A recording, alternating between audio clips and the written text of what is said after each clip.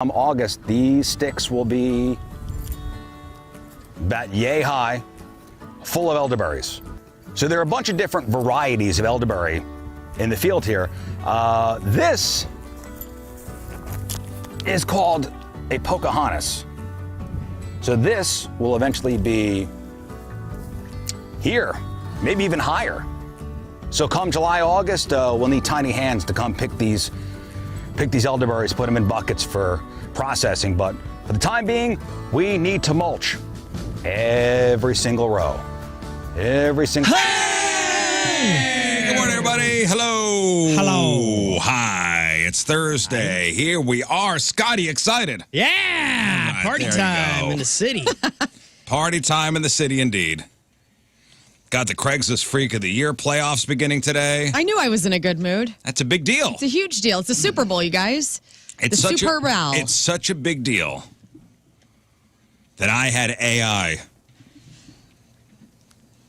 make us a theme song. Oh, yeah. did it.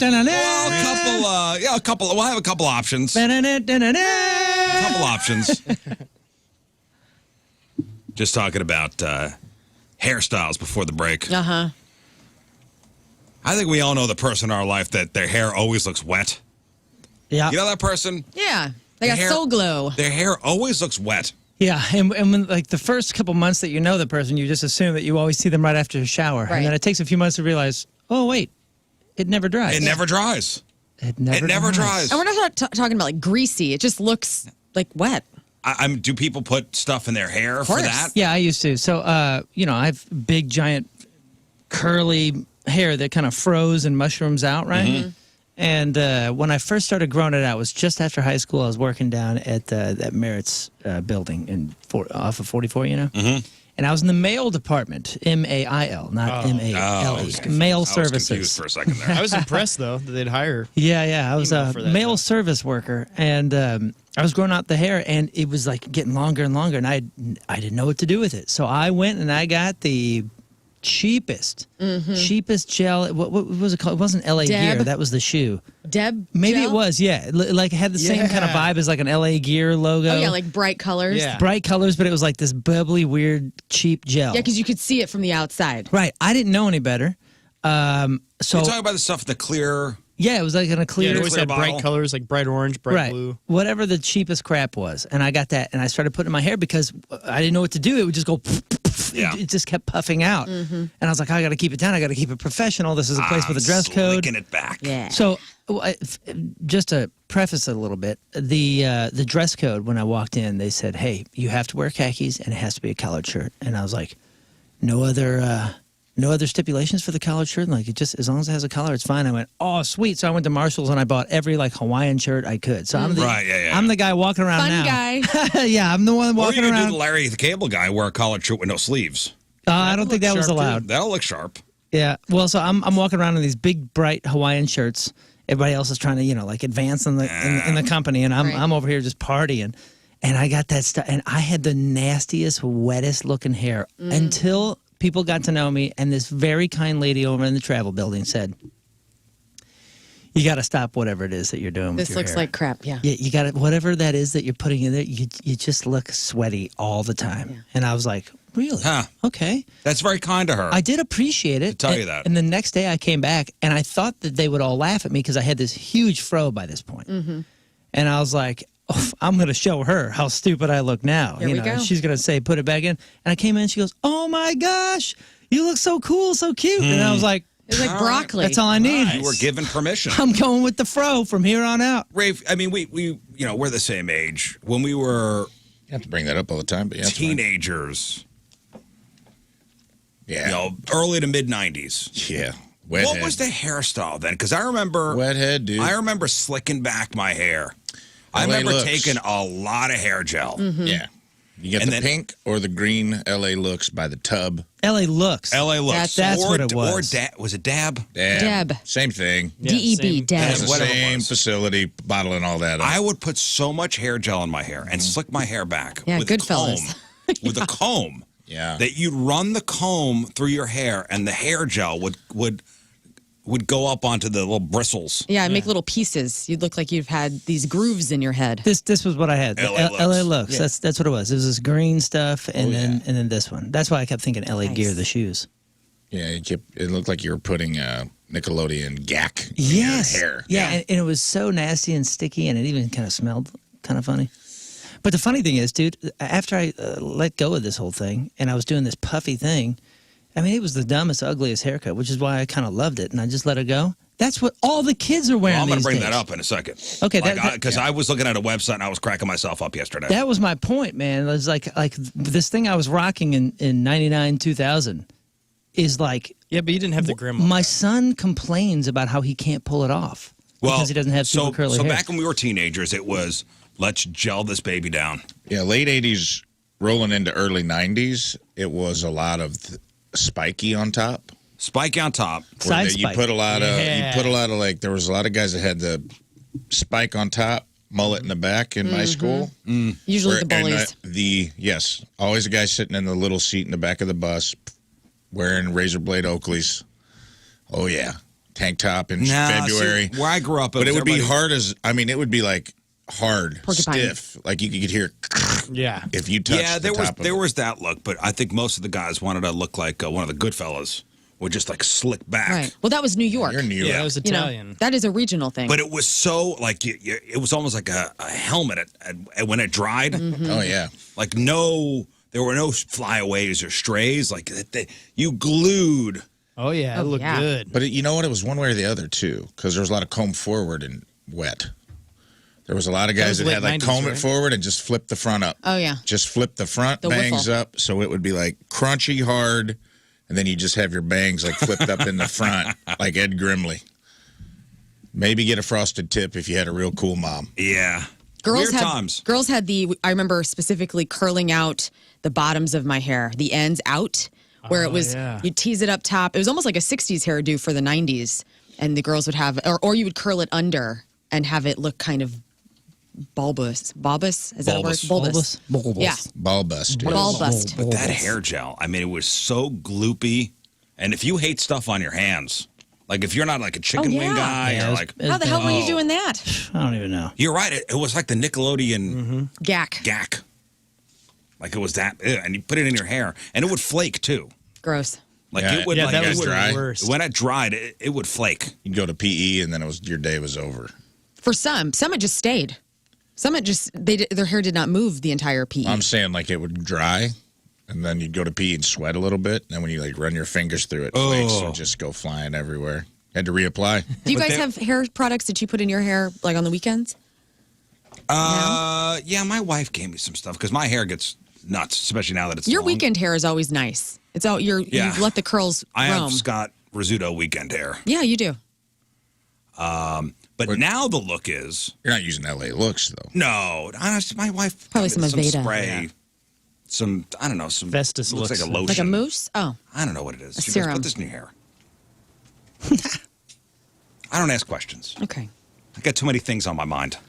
Yeah, well, how's that? Now, oh, look at that head. Look at that head. of hair. Yeah, dude. Moon. That was That's on from, the Adorable. that was on the Page Avenue EPK. This is when we were touring before the records even came out. Like, That is so funny because I saw you guys. Obviously, I used to go see you at the Creepy Crawl all the time. It's funny knowing you now, but like you are so. I know you now. You looking how you look now Yeah. compared to this. This is where's the puka shell necklace, dude? That's like when you I look met like an Moon. Abercrombie and That's the Fitch era model. where I met That's Moon. right. Yeah, I was a straight surfer, bro. But see, your hair isn't exactly like today's because it's not the grandma cut. Yeah, because they take this and then they do the undercut shave. Did And you now they look put great. highlights in it, right? No, so this is when when it was like, so I would just I would shave my head, and then as it would grow out, then I would bleach it and just look like an idiot. Right. And then I would then it just would grow let in. her go, and I would just not touch it at all, and basically It full was of the Jumanji. time. Yeah, it was. I mean, It was of the time. That's early 2000s. I don't know if this was popular then though. It looks good, man. I thought when you described it, I was thinking Sideshow Bob because I did not know you then. That's When what you it said looked like until it got heavy, and This then is it a would nice fall looking. down. Yeah, this Yeah, looks you could good. be in Dukes of Hazzard. With You could be outside Hollister with no shirt on. This with is when look. we were still doing the record, so this was early in the year. I didn't cut it for another year and a half, so it got wildly big. I love the 1-inch gap between your goatee and your sideburns. I know. I don't know what this 70s that's thing is. sick. That's very strange. Anybody? Probably just didn't grow there. Anybody have the faux hawk? Oh, Oh, yeah. Shortly That was after after this. my time. Anybody have the I- side spike in the 90s? Oh, I did. I had the mullet, a little Like bit, just the part. little tail in the back, and then Yeah, short you- on top. you and make- spike. The rooster you make the spike. part- I never. The had side spike never hit the East Coast? Dude, it must have was- stopped here it at the was Mississippi. cool as heck, man. Yeah, it was Where around. those- No, I- you have that with your bugle boys, you look legit. I had the faux hawk for a little bit. Mm-hmm. I mean, these were new metal phase. Yeah, my new metal phase.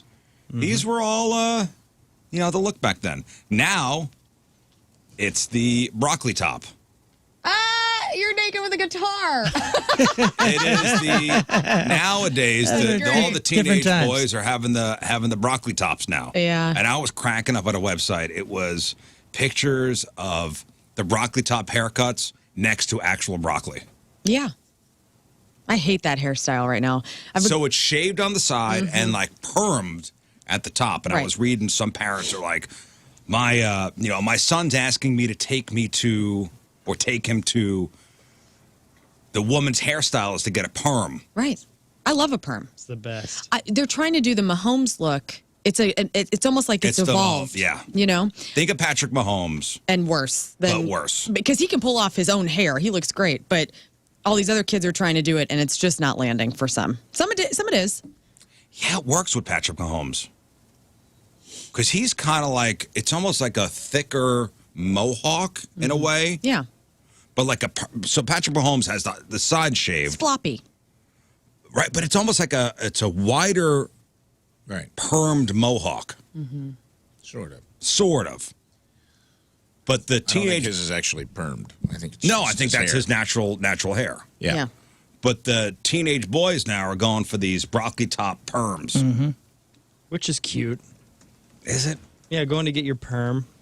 Go with mommy. So cute. Guys, I want a perm. I mean, I've been talking about this for a year on this Don't show. do it. I want to do the body wave. And every time I go to my stylist, Rafe's the only one who's hyping me up about No, don't doing do it it. in my life. Everybody else is saying Body don't do wave's it. not the same, though. She's not doing it I justice. don't know what that is. It's I a just know more what perm relaxed is. body wave. It's a more relaxed perm.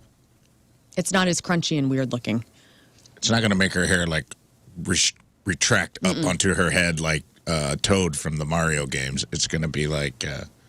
Wavy. looks good. It could. I mean, I think she could pull Are you it off. trying to fit in with Gen Z? Yes. I need to go Hey, man, undercover. she's fighting for our on 40 audience. as hard as she can. You're 39. You're going to be 40 next year. I What's know. going on? I'm going to get a body wave, dude. 40 years old. My midlife crisis is going to be my band van and my body Show wave. him what a body wave looks like. Yeah, this is a body Because I I'm feel gonna- like he might get on board if he knows what. All we're I know talking about. is what a perm is, and I don't know. Yeah. I'm not. I've seen loving them that. go bad. I've seen like girls get them and Yeah, regret it. me too. This Guys is a body used wave. to. It's not crazy. It looks normal. Oh, okay, that's not bad. Yeah. Oh, that's not extreme. No. It's very intentional waves. Yeah, that's all right. That's nice. It's almost as if you were drawn Yeah. by an artist. I You know what I don't- mean? That's making wavy hair, and it's a whoop, whoop, whoop, whoop. Right. I get up and curl my hair just a little bit because my hair is so straight. So I'm up at 4 a.m. putting a little movement in it because I hate looking like trash. You know, I'm coming to work and we're on the YouTubes. If my wife and I are going out, my wife will be like, "Hey, should I straighten my hair out?"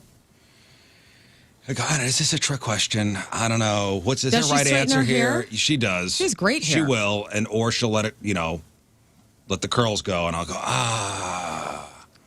is there a right? What's easier for you? I don't know. Is this a trap? You don't I'm like not either sure. way? It's fine. My either husband way. has a lot of opinions about what he likes about my looks. You don't have an opinion about your wife's No, I do, looks? but I don't know what the right opinion is. I'll be honest with you. My husband has a lot of The honest opinions. one is the right one.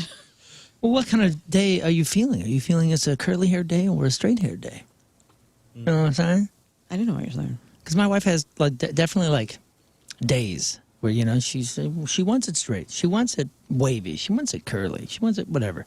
I like it when it's kind of curly. I don't know. I'll say, all right, straighten your hair out. And she'll go, I guess I got to go back upstairs. I go, See, it's a wrong answer. I don't know.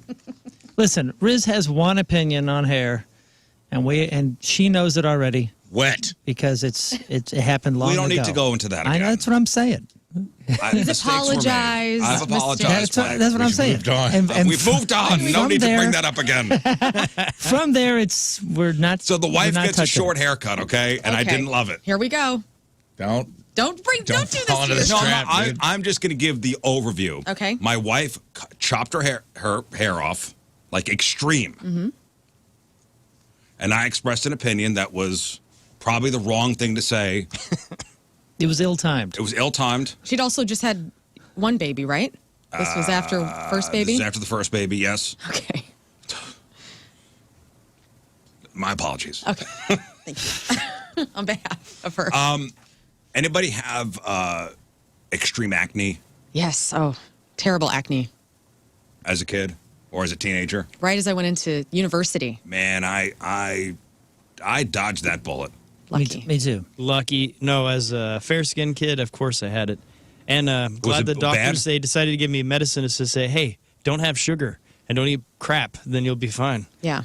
Well, Kept listen, eating the garbage. back then it was here's Accutane. Yeah, no. dude. I had a lot of friends on those Here's medicines. Accutane. I was on the Taint, dude. Proactive. You were on the Tane? Oh, I was on the one of Taint those hard. things. I was hooked on the Taint. That's what John always said. I'm on the Taint. Pumping I a had lot of pain. cystic acne, which was like so bad that people wouldn't even make fun of it. Not to your face, anyway. That's how you know it's bad. Yeah. Like, no, it was like I didn't have a bunch of zits on my face, like pizza face type stuff, but I had like, I would get like really big, my oil glands were overactive, and I would get like big, like golf ball sized welts. Same. And they would hang out and they'd hurt. And it was miserable, dude. It was like, because junior high is a miserable experience As anyway. it is. And you add that on top. And we didn't have I tried Retin-A and all this other, my mom would try to, and we didn't have the money for it. And that's how I knew it was bad, is my mom found the money for that. Because we didn't have the money to go get that stuff. Oh, so the fact that she scrimped and saved. Yeah, she's like, I was going to get a new couch, but your face is off-putting. We got to do something about it. And I'll always be grateful to her for that. Until, I found out that I'm going to get like a third leg growing out of my ass soon because Accutane is Well, and really bad for you. And, now with the advancements in, medicine, they realized maybe, diet plays a role in, What? cystic Maybe. acne and. Oh, for sure. What? Wasn't that stuff so gnarly that they would make girls like sign something saying they wouldn't get pregnant? Oh, guys. Oh, yeah. And you would have suicidal thoughts. What? Oh, yeah. Accutane. If you got on it, they were like. Cause also it could- colitis as well. It could cause all sorts of issues. Yeah, I think too my bad brother- I had my looked in the brother had mirror and acne. saw my acne and was already having them, so it was fine. I'm like, yeah, it's fine. Give it to me. Man. Yeah, my roommate in LA, he was on one of those, and it caused ulcerative colitis, or however you say that, and he got a ton of money from Really? that Like company. Yeah, a they paid class out. action lawsuit? Yeah, No kidding. yeah. Was it like a cream? I don't. It was a pill. Oh, it was a pill. Okay. It was a pill. Wasn't there some sort of face wash aspect to it? That was a different company. That was an infomercial. Oh, that was proactive. Proactive, yeah. It was proactive. Cetaphil was a big one. I still use that to this day. Cetaphil. That's just a. It's just like a face good, wash. clean face. Yeah, but it was like For it was sensitive supposed- skin. What was For the sensitive stuff skin, with the, and there was a commercials for it, the little pads you wiped your face? Oh, an oxypad. I didn't do jack squat. That's what, essentially, that was toner to make you open Yeah, your do you pores. remember those commercials? Right. Yeah. Yeah. It was aimed at Clearasil. It was aimed at teenagers. Yeah. It was every like teenage girl star would get. I think it was like Rebecca Gayheart, few or the billion girl who dollars. played Felicity, whatever her name is. Mm-hmm. And like, see, like, was Rebecca Gayheart. and she like wiped her face and was like, see, there's dirt on it. And you go, Yes. oh, that must work. Somebody with freaking perfect skin, And this, Yeah. you can take a washcloth and do Porcelain this. skin. dude. You can take a washcloth and do the same It's thing. ridiculous. Noxema and Oxy. Noxema. Noxema. I forgot about that them. one. But if you're over 20 right now and you had zits in high school, you just kind of dealt with the insecurity.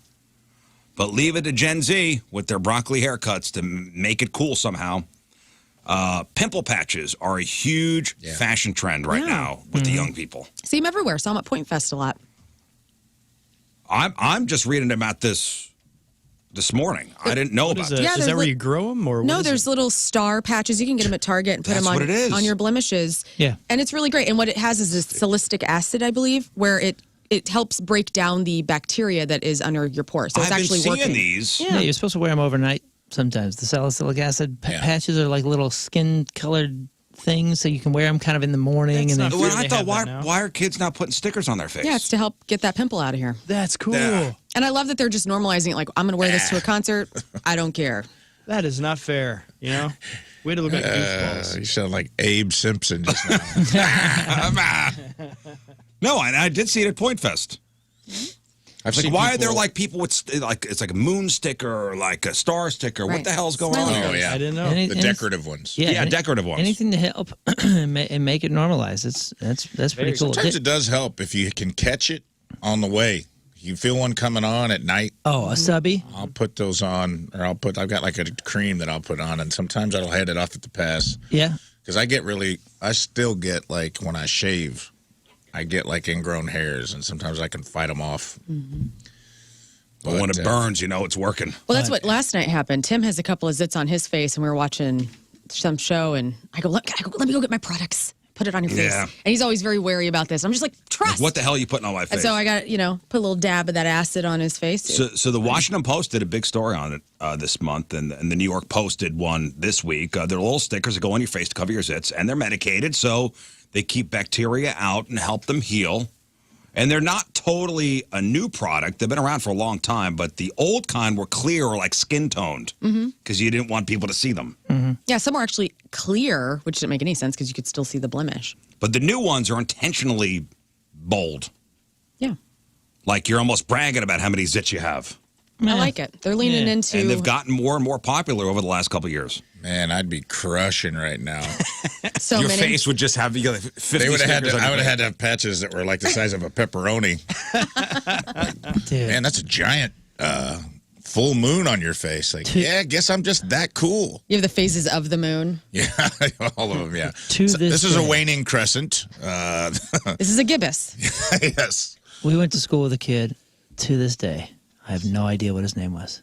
No idea. Because his name was Pizza Face. Oh. Everyone had the kid. That's a good name. And though. it was just like, I mean, every time you saw him, you're just like, God, dude, I feel so bad for this guy. Yeah. So bad. I mean, it was Yeah, there was devastating. a kid that had a fright spot. Did you have anyone that had like the little What is white patch that? of hair? You ever heard of that? Oh, yeah, Like yeah. on the But eyebrow, or- it's You'd a have regular birthmark. hair, but it would be like almost like a like white, just a Oh, patch yeah. of white It's a in the birthmark. hair. Yeah. My buddy Rob has it, and I thought, because after that hairstyle, I had like a bleached stripe, Yeah. in here, and I thought he was ripping Little my skunk my action? thing, and we were touring together, and I was like, "You've been doing this? How long you been doing this?" And he goes, "No, man, this is natural. I got this thing," and he had a big, like blonde patch, but it's silver. So white hair would grow out of that one spot of his head? Yeah, One but some of spot. them are different. Like this kid's was just about the size of a $50, and they called him bird poop his whole life. I would have called him No. Bird poop. My Because friend, that's just how it was.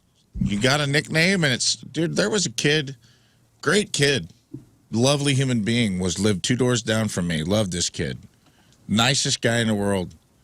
And his first day of school, he came to a new school, and his laundry stunk, and somebody called him Stinky, and it stuck.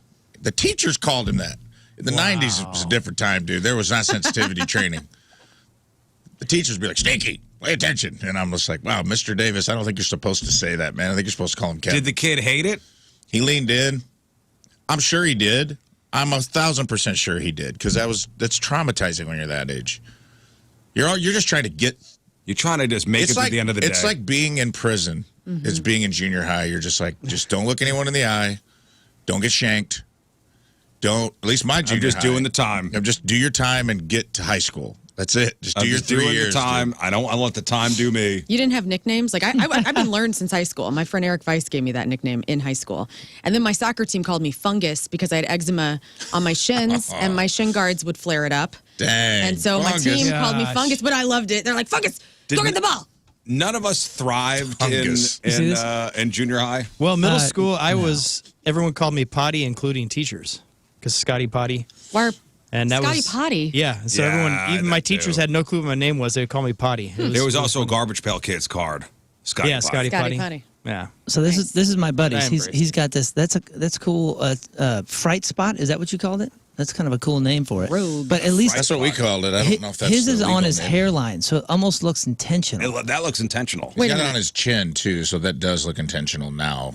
Your friend with his fright spot knows Doug the pug? He's Doug's dad. What? Yeah, that's his dog. He stopped touring after Doug became a celebrity. Oh my God! Tell his dog that I love him. Yeah, he was a drummer in. Doug's dead. Is Doug dead? The In-Crowd? I don't know. Or- I don't know, Why one of would those you say bands. that to me? He backed over Doug. What? No, he did not back Doug over was on Doug. a skateboard because Doug skateboards. Doug That's the actually bulldog. Wasn't wearing a helmet. Doug actually jumped off the Golden Gate Bridge. I hate you all right Doug now. is Doug aw- is alive. Doug is awfully old, but he's doing Doug. well. Look at him. He's having a margarita in Mexico. They have started to Trained another one. phase him out. If you I don't will. want to go off on a Doug the Pug tangent, guys. Let's stay focused here. I'm sorry. It's that's an interesting. I mean, I guess good for the generation that's making zits cool. They're owning it. Hey, I tried. Gen Z, own your acne. I will say this: I'm willing to bet that a lot of my personality and sense of humor came from The trauma. the trauma of like what you have something that you have to make up for with your personality. Well, thank God for maybe those cystic acne. But I'm glad it didn't stick around through high school. You know what? Maybe having that acne in middle school, it did make you toughen you up. I think so, because it was like I knew people were talking about it, but it was like almost when it's so bad that they won't even say it. Like they're not making fun of it to you. They're just like, "Oh, hey man, what's up?" Whoa. You know what I mean? Yeah. Because it's like it was bad. I remember there was like this skin tinted Clearasil. Yeah. There was like the stuff you'd put on it, but it would kind of cover it up a little bit because it was like almost I don't know, one of my foundation colored. Yeah. And a girl on the bus, I guess it got dried on one of my zits or something. I remember a girl on the bus was like, Rafe's wearing makeup. Oh, God. And I was like, nah. Oh, you bitch. And I'll kill you right now. You don't even know how close to swinging on you I am right now. But you're a girl. And everybody just started going in on me. And I think I made up something about it being like peanut butter from a peanut butter sandwich. And then everybody called me peanut butter for 3 days. It blew over. Didn't stick. But Peanut it could butter have. cups. Like stinky. Not like fungus. Not like fungus. Hell no. Fungus! Cool. Fungus.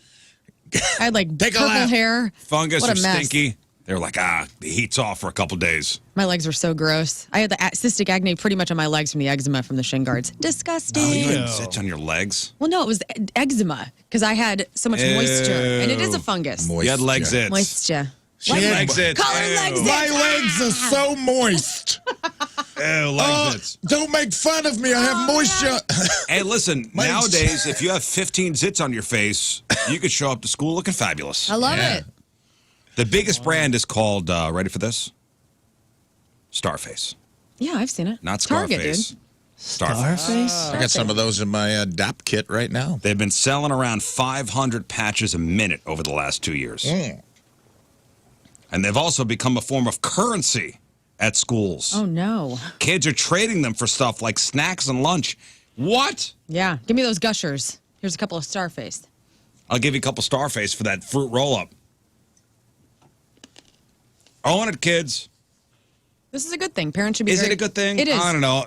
Rafe, do you feel like having cystic acne made you who you are, toughened you up a little bit? I definitely think, well, all those things, man. You know, I think whatever your little hurdles are, whether everybody's got those things in their childhood that, like, of course, everything, all the good and the bad go in the bucket to contribute to who you become, you know. That's like a big therapy thing. Like when you're mad at your parents, you got to, if you're going to thank them for the good, if you're going to blame them for the bad, you got to, you also have to thank them for who you are, even if you don't. You know what I mean? Like Here all we are those, now just bulldozing another hurdle. all those things. Got to toughen these kids up, guys. Man, But it's these are kind of a expensive. cool spin. You still, the hurdle's still there. Like they're not happy about it. I don't believe in any way that No, they I wake don't up in the morning and be like, "Cool, Yes. new zit, Yes. hell yeah, It's a bro." 5-pack day. Yes. Sweet. I can finally fit in. Stuff is costly. Or now kids are putting the Starface things on their face. Yeah, it was like the Nelly Band-Aid, dude. And it's saying, Well, Really. it's saying I got zits, but if you really don't, what are you, poser? What are you, poser? How many? That's the new. Brian doesn't even have zits. he's Loser. he's just putting these stars on to be cool. Yeah, to fit in. There's some kid at home crying Gotcha. because his mom won't buy him acne stars. Get out of here, man. Let me look under that star. I have perfect skin, all right? I have blemish-free skin. Check his star. Yeah, what would the knockoff be? Some kid rubbing dirt all over his face every night. Like, please, God, Let me get a couple zits. take this perfect skin away. Oh gosh, dude, kids can ruin everything. Can you imagine? Check his star. Saying your prayers before bed, hoping a zit pops You're up. not coming in here. Hoping you birth the zit overnight. Well, they got a lot better options than we had because I remember like retin-A was basically just like a sunburn you put on your skin.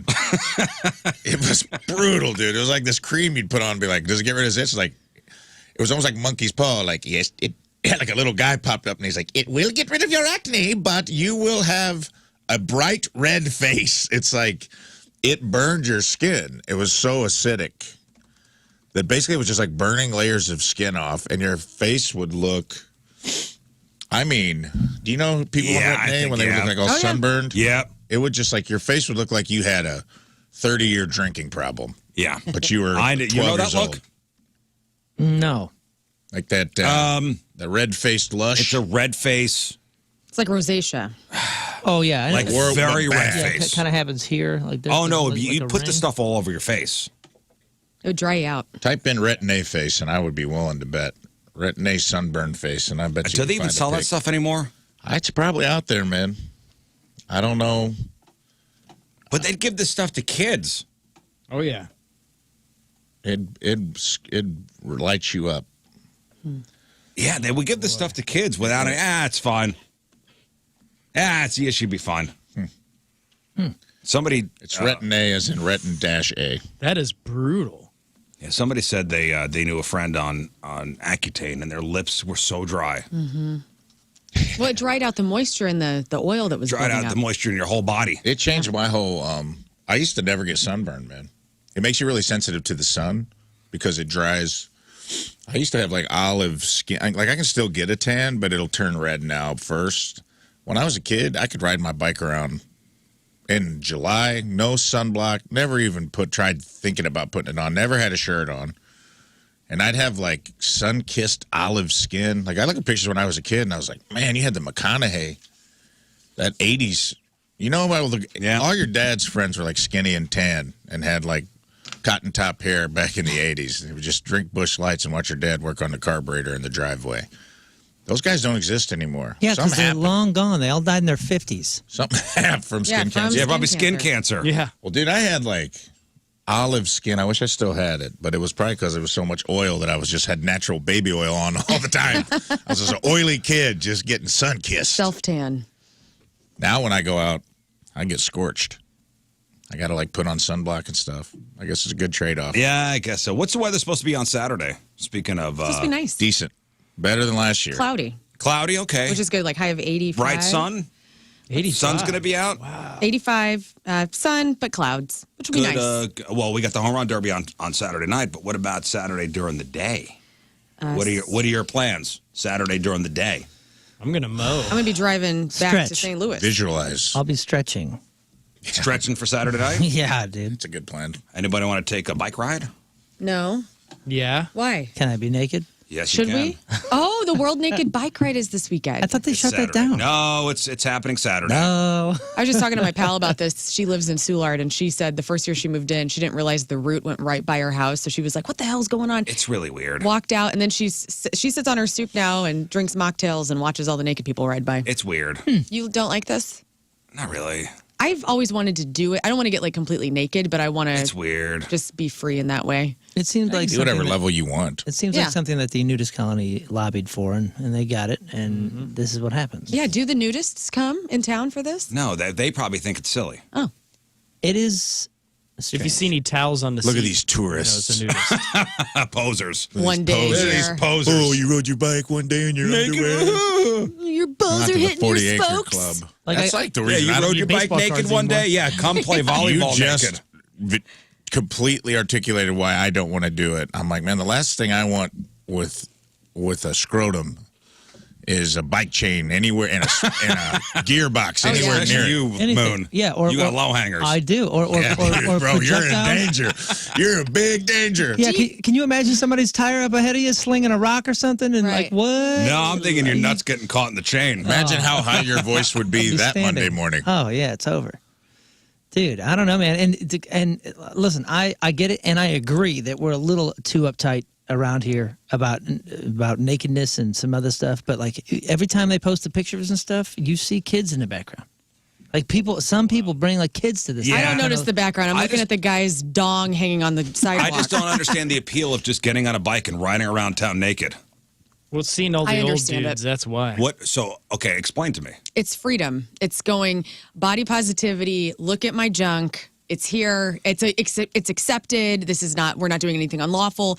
People are all agreeing. That's questionable. By the way, we're not doing anything unlawful. Well, why can they do it then? Why has it been going on for years if it's unlawful? They can't arrest all of us. That's right. Basically, Man, I don't want to touch a naked guy. really Is that really it? Yeah, you don't want to touch I think a naked it could person. even be simpler than that. I do think there's a degree of that. I agree with you. But I think a lot of it also is just like, it's just silly. It's like streaking. Yeah, it's silly. It's one day, you're going on one, you're like, oh my God, you're not going to believe what I did Saturday.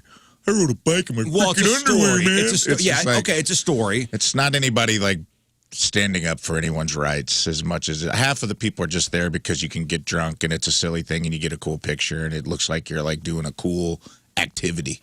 Or it's you want to, you're an exhibitionist and you want to show your dong to people. Right. Yep. Or look at others. Or look at Look others. at others. It's just weird. I just don't get it. Showers and Call me a golfers. prude. I don't know. What a prude. Getting on my bike and riding around town naked doesn't seem like a thing for me. I'll be part of the growers only bike ride. But, okay, so first held in St. Louis in 07. I don't want to be made uncomfortable. Cyclists will go several miles in highly visible areas within the city of St. Louis. Organizers tell riders to go as, quote, bare as you dare. So some may choose to participate in the ride without any articles of clothing. I just don't think a bicycle seat is the most comfortable thing for your crack. It's not at all. Even That's why with, you get rid of the seat. Even with the padded pants, it's not. It's not comfortable. comfy. So Fox News did an article about this. So according to the facts I didn't section, even think about that. according to the FAQ section of the website promoting the St. Louis event, the World Naked Bike Ride is a protest, and that's why people are allowed to be naked. Oh. As long as cyclists refrain from illegal conduct while naked, the website encourages personal expression, but also mentions, due to the legal restrictions in St. Louis, full frontal nudity is at your own risk. I hate to say the word hole, but it seems like they found a loophole. So do you know why? So what is the protest? Freedom. Is it? It's creative taxes. freedom. Yeah, It's the gotta be interest taxes. rates. what I are we don't know. protesting? It's What are got to we be protesting? it's got to be the number of potholes back to That's holes. it. Yeah. Potholes in the That's city it. limits. Potholes. Potholes. within the Holes for city limits, holes. yeah. So the Yikes. World Naked Bike Ride was first recognized as a protest against oil dependency in Canada Okay. in 04. We're over it. What do we do? Damn it, Show Trudeau. holes. What do we want? Fewer holes. No more Drill drilling. this, Canada. Yeah. Okay, well, good. A protest against Look at oil my bright dependency red in taint Canada. from my That was- bicycle seat, Canada. Oh, you're being serious? Smell this. Yeah, that's 100% serious. That's what it started as. God, how raw does your skin bridge get on a bicycle seat naked? I can't stop thinking about it now. You said skin bridge? Your Like a taint, your gooch? taint. Yeah. Talking about chode. I've never heard skin bridge before. But that's so funny because I actually said that we were watching a show yesterday, and this guy came on. And I go, "What a chode!" And Yeah, chode. my wife goes, "What's that?" And I was like, I go, "Did you not live through the '90s?" Yeah, 90s was chode now all the time. And she goes, "What is that word? Like CHOAD?" And I said, "I don't know. I think it's CHODE." Yeah. And she goes, "I've never in my life heard that word." And I said, "How? How did you?" I go, "Oh, not a Beavis and Butthead fan, huh?" Yeah, well, we were a taint household. Taint your balls, taint your beehole. Yeah, we were also a gooch household. we were a chode household. Definitely We chode. always sing on the chode again. You know what? I grew up in a very diverse household. Get on the chode again. We were a chode house. We were a Skinbridge distinct town. We were a gooch home.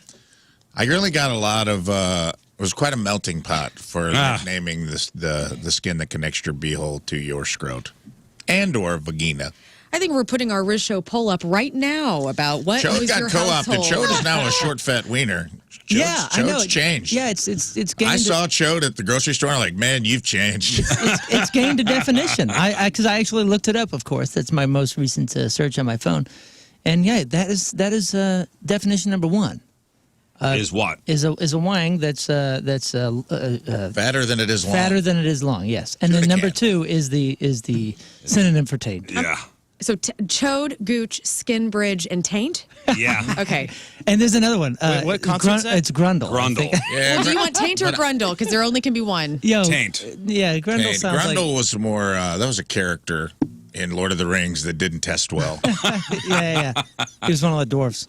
Yeah, he was. Before before Hold on. Pip and Merry, it Oh, was a Hobbit? It was Grundle and Taint. It's And Grundle. they did not test well. They had to get rid of them. Grundle is Gimli's little brother. A Grundle is a batch of kittens. And my isn't it? ass. A grundle's a batch of I kittens. think a Grundle is what a group of kittens is called. No way. A Grundle. Well, I got a whole bundle of Grundles. a bummer for them. A Grundle is a group of kittens. You're kidding, man. I tell you what.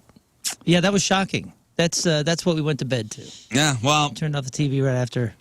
Realized that she's listen. never Watch heard that watch your grundles, your taints, your chodes, your whatever. She your rolled skin over. bridges. Your wife rolled over and was like, who did I marry? before. Yeah, it's like what's happening? That's Saturday, the World Naked Bike Ride. Oh, I guess it starts at 4 at Handlebar. Nice. Ride starts at 6. Ride until 8 o'clock. They'll ride through the Grove, Lafayette Square, downtown, Soulard, Cherokee Street, South Grand, Tower Grove, and then back to the Grove. That's a lot. That's a lot of nakedness. That's a lot of miles.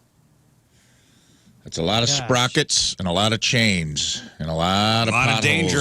And from what I remember, because the RFT would always post like pictures and stuff. From what I remember, dang near everybody's like painted up. You know what I mean? Like Yeah, but like there it's like are I'm naked, the- but I'm not. There are the That's what there I are the I'm going fully. Look, I'm naked, but not really. There are the painted up people, but there are the I'm going full Oh out. yeah. There's, and it's always Show 'em a dong. yeah. It's the always same guy that's in the locker room. That's who's never painted Who's got his himself. leg up on the bench? Oh, yeah. He's letting it all Telling go. himself off. Yeah.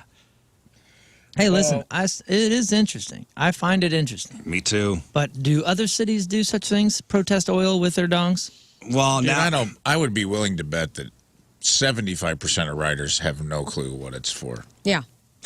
Which is No, funny they- because what if you were for oil and you're out there? and it's become Protesting. It's become, I guess, a body positivity thing. Some guy that owns an Amoco just got pissed because he's been in the last 3 naked bike rides. He's like, I had no idea. I came here to see the women. I own the big Amoco sign. People saw me out there. Oh my God! They saw my junk. There was a now that the RFT really is no more. Oh, excuse me. Riverfronttimes.com is where you can find all the hotties on OnlyFans. All these junk ads are popping up. That's all it is. I keep getting updates of like Riverfronttimes.com posted. It's like the hottest Asians on OnlyFans. It's really weird. What's There going on. was Wow. there was a time when the World Naked Bike Ride would happen, and then the following Monday I would go and I would scroll through the slideshow they would have on there, looking for people I knew, and there was once that somebody we work with was on there. Was it John Kiowski? No, Was it RGM? it was not John. It was not John Kowski. What if you looked on and the boss was on there though? I bet Kowski he has a hangs low, separate though. life. He's a pretty tall Italian guy. Yeah. I bet he's... He could rock the World Naked Bike Ride, Yeah. I guess. Yeah. I don't know if you're We're allowed to say that sponsoring about it. your boss, but I just did, so we'll see after the broadcast. If we get a visit to the office, Yeah. HR. Riz Show? nah, he'd come in himself, Yeah. Yeah. and he'd probably give you a high five. Actually, I think so, too. Thank you. I'm giving him good press. I don't know. It could have been John in the gimp mask. I don't know. We don't what's know. under the mask. But there was somebody we worked with. It was like a sales assistant back in the old Emmis days, and she was prominently featured. Oh, wow. I think she may have been slideshow like the first one that pops up. Which is the most Whoa. popular of the event. Whoa! So that's happening. Hey, speaking of junk, Another one of these stories. And, man, these penis rings. They have to. Wait, what? Which one? Man, That'd be a weird place to have Wait that a minute. noise. Are you talking about like piercings or No. accessories? No, the sex aids. Oh, I see. Yes. oh, What's wrong with those? Wait, AIDS is bad, right? Yeah. What's up with this? that was like ring around the collar. I've talked to a bunch of men in my life throughout time about this, and nobody's wearing these things. So how do they exist? No, in- they are. People are wearing them. Really? Do you know anyone who's ever embarked? Nobody's ever Never have I asked. volunteered that You know what? information. Everyone, fact, please ask the I'm men in sure- your life today if I'm this is sure. something they're into, because I have done the research, and no mans in my life have ever done one of Well, these. I'm sure I know a few. What do you mean? What kind of ring? The ones that sex aid. vibrate or whatever? the C rings. I mean, Well, I got a buddy who does it professionally, so I'm sure he's using it for that.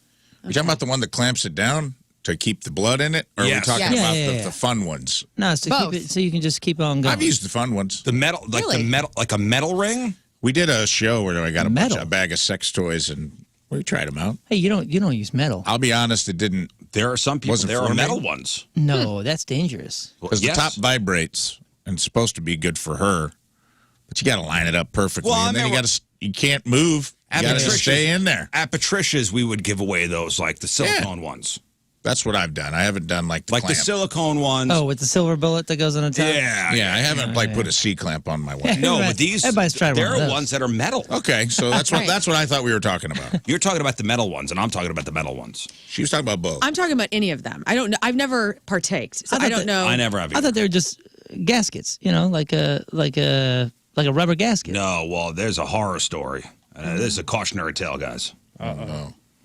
Everybody, sit down. A guy had to have This the is the tale of Grundle. head of his penis actually removed. Eyes. And What? Moon, remember yesterday we talked about the woman's nipple falling off after she had a bad Boob job. boob job, and she talked about taking the bandage off, and her nipple was hanging by like a thread. Yes. And we saw the pixelated picture of it in the article. Yeah, it was very Okay, bad. I saw the pixelated picture of this. No, I wouldn't. I'm not doing that. Yes, do it. No. Please. Pull it up. It's the Minecraft junk. Let's see it. Okay. Look up, man has part of his penis amputated after it turned gangrenous due to using a sex aid for too long. Why wouldn't they just take the sex aid off? Why do they have to take the top of the wiener off? Well, I'm going to explain what happened to this poor guy. And the article I saw, that what had happened was pixelated, but you could still see. No, there's too many. No, there's too many. Oh God, I'm not. You see it? Do you see it? No, but there's other pictures that are coming up, and I can't go farther. I can't. just look You at want the- that? Look You want at that? it. No, I we don't want do it. that. You want that? Bring No, it up. there's an Bring article. forth. I can't Look do it. at it. There's an article that I saw that had it pixelated out, but you could still see kind of what's going on. This is not what is. Look at It's it. not what. Look up new, like No, I don't Stare want at to do this look anymore. up the news story.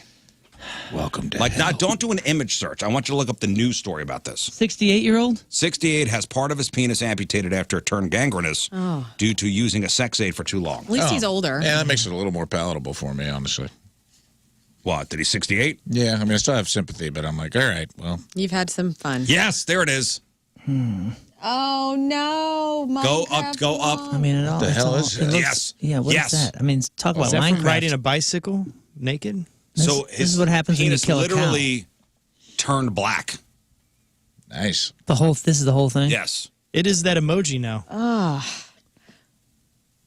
Wow, that's It's like a Minecraft penis. So the patient told doctors he had worn this ring, which boosts an erection by trapping blood in the genitals, and he wore this thing for about 24 hours.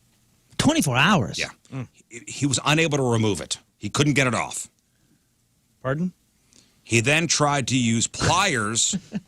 To get it off. That didn't work either. He only went to the doctor a week later. He What? went to doctors a week later after he had problems going to the bathroom. Come on, man. I mean, So this guy's an idiot. yeah, I don't want to victim. So they wound up getting it. They wound up getting it off. And by the time he got to the doctor, his dong was what they called abnormally purple, with blistered skin and yellow patches. All right, they're like, all right, the thing's off now. We'll send you home. They had to put a catheter in, which in itself is a nightmare. Right. So they put the catheter in. We'll see us in a couple days. Come back. 2 weeks later, he'll return after his entire dong turned black. It had become necrotic with the tissue. His dong tissue literally died from having the blood supply cut off by the ring. Wow. Dead dong, man. Dead dong. By the way, just trust us on the details and all this. Don't search for this yourself. Dead dong ditch. Dead dong ditch, yes. Yeah. They had to use scalpels and surgical scissors to And a sawzall. to get the dead tissue. And they had to go layer by layer until they actually found like living tissue close to what they called the penis core. Lord. Good morning, everybody. Welcome to the Rizzuto Show. However, Welcome to necrotic penis dog. However, they found the glands, GLANS, which is the medical name for the head of the dong, could not be saved. And they had to pop it off. We don't need Pop the sound it effect. off. Don't say pop. We don't need Say to surgically pop. remove. Don't make it Yeah, sound like not- it was an oil filter. Yeah, we don't need that right now. Okay. It's not the gas tank lid. Off. Much like that seagull's head that we talked about yesterday. What is going on? That's actually the guy they brought in. And we actually know it. We've decided to commute your sentence to community service. We need you to go pop the head off of something right now. I was born for this. Oh, Lord. A lot of people weighed in on that story, by the way, and said that, hey, it's actually quite easy to pop off a seagull. Yeah, I did see that. Yeah, so I did see that. A couple emails came over saying Yeah. it's quite easy to pop a seagull's head off. And then a few people said that the reason that he was charged is because seagulls are endangered, or Didn't know that. something, or it's Well, illegal. they could be. There's so many. Yeah, I don't know. Is that C is in cat? So the guy had to have the head of his dong popped off or surgically removed. Yeah, it's. I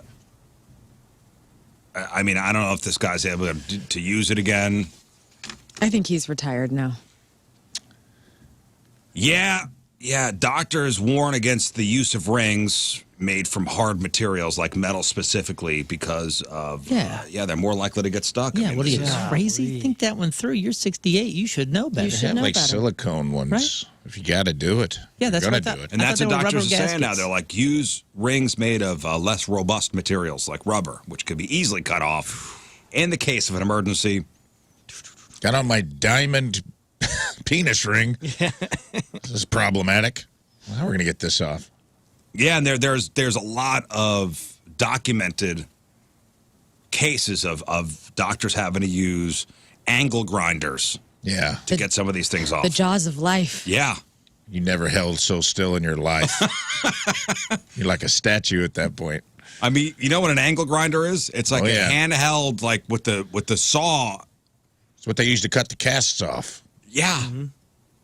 The little flat disc saw. Yeah. Spins. What could go wrong in that area? Oh, can you imagine? So you are fully engorged, and you have a ring around you, Yeah, and they got to use an angle grinder. I know. Be careful out there. Man. Yeah. There's a risk there, guys. Just be safe out there. Be Make safe. good decisions. He said, You know, I have a sex toy question. Okay. Because there was an argument in my home last night. Specifically we'll start with you, but I would like the entire me? lady, I'd like the entire lady audience to weigh in on this. Okay. My partner on our podcast recently I know where this is going. openly admitted to using a friend's sex toy. Borrowing a friend's Satisfier Pro 2, which I thought was a joke. Thought she was doing a character. Right. And I was like, that was a funny character. And she goes, no, I did. And I go, you what? And she said she borrowed that women share sex toys. She's like, yeah, women share.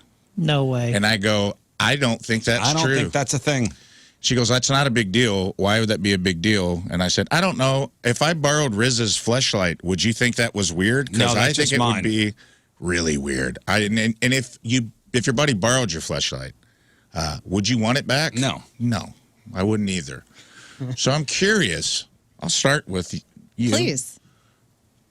Do you borrow your friends' sex toys? No, I do not. I've gone sex toy shopping with my college roommate. She and I went. And that was about as into that as I would go. You know what I'm saying? Like, I saw what she bought. She saw what I bought. That's about as intimate as that part gets. And so, but no, I would never use her sex toy, and nor would I let any of my friends use mine. Okay, and I love them all. Without getting too graphic, okay, because this is gonna. I don't want. Let's not get crazy with how we're describing things. I The think show that has Freak of the Week every week. think Yeah, with let's the guys, it's different.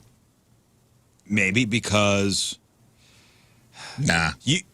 I guess this Satisfier product, it's only surface, right? It's only for the surface. Well, you It's a don't know. vibrator. You don't know. You don't know how your friend uses it. The whole thing vibrates. The wand part can be inverted and used for other purposes. because with a guy and you are getting intimate with it. Well, you don't think that's it, brother? I've used this on my partner. It's very intimate, trust me. And it's like there's like a silicone little button thing where they put their little lady button in. I don't know. I'm trying to keep it clean. And it sucks it up in there Okay, all right. and engorges it. Okay, I I understand. don't know if I can say that on the No, radio. I get it. There's a concave convex situation Okay, happening. here Yeah. it is. Let's not share sex toys, okay? It's weird. It's I very just bizarre. want- It's ask. weird. I am curious. That unless might, you that are might doing- even be on the box. Unless you are using it with the other person. Don't that's share. It. I agree, Don't share. 'cause here's my argument. I don't like that she didn't did her friend, because I haven't listened to Tina's podcast Slap City for this episode, but I saw the teaser for it, so I know where we're going. Did she ask the friend before, and did she tell the friend after, or is the friend finding out from the podcast? I think the friend knows. Okay. And, it's a friend of ours. I know who it is. But my argument was she didn't tell me. And I was like, look, I know you washed it. Right. I know you. Everything's clean. It's fine. Yeah. But also, like, you're pretty much you're touching genitals with whoever they touch genitals with. You're at least taking that risk, right? Yeah. So that involves me to some degree. And I was like, finding out that way, for me, I was like, to see a clip from your thing and be like, wait, is this real? So, yeah. And I was like, well, you're playing a lot of gambling games with my genitals. In a kind of kind of way, you had sex with that person. Tight. Sweet. But Do gals share toothbrushes? that's what my point of this is, and I would like any women in the chat, women to email in. She thinks this is a thing, and I'm like, I don't think No, it's a there's thing. already women on the instant feedback going, this is not a thing. Thank on you. behalf of all women, this is not a thing. All right, good to know. Good to know that I wasn't being closed-minded. I woke up this morning and I was like, maybe I was being too, Judgmental. and then that's not really my thing. prudish. You guys All right. know me. You are very Well, I want open-minded. Scott to weigh in on this. Yeah, what do you think, thoughts, Scott? Oh, I think it's great. It's good for the environment. It's recycling. Yeah, and then you go to Goodwill. They have that whole section now. It's awesome. You just get the used ones. It's a great way to, just help the environment. So it's wonderful. And a great way to get an extra itch that you don't know where it came from. I just couldn't imagine. And you say it's different for guys, but I'm like, to me, I'm just like, that's not even a thing that's on the table. No, not in a million years. But I love Tina, and I think that I love how honest she is. Like, I can't wait to listen to that episode and hear her take on it. Now, again, I'm sure I know guys that have fleshlights Yeah. that have not admitted to me. I got one buddy who definitely has admitted it to me and is proud of his. Great. I'm not shaming the Is it- fleshlight No. owners. I'm just not. It's not like borrowing your buddy's weed whacker. Do you know what I mean? It's well, not. that's the other name for it. No, and if he asked me if I wanted to borrow it, I don't think I could be friends with him anymore. Yeah. I'd say, yeah, Hey, you want we're to done take here. this? Dude, it's clean. Take it for a spin. See if you No. before you invest. Take mine for a spin. Take it for a test drive. See what you think. No. 0% chance you're doing that, right? We're done here. Yeah. Goodbye. It was cool being friends. I appreciate your. Yeah. There's no appreciate used sex toy market, right? There's no like Facebook Is there? marketplace. Not unless it's a guy like buying it from you on OnlyFans. You know what I mean? Like I farts guess. in a You jar. could run it through the dishwasher 4,000 times. You could. I get it. Take a I'm Lysol. I used a Lysol wipe. It's cool. No, it's not. Well, But would Tina use another person's toothbrush? I feel like she's I feel not, like she would. She would. I don't think know she's if so she would, and I open-minded still think that's irrelevant because I think that's different. It's like I might drink a soda. I might take a sip of Riz's coffee if he's like, "Hey, try this coffee. It's hazelnut." I might do that. But when you're talking about genital on genital contact, you've reached another level. Okay. To me, Oh, yeah. I hear most you. Hey, people. hey, I hear you. I see you. thank To you. most people. You've reached another level of intimacy that goes beyond even the toothbrush to me. Yeah. But yes, good argument. You could put this thing in one of those the machines they use to sterilize the tools at the doctor's office. Yeah. An autoclave. The Barbasol, what were the things that the combs are in at the? Oh, at the barber shop, yeah. yeah. No, I'm talking at like the dentist's office to use to sterilize the tools. Never. And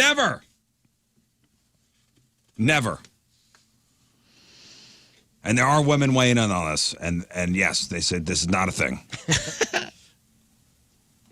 Love you, All right. Uncle Tuna. Well, That's settled. That settles that. thank you, America.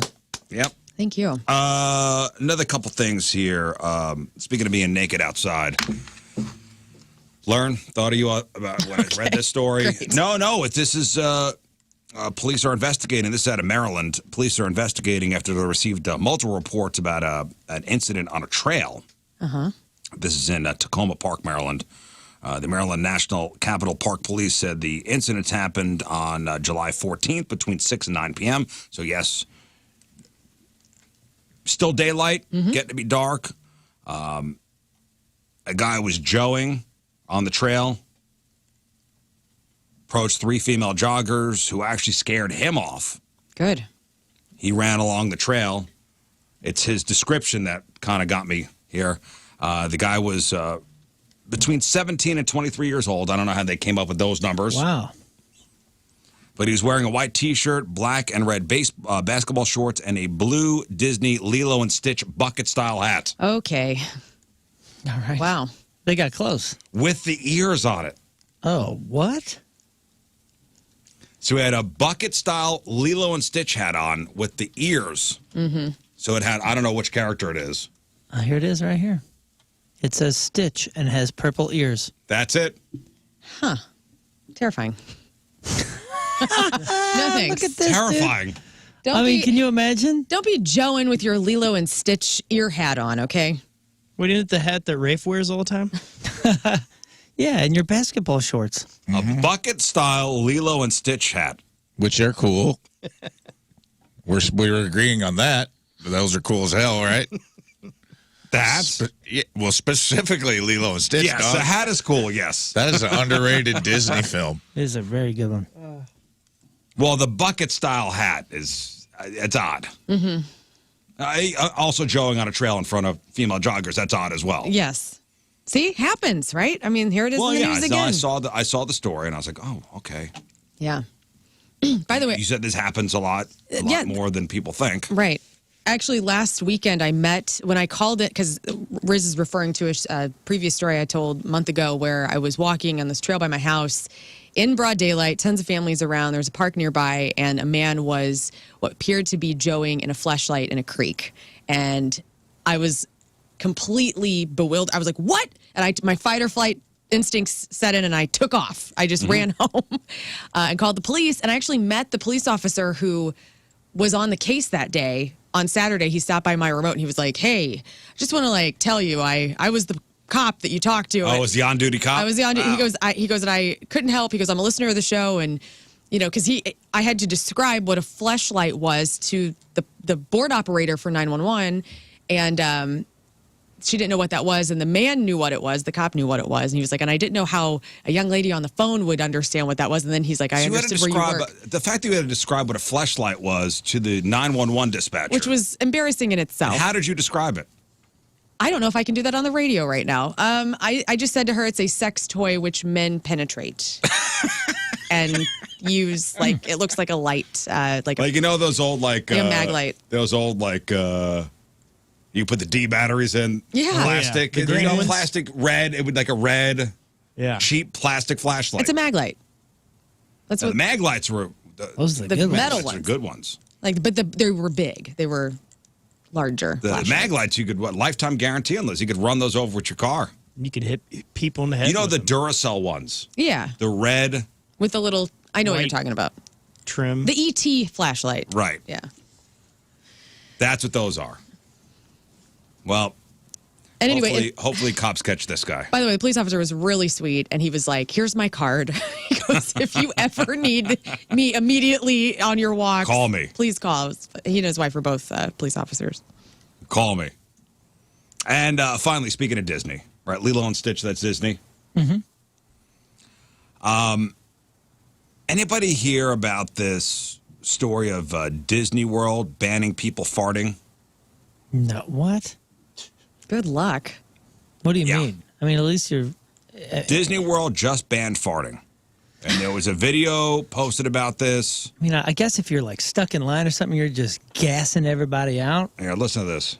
Anyone who is caught farting inside a Disney theme park may be kicked out and potentially banned for life. Disney will be using thermal cameras installed throughout their parks to track if and when a guest farts. If seen farting on one of these cameras, Disney World security will be sent out to find you and detain you. The craziest part is this applies to both adults and kids. The good news is bathrooms are safe zones. Disney is doing this to make the guest experience better for others. Why Is does that he Luke keep Spencer? going down at the end? I lost everything that he said because he went up and done so much. He reminds me of Luke Spencer's voice a little Is that bit on AI? Rock.net. No, Luke knows how to deliver it and like kind of keep you there. This guy's kind of Yeah. so distracted Sounds with like it that it's just a little bit overdone. Trust me, I'm an actual human and not AI. Well, just so you know, this video took off. And people believe it. That Disney, all the Disney theme parks have banned farting, and they use now these thermal cameras to Yeah, to see who's see gaseous. who's gassing out. I'm in trouble. Yeah, Moon's no longer allowed. Tell you what. And it got so big that Snopes actually did a story, and it's not true. Oh, Okay, thank goodness. I'm going back to It's not Disney. true. All right, trips back Far on. away, guys. You're free to pass gas at all the Disney theme Thank parks. God. You can pass as much gas as you want. Oh, and I'm going to take this opportunity to confess. You let a couple go on the line to Space Mountain? Where did you toot today? I wasn't today. Okay. It was at Disney? Nope. I broke a sacred rule. And I'd like to confess, You farted in the office? I farted in the office. I'm When? asking for forgiveness. This was a few Is days this why ago. you? Oh, okay. I thought earlier because when No, I came back, no one you was weren't in there. No one was in there, which is why it was fine. And then I realized it's not fine. I made a promise many years ago, over 10 years ago. We made a promise to one another. There's no farting in the studio and there's Fart no farting in pact. the office. Yeah, We have a fart pact. And I'm confessing. I mean, I could have hidden it. I could have Well, taken listen, the secret to the grave. thank you for confessing. Very and, good of you. I As your feel penance, you were to say 5 Harry Marys and buy me a pizza. And power Yeah. wash your chair. Right on. Can we all have a piece of pizza? It was in my chair. It wasn't in anyone else's chair, at least. I fart in your chair too in there. What? It's a good chair to do Well, I that. thought we were confessing stuff. Oh, okay. Everybody go. Are we down the tree of trust right You now? No, we're not. You You farted farted in multiple Moon's times? I chair? like to get in everyone's chair and just fart when you're not in there, and then I leave a little bit of me behind. And then I go about good. I didn't know about the rule. How many Harry Marys is that going to require? You didn't know about the rule. It's part of the I'm- contract. I'm joking, man. I'm barely in there. Yeah, so farting is allowed at Disney, just so you guys know. Okay. Still not allowed in our office or in the studio. So sorry. But You going to tell me you've never farted in there alone? At 3 in the morning when nobody's here. I don't know nothing. Oh! I don't know nothing. Moving on. And it's Wow, way to use a Team Riz member what? to cover It's your that own time. tracks. Wow. It's 7:15. What an abuse Look of, at the time. of a sacred honor. Beautiful. Today's Team Riz Remember the Day is brought to you by Hot Shots Sports Bar and Grill. Swing by Hot Shots for a Stella Artois and the all-new Reaper Madness wings available for a limited time. See me at Hot Shots tonight in Fenton, 6 to 8 o'clock. Stella Artois hot ones, and your chance to win some prizes and eat some hot wings. From Waterloo, Illinois, Scott Stevens is our Steven. He was a Scott has hockey been player, wasn't he? Yes. Been a listener to the Riz Show for the last 4 years. Feels like the show is a source of community for all the listeners. Attends many Point Fest, has attended many Point Fests over the years, and hopes he can meet us at a future Point event wearing his Team Riz member jersey. Scott loves a lot of the segments on the show, but his favorites are 3 and 5, Friday Fail Stories, and Rafe's In Memoriam. Scott Stevens from Waterloo, Illinois is our Team Riz member of the day. Get super sweet Team Riz member of the day soccer jersey. Get yourself signed up, 1057thepoint.com/Team Riz. All right, we'll take our first break in the morning. We'll come back, and we'll begin officially the Craigslist Freak of the Year playoffs. That's right. Competition begins today. Very important. So make sure you get out your Twitter devices. You'll be having to vote for your favorite ad via Twitter at RIZZ Show. All right, it's 7:16. It's Thursday. First look at the traffic and weather. Moon coming at you. Traffic is brought to you by Worldwide Technology Raceway. The Bommarito 500 at WWT Raceway is not just a race, it is a spectacle. So go to WWTRaceway.com now because the first deal is the best deal. Stall vehicle 55 southbound before 44. Your point forecast rain and storm chances are around 30%, high of 88. Right now it is 69 at the Point Studio. Oh, I also want to play you guys some theme songs that AI came with for the Freak of the Year playoffs. I know you'll love all of them. Stand by.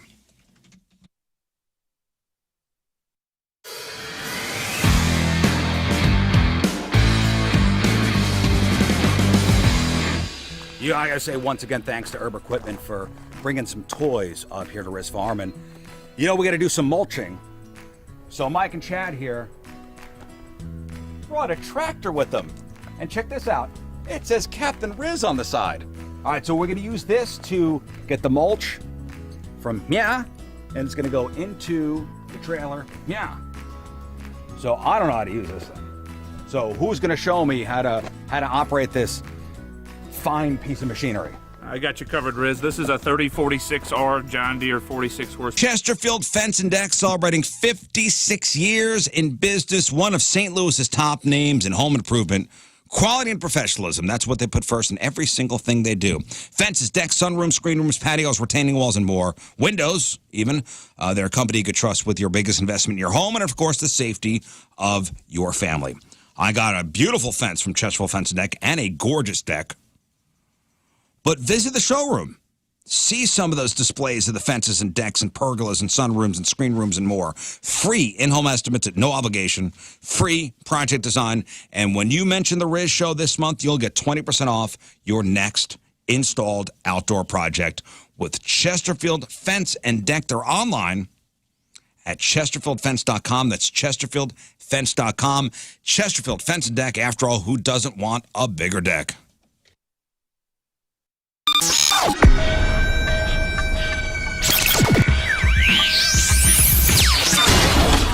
Well, here we are at the Chaffetz Arena, gigantic show tonight with the Killers, joined by Brandon and Ronnie. Gentlemen, thank you very much for your time. Really appreciate it. Yeah.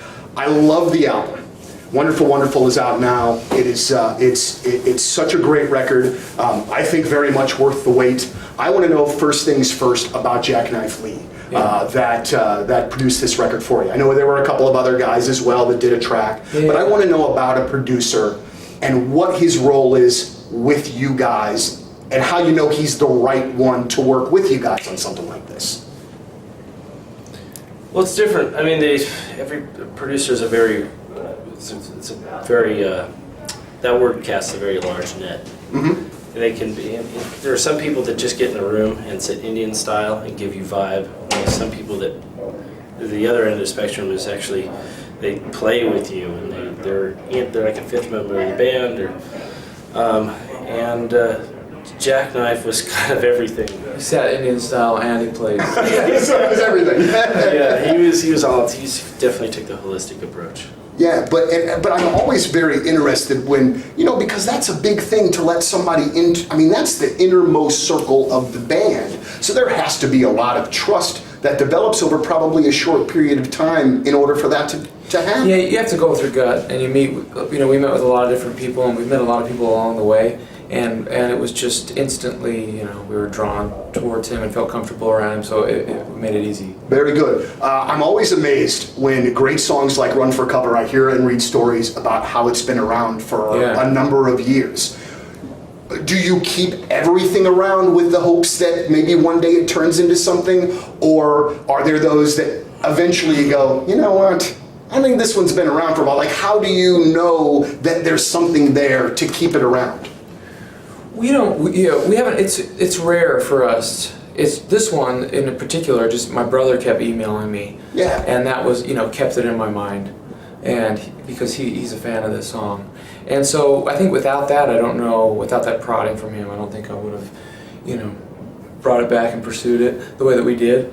But yeah, we don't have any more laying around that are that good. that have been around that long. I always wondered because, some bands will... Mother-in-law, whom I very much love and respect, called me and said, hey, tell me about Window Nation, because this is when Jeff was talking about Window Nation and talking about their high-tech way of coming in and doing those fast in-home estimates.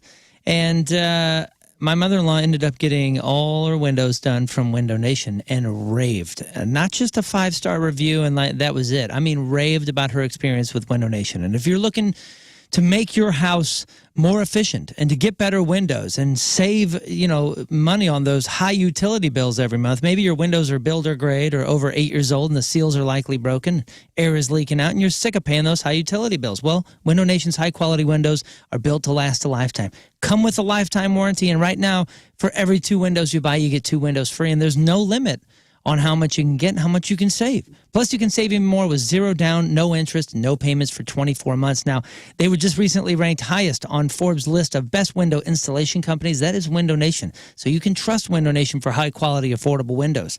Take it from my mother-in-law, 5-star review. Stop paying more than you have to. Schedule that fast in-home estimate right now at 866-90-NATION. Tell them Moon sent you. Tell them Moon's mother-in-law sent you. From my heart to yours. Go to windownation.com.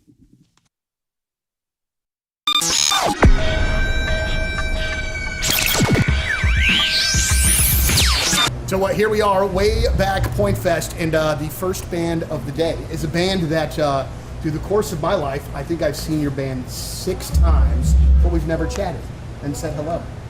It's just strange that wouldn't happen. I know you mentioned Mississippi Nights. Yeah. We talked on the phone the other day, and yeah. I remember the club well. We used to have great shows there, but it's like anything these days. Stuff doesn't stay around as long as you would think it would. So I remember something specific about this show, and it's a little creepy, so I'm going to go ahead and warn you. So where I was standing at Mississippi Nights, they had the back door open, and I could see directly into your tour bus. Okay. And I saw you. This is like right before you guys are going on, and I hadn't ever seen you before till this night, and you had like this black leather jacket on, like these skinny sort of jeans, and I was like, this dude is a bad man. And you were, and it was such a great show because that night it was a couple of different bands. Letters to Cleo were on that bill. Yeah. Ned's Atomic Dustbin were on that bill. I love those guys as well. So it was like a cool thing, but it was the first night that I saw you guys, and Vinny, you had this like for real frontman rock star presence about you that I thought was very cool at the time. You sure put the pressure on me today. Dude, where do you go from there? Right.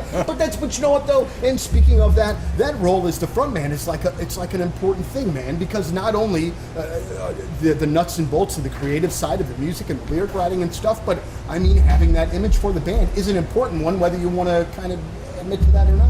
Oh, certainly. And it's something that we seem to cultivate early on in the career of the band. We wanted to do that thing.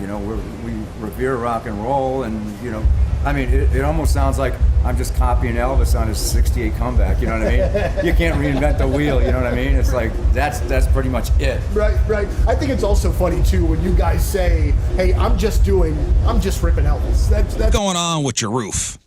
You have no idea. You know it's there. You know when it rains, your head is dry. You don't think there's anything going on. But when was the last time you actually had your roof inspected? Maybe it's something you never thought of doing.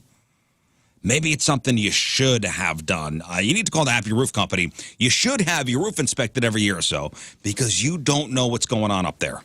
There could be water getting under shingles and getting behind walls, and next thing you know, you got mold, and now that little problem now becomes a big, costly problem down the road. Happy Roof Company, let them do a full inspection. They'll take pictures, give you a full report. If you have a leaky roof, an old roof, a damaged roof, or an ugly roof, the Happy Roof Company should be your first call. If you call today, they can have somebody out to look at your issue within 24 hours. They do commercial roofing, of course. They do residential roofing. Over 50 years combined experience, roofing, siding, gutters. Financing is available. A-plus rating with the Better Business Bureau, and you're dealing with a local company. Headquartered in Sunset Hills. 100% of the Happy Roof Company market is in the St. Louis and surrounding areas. Give them a call, 314-665-3001. That's 314-665-3001. Online at thehappyroof.com. It's the Happy Roof Company. They put the happy in happy endings.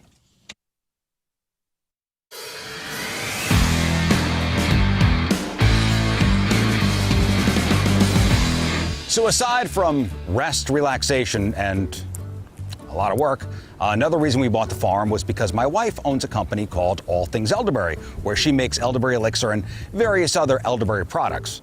So not only are we building a house on the property, but this is the field over here with over 70 rows of elderberry plants, over 9,000 elderberry plants on this field right now. So let me take you up there. Let me show you what it's all about. So instead of buying elderberries from somebody else. 314-624-3833 or 618-398-3833. The Mick Ultra Studio Cams.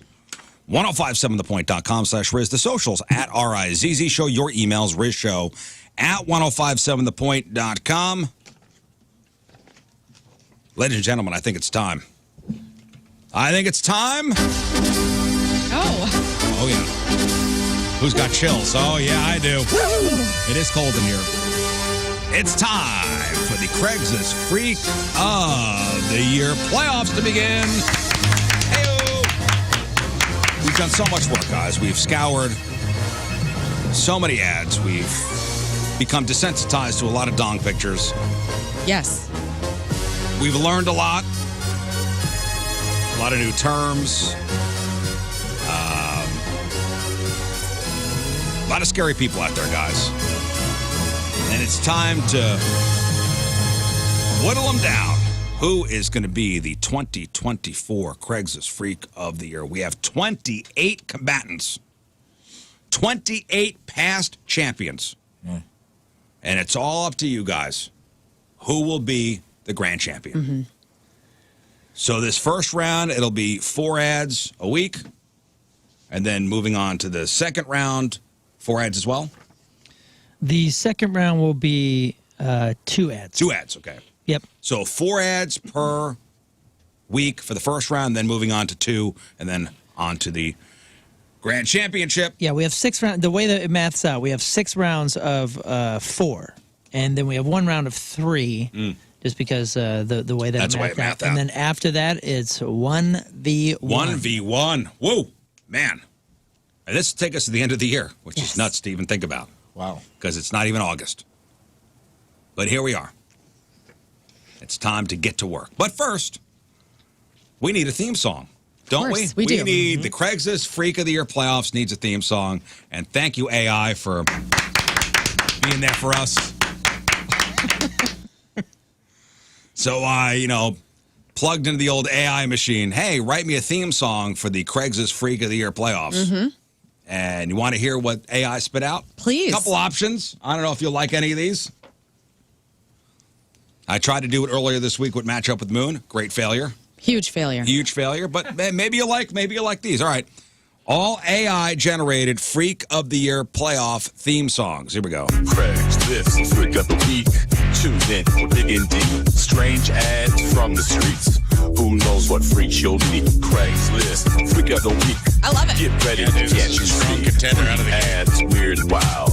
It's a blast so crazy now. Just like it's scavenger hunt. This is like one of those We're on a spree. Finding us, folks. Who'll it be?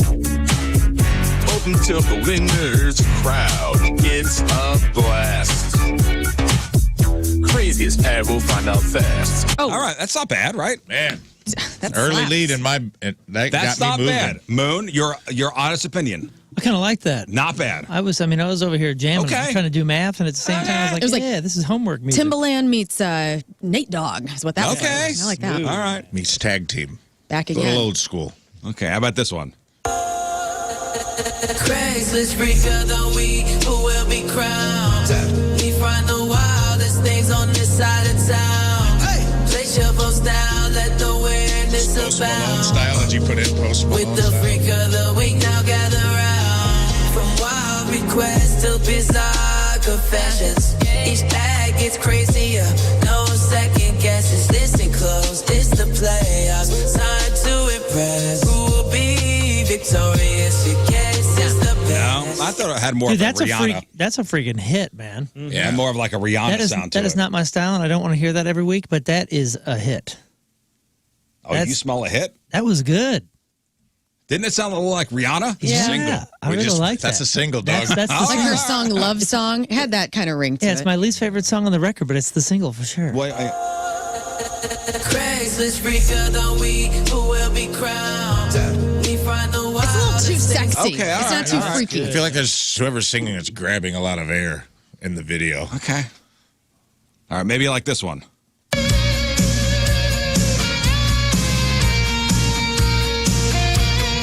weirdest as you've ever seen. Scott's into it. Craigslist freaks in your wildest dreams. Listen up, it's time to play. Who's the oddest one today? Craigslist freak of the week. Tune in to Radio Peak. Damn. I like that one too. Wow, that was pretty solid. Yeah. That's not bad, right? The chorus kind of saved it. That's pretty good. Yeah. It's Bon Jovi AI. I thought it was kind of early 2000s pop rock. What? Oh, no, way. that That's was- 1978, that was 80s. bro. I don't know. I heard a little. I'm That wait- was. I heard a little What's early the Karate 2000s Kid song, pop rock. dude? It sounded I like the don't know. Karate Yeah. Kid song. I'm waiting for the Steve Stevens guitar solo in What's that. the Karate Kid song? You're the best. Oh, Around. Joe Nothing's gonna Esposito? ever Joe get Bean down. Esposito? Kind of Okay. sounded like of that. Hey, let me hear that again. Let me hear that. We had to hear the other one again. Freak of This the one? week. This part I hear. This part I hear 80s. This is REO Speedwagon back on the road again with the instruments. Listen up, it's time to play. Who's the oddest one today? This is. I can hear Van Damme training. Craigslist freak of the week. Tune in to Radio Peak. Dude, that's a TV Rick show intro. Springfield a just great sang intro. this song. Rob Lowe looking all gorgeous in the promo. All right, there's that one. Here's another one. Freak of the week. It's time to see who we're in this Oh, town. SWV. Three crazy ass. Your photos or bring them down. Listeners decide. The winners takes the crown. Ready for the playoffs. Let's do another round. Craigslist. Freak of the week. Ain't nothing like it. Gotta get this wild at. There's gonna be a show. Who's the freakiest? We're about to know. Nah. Craigslist. You are quick to dismiss these. You hate AI. I'm letting What? AI I know. said I love the first one. If Ariana Grande went to Nassau to write a song, that's It's not even that's over. what You're like, happened. nope, next. I don't like it. Agreed. I like the I didn't first think it was one. that bad. The first one and the rock one I like. That's Get Ariana off my Grande in the Bahamas. You just I'm hate AI. starving. I'm just really Lay off angry me, right I'm now. starving. I got one more. That's a no.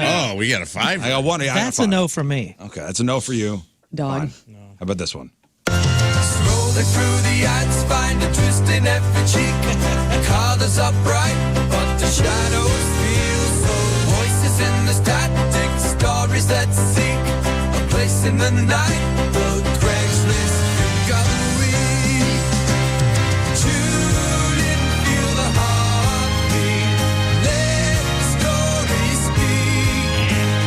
Lost souls and moments. The Craigslist freak of the week. All right. That sounded, love that that sounded like a montage song for Seventh Heaven. That Yeah. That was garbage. It's giving me like a Warren Zevon and Leon Russell got together and tripped acid and tried to write a Beatles song. All right, so we didn't like those last two. Okay, I'm going to erase those. But 1 and 3 are the heavy contenders I for agree. me. So 1 was this one. 2 was good. This trick of the week. Tune in. Damn, that riff is tight. Ad from the streets. Who knows what freaks you'll meet? Yes. Craigslist. Freak of the week. It sounds like too Get much. ready, can't you see? 3 ads, weird and wild. It's a blast so crazy now. Just like a scavenger hunt. We're on a spree, finding the others, folks. I like how you're on the ones and twos on this board right now, Dude, Riz. this one's got Until the everybody. winners crowd gets in our a blast. Craziest ad we'll find out fast. I think Okay, that cool. I think that's right out. Yeah. I think that's Oh, you been hate beat. that one, Now huh? that no, I don't hate it. Now that I'm listening to it again, I don't think it holds a candle to some of the other ones. That was DJ Jazzy Jeff's solo All right, record. listen, I'll go back to the drawing board there. I Yeah. disagree. It got me moving. You were spinning the 1s and 2s. Everybody was moving on that song. Craigslist Freak of the Week. Come on, man. Can you beat it? I'm going to be singing that tonight at 8 p.m. Somebody said that sounded like Young Gravy. I don't know who that is. I don't know what that is. I don't think, well, I mean, if it does, that kind of goes along with Freak of the Week, don't it? Young Gravy. All right, guys, here we go. Round 1 begins. Craigslist Freak of the Week. It's the playoffs. So 4 ads. So listen up. Yes, these are all ads that maybe you know. You need a refresher. Mm-hmm. Listen, guys, this is important. Only the freakiest will move on. Okay. So pay attention. Learn, are we ready to get going? Oh, yeah. Yes. I was doing a little math here. So on these first rounds, 2 will move on. Oh, 2. Okay. The top two will move on. will move on. Okay. Top two They will- freakiest. They will be seated slightly differently and compete with next week's round. Okay, so the top 2 vote getters will move on to the next round. Okay. Still very important to vote. Okay, great. Extremely important Extremely important. because these are the playoff contenders and they deserve to be here. All right, Lern, let's get into it. Let's do it, Riz. Fart fantasy, man for woman, 54 years old, London. I don't have a lot of time since I'm visiting, but I want someone to be open enough with me to fart directly in my face after we share an Indian food feast. We're going to eat our way through the country with curries, tandoori fish, masala, and of course we cannot forget the naan. I'm a businessman who gets off on traveling and smelling the gas of women from different countries. You wouldn't think, but we really all do smell differently. I found that Indian food will get us in and out of this experience in about 3 hours. So I hope you're ready to chow down, enjoy some light chatter, and then blast away in my face. We'll be at my hotel, 5-star accommodations. And don't worry if more happens. I've been at this for a long time and have witnessed it all. Accidents happen. A little poopy doesn't bother me. Message me, and I will let you know the restaurant where we can meet up. Please don't wear panties, and I would appreciate if you don't have a bleached bung. Kind of ruins the whole vibe for me. All right, there you Okay. go. There is your first ad coming to us from London. The winner back on June the 13th, Gaseous Clay. Gaseous Clay with the fart fantasy blast away on my face after we eat Indian food. Mm-hmm. Please don't wear panties. And don't be bleached. And don't be bleached. It's got rules. Rules. Somebody rules. All right. Gaseous Clay is our first contender. On to number 2. Learn coming at you. The Candy Factory, man for woman, 53 years old, London. I've always dreamed of being Willy Wonka. Want to tour my chocolate fudge factory? I need your help to make my dream come true. You'll be the winner with a golden ticket. You will be like a chubby child who falls into my chocolate river. Have a big bust and wear no clothes. On the tour of the factory, you will jump in my pool of fudge. It will be so exciting to see you take a big dunk. Yes, this is my personal fudge. It's sweet. I've been saving up for a while and even bought manure to help get this river filled. I cannot swim or I'd get the fudge too. If you're lucky, I'll clean you off with the golden waterfalls. Please send picture. Also, please no visible scars. Okay. All right, there is our second contender, winner back on May the 30th, Gene Even Wilder. Gross. This whole thing is disgusting. This is disgusting. This is disgusting. What do you mean? It's just When a they go tour. back to back like this, it's just like a machine gun just ripping them in front of you, you know? It's terrible. Yeah, I don't like this one bit. This is This next one? No, Or no, the this one I one, just read. Gene Even Okay. Wilder. I don't like anything about it. It's Well, maybe- disgusting, and Well, I he think can't somebody swim. could catch a disease this He's way. getting the fudge too. Maybe you'll like this one. Somebody get very, very sick this way. That's Gene Even Wilder, number 2. And on to number 3. I want to get literal. Woman for man, 41 years old, Vancouver. I have a fetish that goes one level deeper. I want to become the genitalia, the organs themselves. I am a special effects costume designer and a cosplay aficionado, and obsessed with male and female organs. I want a willing partner with intense sexual desires who will not only just administer their wonderful penis, but transform and become the penis itself. I have designed human-sized latex costumes to scale of life, like penis and vagina suits that have removable sections for intercourse while fully immersed in our roles as both living embodiments of the masculine and feminine. The suits are highly detailed with testicle sac for your feet and a circumcised penis head. And my suit has all of the parts of an asymmetrical vulva, labia minor, majora, clitoral hood, and even hidden clitoris flap, which hides the upper elusive button we all seek. As you sheathe your sword in my scabbard and thrust, we become one and transcend all barriers of sex and art and orgasm in a gender-bending euphoria. We can workshop personalities for our penis and vagina characters together. Theater training is a plus, but not required, and no smokers or weirdos. I like we could workshop personalities. Oh, man. I forgot about this one, Yeah, dude. that's so good. Holy moly. This was the winner back on May the 23rd, Jamie Lee Pubis. So this is a costume designer who has made lifelike penis and vagina costumes. So you actually have sex as a penis and a vagina. Yes. I appreciate the attention to detail of an asymmetrical vulva. I just want to say that out loud as a woman. Yeah. That's very nice of whomever is doing these costumes. Wow, this is mind-blowing. Yeah. This one. Okay. Jamie Lee Pubis is our 3rd nominee. And on to our 4th and final playoff contender, Lern coming at you. Looking for an American cowboy, 34, London, England. I've been obsessed with the stories of American cowboys since I was a boy. I've always adored the cowboy style and thought about what it would be like to mount one like the horse they ride on. I am looking for an American stallion, one that isn't afraid to buck me until the sun comes up. Bring your lasso and snatch me up from the living room. I'll be wearing chaps with nothing underneath. 2 toy guns in my holster as you wrestle me to the ground. We can have some fun with the barrels of our guns together. Please be sucking on some chewing tobacco as you take me down. I would love it if you spit into my mouth. Oh. I'm your personal bucket in more ways than one. Let me take off your musty cowboy boots and cradle your feet in my hands. I'll massage you anytime you wish. What's better than 1 cowboy? It's 2. Bring someone with you who will also share this country's sense of living and loving. Y'all can tie me down like a person in distress, and you 2 can run through me like a coal furnace trains that you are. I won't make a sound. This is just the start to what will be a cowboy good time had by all. Best be ready for a good time, Frank. Okay.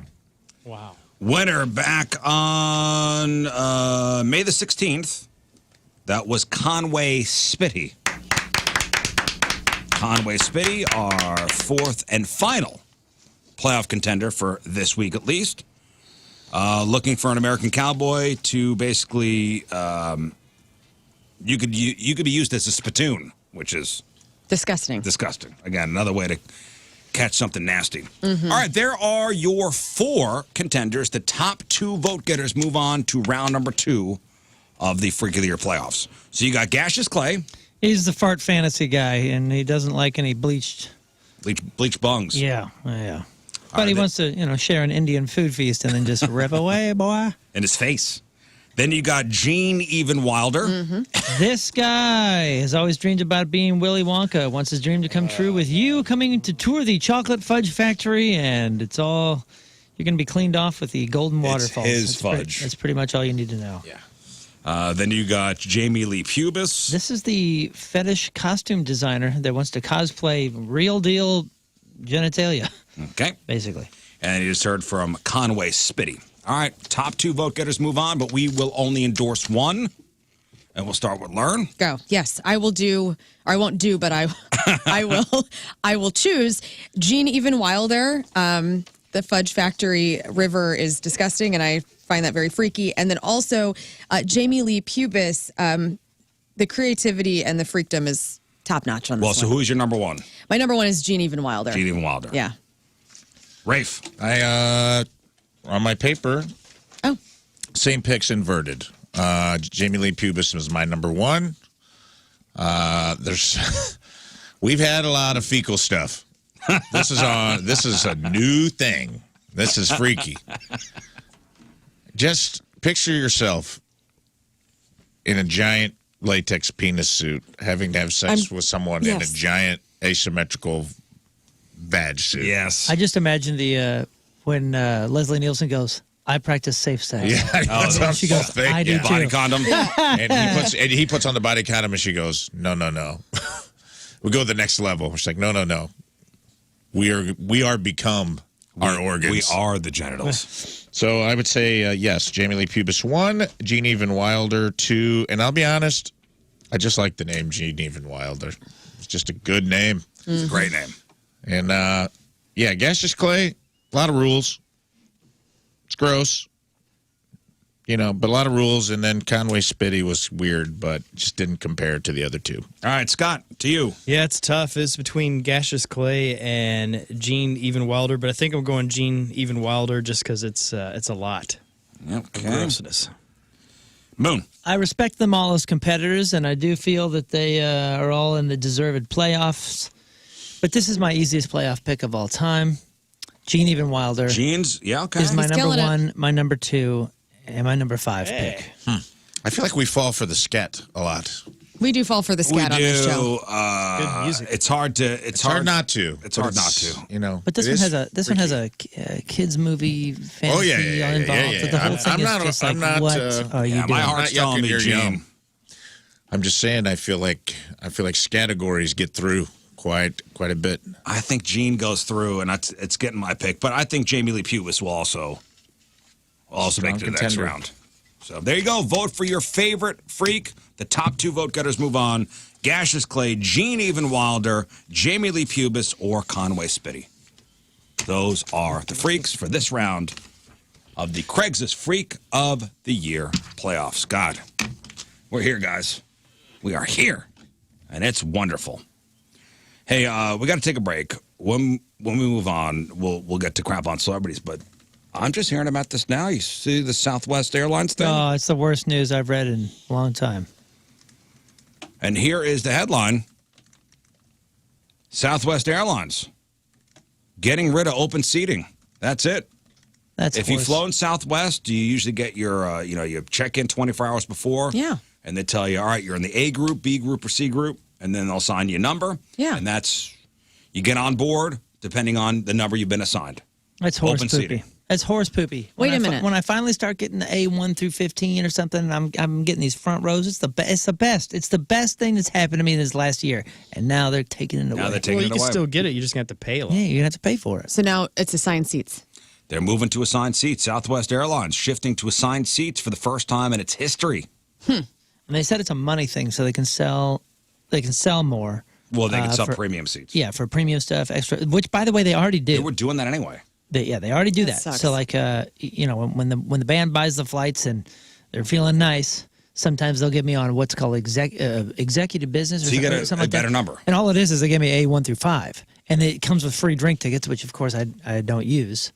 But they already sell this. But I'm reading into this article, and it looks like that they're going to assign seats to offer extra leg room, make some more money as far as some of the premium seatings will happen, the exit rows, all those things. This CNN article says Southwest said customers were clamoring for these changes when people switched to a competitor from Southwest.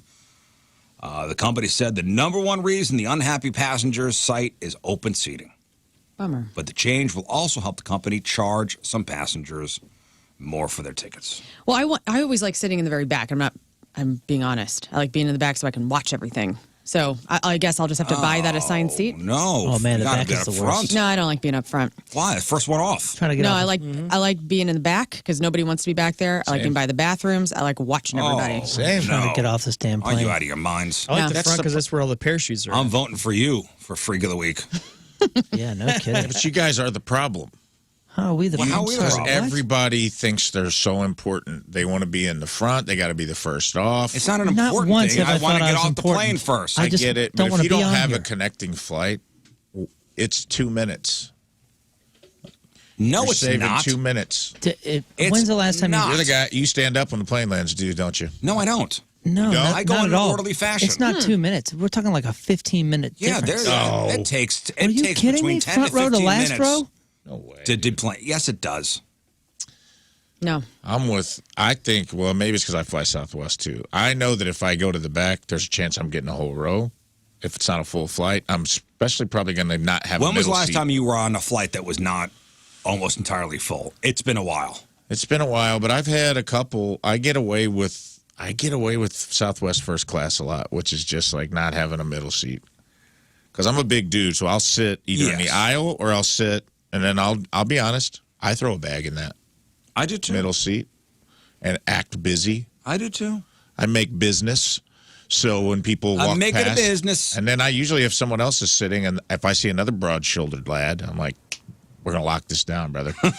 And I get in, and then I'm like, me and another big person on both sides makes that middle seat very unenticing. Mm-hmm. But in the front, people will do it. They'll be like, I'm gonna rough this because I want to be off the plane. In the back, there's no benefit. They'll go back up to the front. Put me up front. Man, I don't know. So my strategy is a little different. I love to get on a plane early and sit in the middle seat. Okay. I will Right in the say, middle. Nobody wants to sit next to that guy. Yeah, no one wants to be next to him. Nobody wants to be next to that guy. And every time they walk past, you go, friends? Come on, buddy. Friends? unless I'm a Southwest, talker. unless Southwest makes it a complete disaster somehow, they're still going to be far, far ahead of American Airlines. American has slipped. They have fallen so far. King Scott's like, I don't even own headphones. Yeah. Yeah, you're raw dogging I want to flight. talk. I love No, he's raw a doggies. So talker. I can talk. I'm always at least wing back. Yep. I don't know when take they're an going to extra start row doing this. occasionally. Did they say when they're going to start doing this? Is it immediate? I saw something about February 14th, but I think that's for whatever else they're changing, which might be red-eye flights. They're offering some red-eye flights. Saw that. And that comes Valentine's Day next year. I don't know when the seat thing will happen. Yeah, I said they're not saying dates yet, but just keep it in mind. All right. Southwest now going assigned seats. Boo! We don't like it. I'm not a fan of it. All right, we got to take a break. Crab on Celebrities next. It is 7:52. Thursday, traffic and weather, Moon coming at you. Traffic is brought to you by Worldwide Technology Raceway. The Bomberito 500 at WWT Raceway is not just a race, it's a spectacle. Go to WWTRaceway.com now because the first deal is the best deal. We got a right lane blocked and a right-hand shoulder blocked due to a crash 70 eastbound just before Mid-Rivers Mall Drive. There's also delays 270 eastbound between 44 and Manchester. Average speed down to about 35 mile an hour.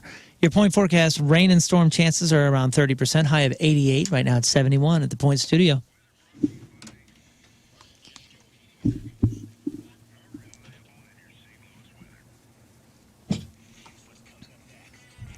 Hey, before you get to that, Lern, Matt checking in on the instant feedback. He works for American Airlines. He says it takes at least 15 minutes to offload passengers from a 737. At least 15 minutes. Well, I don't mind waiting in the back. Oh. Yeah. More seats for you You're up weird. front. Thanks for checking in, dude. Yep. All right, Lern, what do you got? Let's judge the new Jane's Addiction song. New memoir alert, the most cringe on TV, and the most popular songs of the 1990s. All right, we got that. We got your crappy birthdays. We got the porno birthday. All that and more next. And your Crab on Celebrity. Stay there.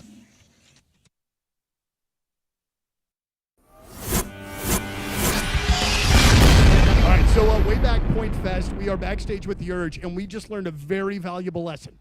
That when the microphone says mute, that means that they can't hear Steve. It's muted. That is not working. That is not working. It ain't happening. Boy, oh boy. So we found out so far that I'm sweaty. The microphones don't work. We are off to a bang up start here, gentlemen. A bang up start. We got that out of the way now. Well, I very much appreciate you guys chatting, and Bill, especially you, man. You're. What did you do to the back? Oh, Doc says I have a hernia. Looking to buy a house maybe for the first time? Well, good for you. Good for you. Build some equity, stop renting, own something, and here's what you have to do first. You have to call Kevin Putney first. Kevin Putney at the 123 Mortgage Team. He will find the loan that fits your needs. He will help secure your dream home with the 123 advantage. He makes everything painless and simple. We bought our last house through Kevin Putney. It was an amazing experience. Better than the first time we bought a house back in 07 where we worked with an out-of-town bank. It was a nightmare. It sucked. We refinanced twice with Kevin Putney. And he makes the whole process easy, and that's why working with a local guy, it just makes all the difference in the world. And he's got all sorts of programs for first-time home buyers. He's got programs with down payment assistance. Give Kevin Putney a call, 314-862-0123, 314-862-0123. He's online at 123mortgage.com. It's Kevin Putney, equalizing opportunity. All loans subject to underwriting approval. Restrictions apply. Call for details. Cross Country Mortgage, LLC, NMLS 3029, NMLSconsumeraccess.org, 123mortgage.com, 314-862-0123.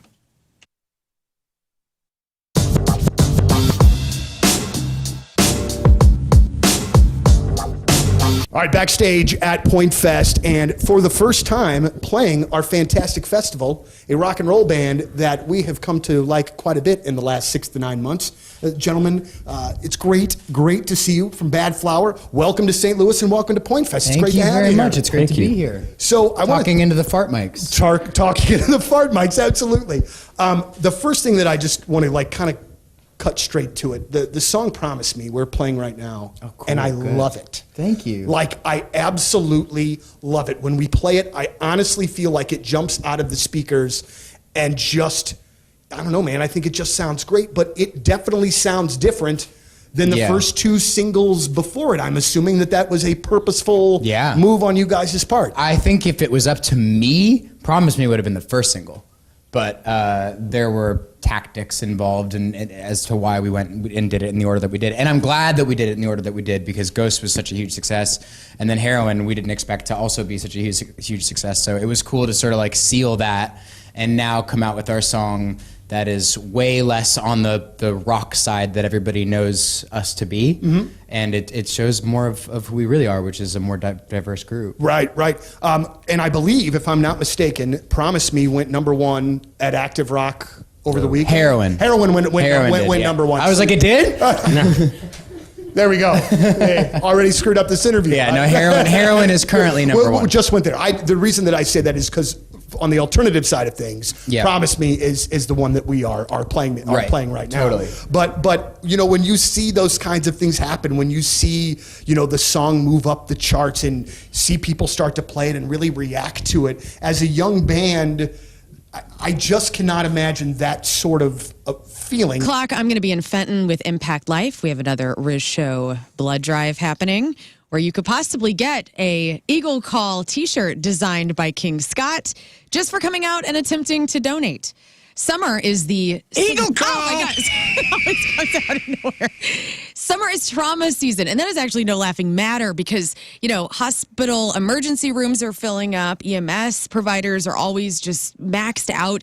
People are doing dumb things during the summer, and our blood can go to help save lives. And that's exactly why these Impact Live blood drives are so important. And so when we have them, we're so thankful that our listenership they know what to do and they come forward. So many of you have already booked an appointment at 1057thepoint.com. You can still do that. You can do that up until an hour before the event starts, which it begins at 2. The blood drive is running from 2 to 6 p.m. today in Fenton. We're going to be at the Bricklayers Local 1. We have all the details on our website, 1057thepoint.com/blood drive. But 2 to 6, I'll be there from 3 to 5 reminding you about it. Would love to see you. And again, come out and save some lives. Get that great t-shirt designed by King Scott. 1057thepoint.com.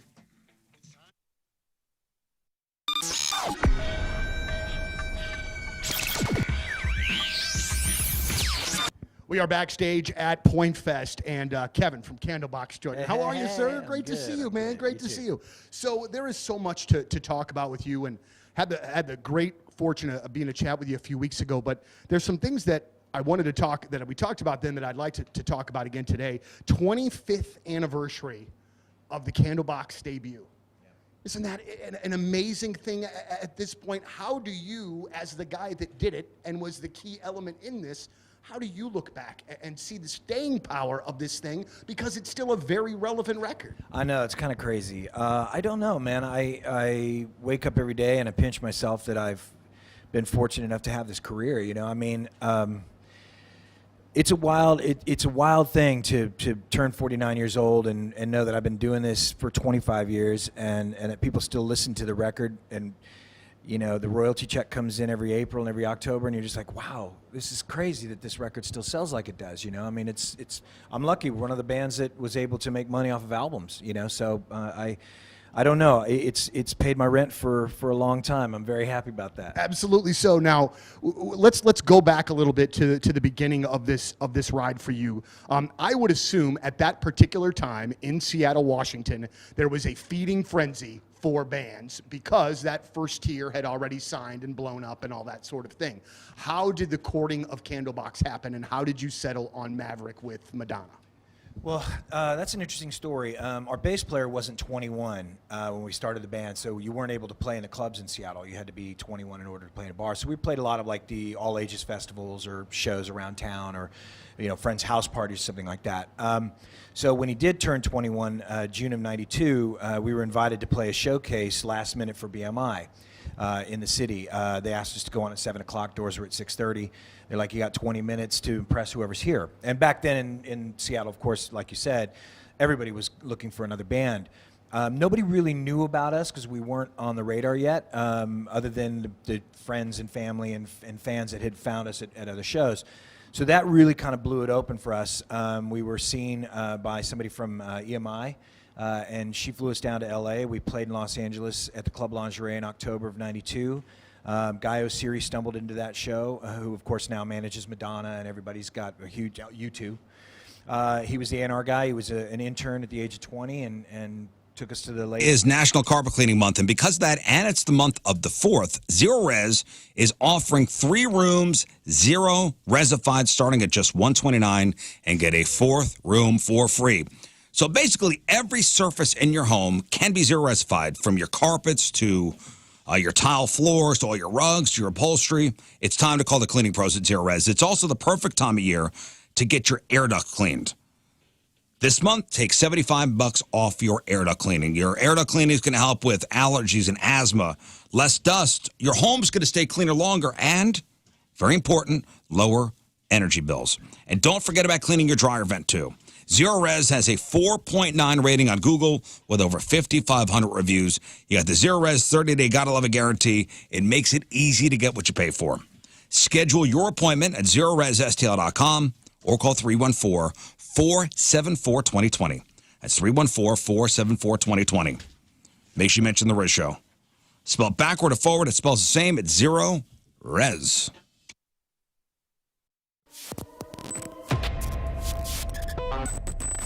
It's Donnie Fandango backstage at Point Fest. For one, I just almost fell out of my chair. It is. And for two, boy, that would have made a really great way to start Good the intro. interviews of the day. Yeah.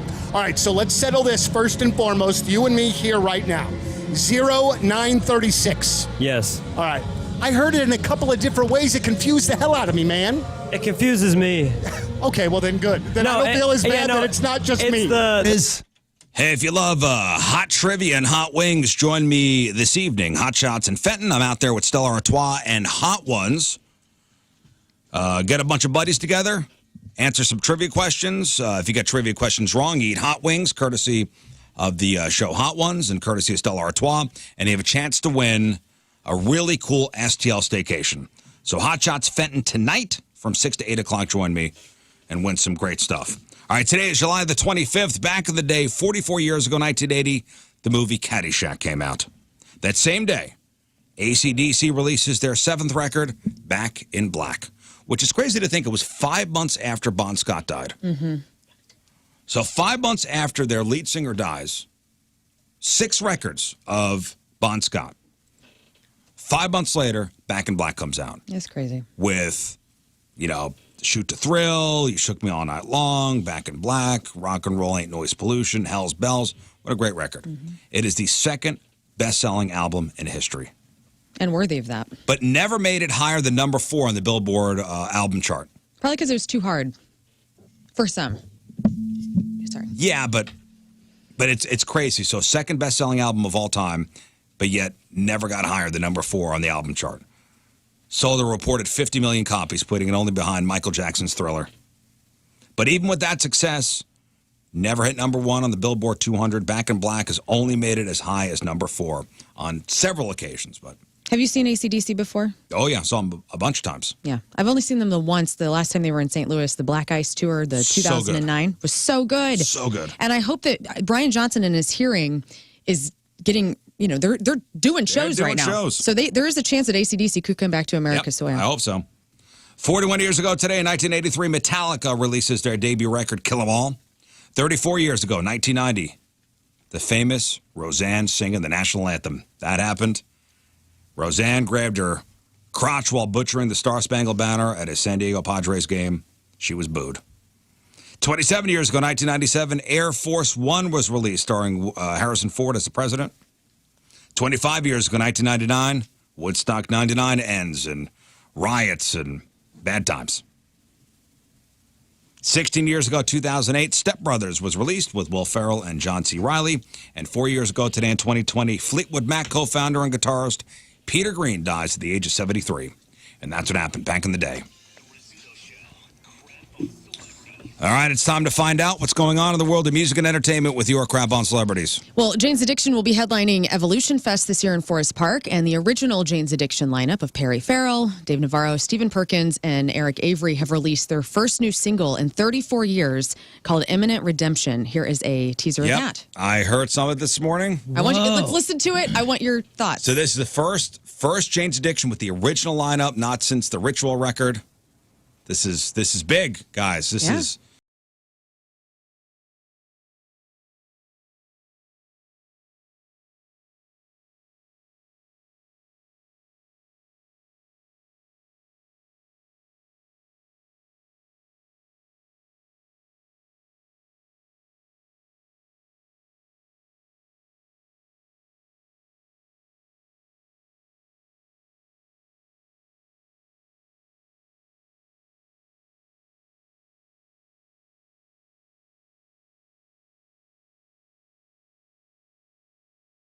You can't judge it on one song, man. I thought you were a fan. I am a fan.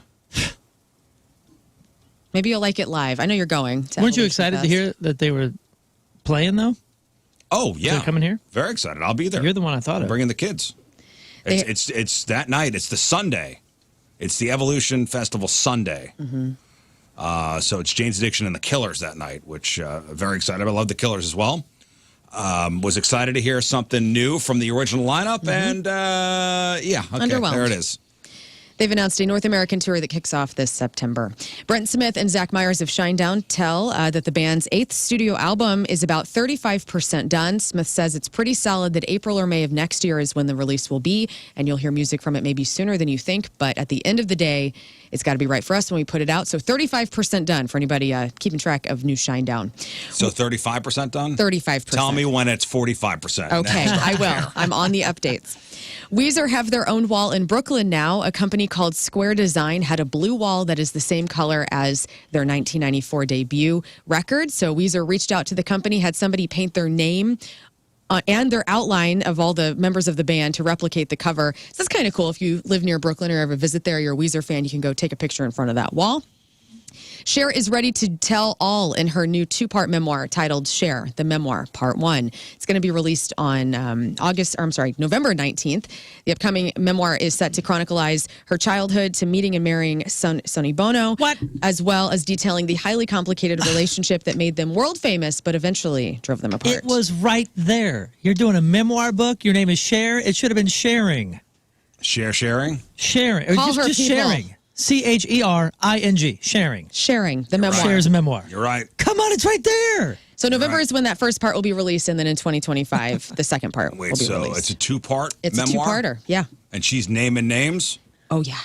She's sharing. She's going to be talking. She's sharing, huh? She's sharing. I wonder what she's got to say. Me too. I'll be reading. Hey, what, dude? I saw a performance with her and Michael Jackson and Jackson 5. Oh, yeah, the dancing, the robot dancing. And honestly, she's a boss, dude. She crushed. She was up there with the best to ever do it and held her own. See if you can pull up that video. It's the Jackson 5 dancing. She went with hard Cher. on it. It was good.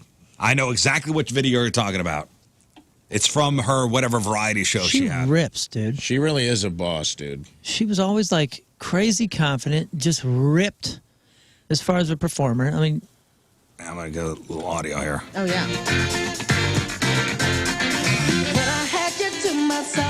And she's dancing with the Jackson 5. With the Jackson 5. Which She one is comes she? out. She's the white woman. She puts the heat on Michael, dude. Watch Michael react. That was all it took. Oh, now it's much too late for me to take a second look. Ooh, baby, give me one. Hey, see if you can fast forward to where they do the robot. Man, Michael Jackson was such a cute kid. Like, Yeah, man, what happened? what happened? by the way, there's no microphones anywhere. And this bass isn't plugged in. So Oh, yeah, there's lip Listen, syncing everyone going knows on. No. It's new. So keep fast forward until they do the till they do the what? they do the robot together. These two do? Yeah, oh yeah. Okay, they're still doing this. I mean, this is 4 minutes in, and they haven't stopped moving. Right. Everybody's hair is awesome. Yeah. Oh, so Everybody's got a much. fro. They all had your hair from the 90s. Oh, here Oh, we there go. we go. Go back a Yeah, little. right here, dude. Oh, my gosh. She goes hard. That is sick.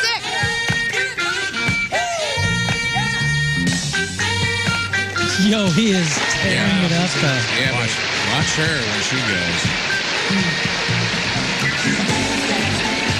She comes out in front.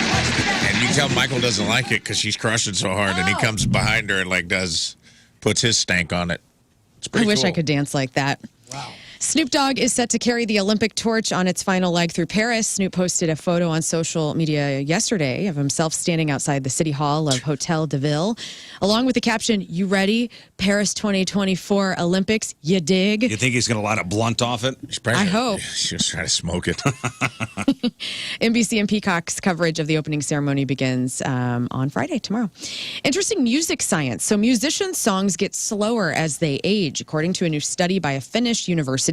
One musicologist looked at more than 1,500 songs, noticed that a slowdown in musician singles as time went on. For example, speaking of Michael Jackson, who sang Rockin' Robin at 173 beats per minute, progressively got slower singing You Work My World at 43 beats per minute. So as people age, or You rock my world? I'm sorry, You Rock My World. I think I have dyslexia a little bit. You Rock My World. That is 43 beats per minute compared to Rockin' Robin at 173. Okay, so the older you get, the slower your music gets. That's what this study is saying. Study showed the same speed decline as singles with Madonna, Whitney Houston, Eminem, Elton John, and many others. Hey, real quick. Yeah. You were talking about Snoop Dogg and NBC and whatever? Uh-huh. Every once in a while, it just hits me that, guys, you can make big mistakes, or you can be blamed for something that may not be yours. Anything could happen. And Snoop Dogg was tried for murder. Mm-hmm. And murder was the case. Murder was the case that they gave him. And throughout the 90s, they tried to pin, any sort of youthful antics or just like bad things going on in the 90s with youth on Snoop Dogg and other gangsta rappers. Mm-hmm. And now he's freaking commentating for He's NBC, carrying the Olympic torch. Olympics. Yeah, but that's on him. He has evolved and he's let people in for his entire evolution, because that's so true. Sure, when sure. you're 20 years old and you are a gangster rapper, things are said and done. And then he's a father now and a husband. I mean, he's evolved and changed. He's like Right, and football team coach. And extremely famous for smoking something that was illegal up until just, a couple minutes pretty ago. much the poster child. He's an anomaly. Right. Really. But what I'm telling you is anything can happen, and a lot changes in this reach country. for the stars, kids. Reach for the stars. He's doing like all the lifestyle pieces as far as the athlete profiles on the Olympic coverage. So he's like a big part of it. Martha And not only that, Stewart. but carrying the torch. Right. Martha Stewart gave him street cred when she got out of jail because she actually did jail time. when they did a thing together, and she's like, "Who'd have thought Snoop and Martha? And Right. one of us has been to prison." Yeah. And it isn't Snoop. Although it was, she was at what they called Camp Cupcake. Probably. Yeah, good on him, man. It's It wild, is. wild success story that I think a lot of people we tend to forget, and then we go, "Wow, that's what an evolution." It is. Rest in peace to ex-Spirit Box bassist Bill Crook. He passed away, according to Kai Turman, who is a friend and bandmate of Crook's in a textbook's tragedy. No cause of death has been revealed. He was in Spirit Box from 2018 to 2022, played on Eternal Blue. And has Spirit passed Box, away. that band we saw open up for Papa Roach? Papa Roach. Yeah. I love that band. Saturday Night Live has been a huge career break for Bowen Young, and he says he'll be eternally grateful that he's gotten to work there. But at the same time, he calls it, quote, the most cringiest thing in show business on every level. He adds, it's a cringe mountain because to live through working at SNL and the people have to constantly tell you how much it sucks, how bad it is, how it's not as good as it used to be for your entire career. That has to do with something, it has to do something psychologically. What, are you going to cry now? He says, come on, cry, baby, cry. that has to for do me. something Come to you on, psychologically, cry. where you emerge and go, I don't give an F. I can't take the crying anymore. You're a crybaby. Moving on to movie news.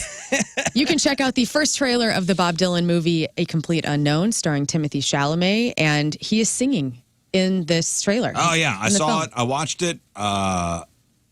He's got the Dylan thing going on, man. It looks good. It sounds good. It's him actually singing in the trailer.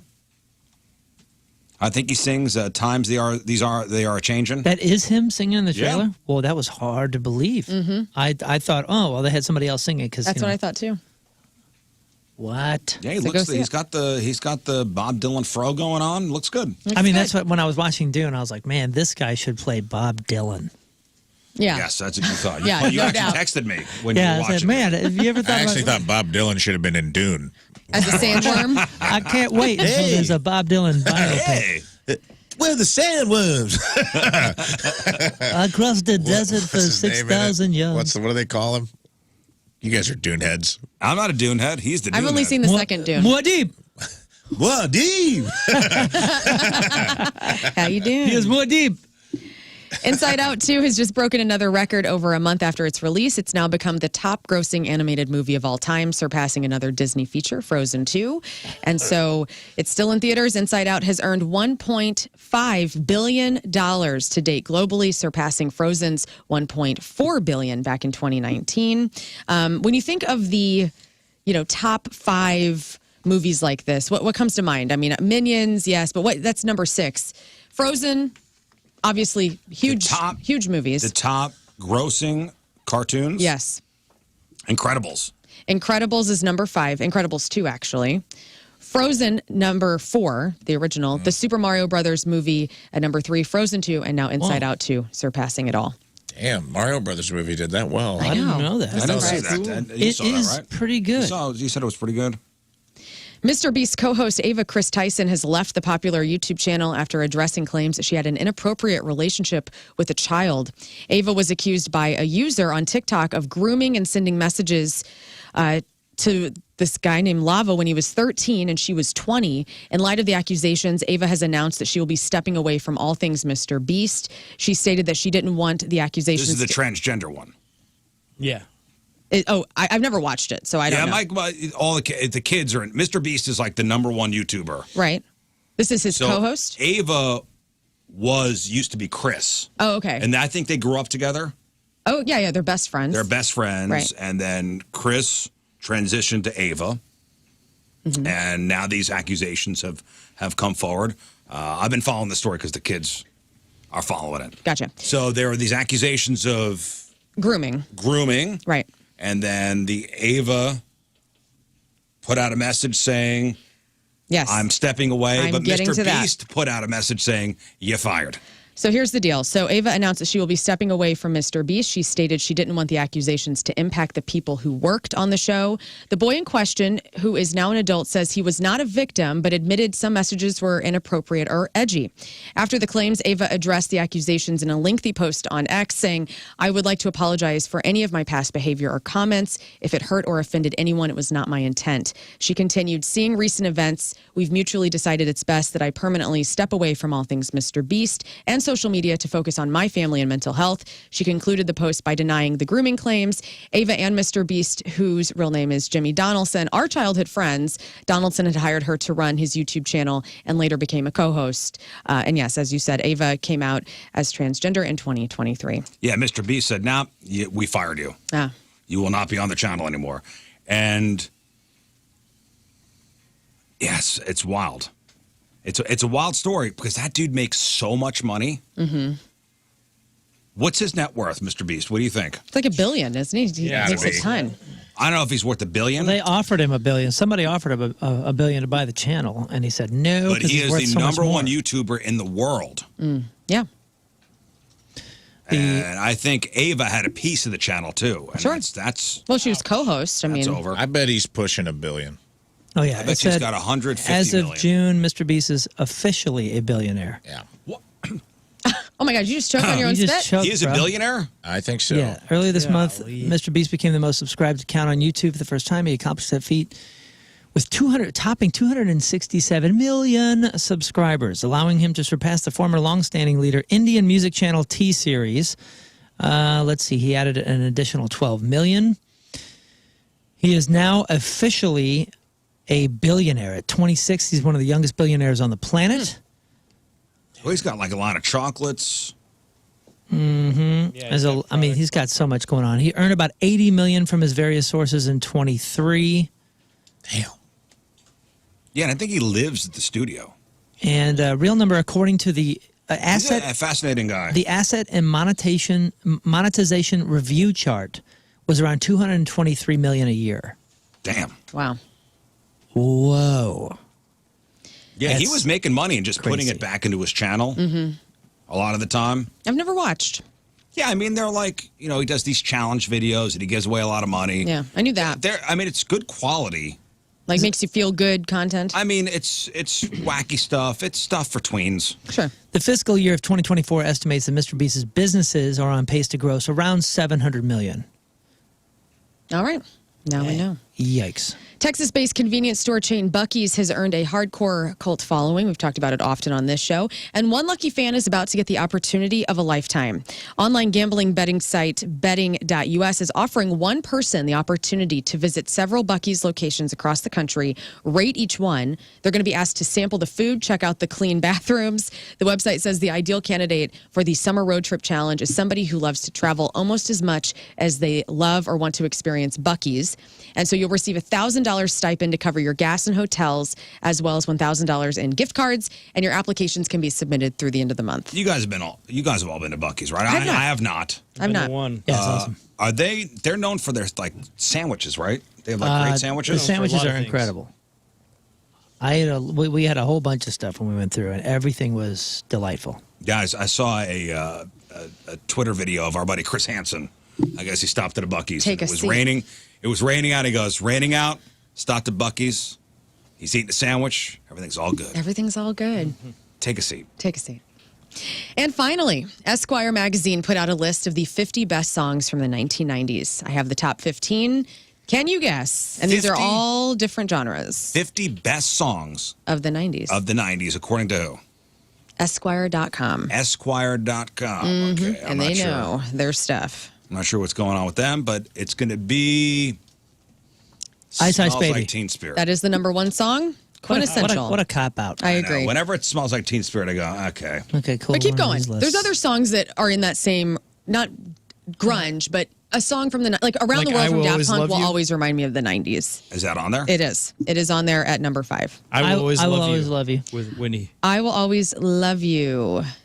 Not in the top 15. Macarena. No, not top 15. Come on, ride that train. You're riding. Juicy from Notorious B.I.G. It is number 11. Okay. Boys to Men. I'll make love to I'm sure it you. was on the list, but not top 15. What? 1990s. Is there a Michael Jackson song in the top 5? There's not. Mariah Carey. Fantasy Is that the is first number one? 2. Okay. Yes. Lightning crashes. That's number 2? That's number 2. Lightning Crashes, I'm sure that's on here, but not top 15. The 90s. Damn. Go into hip hop.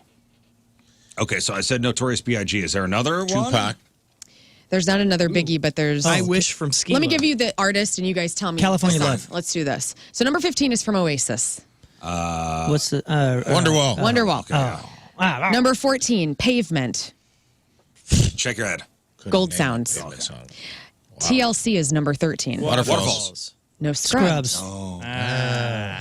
Fiona Apple is number 12. Criminal. Juicy was from Notorious B.I.G. at number 11. My Bloody Valentine, Only Shallow, which I thought was kind of surprising. What? No. Beastie Now we're Boys. just getting cool. Sabotage. Sabotage, number 9. Bikini Kill. Rebel Girl. Okay. Number 8. Missy Elliott. We talked about this song last week. Work it. Ripping up your friend. Yeah, no. No. Super Duper Fly. Super duper fly. The Breeders at number 6. Cannonball. Cannonball. Daft Punk Around the World at number 5. Liz Phair is number 4. I can't say it on the radio. F and Run. F and Run. Number 3, Dr. Dre and Snoop. The Chronic. Nothing but a G thing. Number 2 is Mariah Carey's Fantasy, and Nirvana is number 1 with Smells That does Like Teen belong there. Spirit. Nothing but a G thing belongs there. The 4 that you said before that, what a joke. And that is your That Liz crap on- Phair song is good, though. You should give that a listen. F and Run. It's a jam. If I've missed it the last 25 years, I'm gonna keep missing it. All right. No. Okay. I've been around you That too wasn't long. the 90s. I mean, More Backstreet Boys and like yeah, those guys around. Macarena. I mean, there was some 90s, boom right? bop. Yeah. They just That were Away uncool. or Bye Bye Bye. Were those That's 90s? NSYNC. You got Hootie. That and might have been 2000. 90s. It might have been 2000. You think or 2000? 2001. Bye Bye Bye from I think that's NSYNC? 2000. Yeah, It was right around the turn of feel the like that cinch. Backstreet Boys is, I think that's in the 90s. My Way. 2000, yeah. No strings attached and I sing. was That like, way. I can't believe those. I want it that way. On it that Or any way. Britney, or I guess that was all the 2000s. And I'm surprised Coolio didn't have any, like Amish Paradise from Oh, Coolio. That's yeah. a good one. Celebrity Yeah. celebrating your birthday today. Meg, by the way, big birthday days. Okay? Big birthday today. Meg Donnelly is 24. James Lafferty. Who's Meg Donnelly? She I don't know. played Barney and Barney. Taylor on American Housewife. James Lafferty from One Tree Hill is 39. Kevin McCall, the rapper that you may know from Chris Brown songs, is 39. Louise Brown, the first test tube baby, is 46. DB Woodside, President Wayne on 24, Oh, Wayne Palmer, yes. is 55. Matt LeBlanc, hey. Okay, Joey Joey Tribbiani, Tribbiani. hey, All right, that was, hey, yeah, okay, he's 57. Wendy Raquel Robinson from The Game is 57. Roger Clinton from Biodome. From Bill Clinton's brother. Is it? Yeah, Roger Clinton is Bill Okay, Clinton's yeah. brother. Brother of Bill. And the star of Biodome, Spy Hard, and Pumpkinhead 2, Didn't Blood know he was in Wings. Biodome. That's Roger Clinton is 68. Iman, David Bowie's widow, is 69. And Verdine White from Earth, Wind, and Fire is Hell of a 73. forehead on that guy. Oh, yeah? Let's see. Verdine White forehead. Yeah. While you're looking at that up, today's porno birthday brought to you by Patricia's, where fun and fantasy meet, is Gale Force. Gale Force. Today's birthday girl's been in 198 fine films, including Bare Ass Naked Gun, Not Back to the Future, Black to the Future, The Blacker the Better 2 and 4, Booty Duty. You ain't kidding. That's a look, huh? Yeah, he's got one hell of a handsome forehead. High forehead and long hair. He looks awesome, though. He's got such a cool look, actually. Oh, he's a badass bass player, too. Let me see here. Butts Up Doc 2. Debbie Does the Devil in Dallas. Butts Up Doc. What's that? She was in Arachnophobia 2, Fat Beach Patrol 2, Ladies Lovin' Ladies 2, Starship Intercourse, and who can forget a role in 1992's Professor Sticky's Anatomy. Oh, Professor Sticky. Ooh. Yeah. Yeah. Professor Sticky, huh? That's Moon. Calm down. Nothing can get past what's living rent free in my head right now, and it's Bob Dylan singing Dune songs. Like going down the road with Lisan Al-Gaib. Gale Force. That's all I'm hearing. Gale Force is 58 years old. That's your porno birthday. Those are your crappy birthdays, and that was your crap on celebrities. All right, we'll take a break. We'll come back. We will give away some tickets. Now, we are out of Chili Peppers tickets, just so you know. But the Chili Peppers are coming to town next week, one of our big summer shows. Oh. Happen to be out of tickets. Whoops. But we are playing a game called Red Hot Really Peppers? Red Hot Really Peppers? For your chance not to win Chili Peppers tickets, but tickets to go see 30 Seconds to Mars. Big summer show at AFI and Poppy and Kenny Hoopla next Friday over at the Hollywood Casino Amphitheater. We got tickets to go see I Prevail in Hailstorm. Big summer show at Hollywood Undead and Fit for a King, August 7th at the Amphitheater. And we got tickets to go see Primus and Cody and Cambria, co-headlining bill next Saturday, August 3rd at St. Louis Music Park. So, Rafe will read you some lyrics. Yes. Are they lyrics from a Red Hot Chili Pepper song, or is it something Rafe Williams made up? All right. 2 out of 3 right, you win your choice of tickets. Red Hot, really, Peppers? We're going to play next. If you want to play, 314-624-3833 or 618-398-3833. All right, 8:29. Thursday, traffic and weather. Moon coming at you. Traffic is brought to you by Worldwide Technology Raceway. The Bommarito 500 at WWT Raceway is not just a race, it is a spectacle. Go to WWTRaceway.com now because the first deal is the best deal. We got a left lane blocked due to a and the left-hand shoulder is blocked due to a crash 44 westbound just after Lindbergh. Your point forecast, rain and storm chances are at 30%. High of 88 today, right now at 76 at the Point Studio.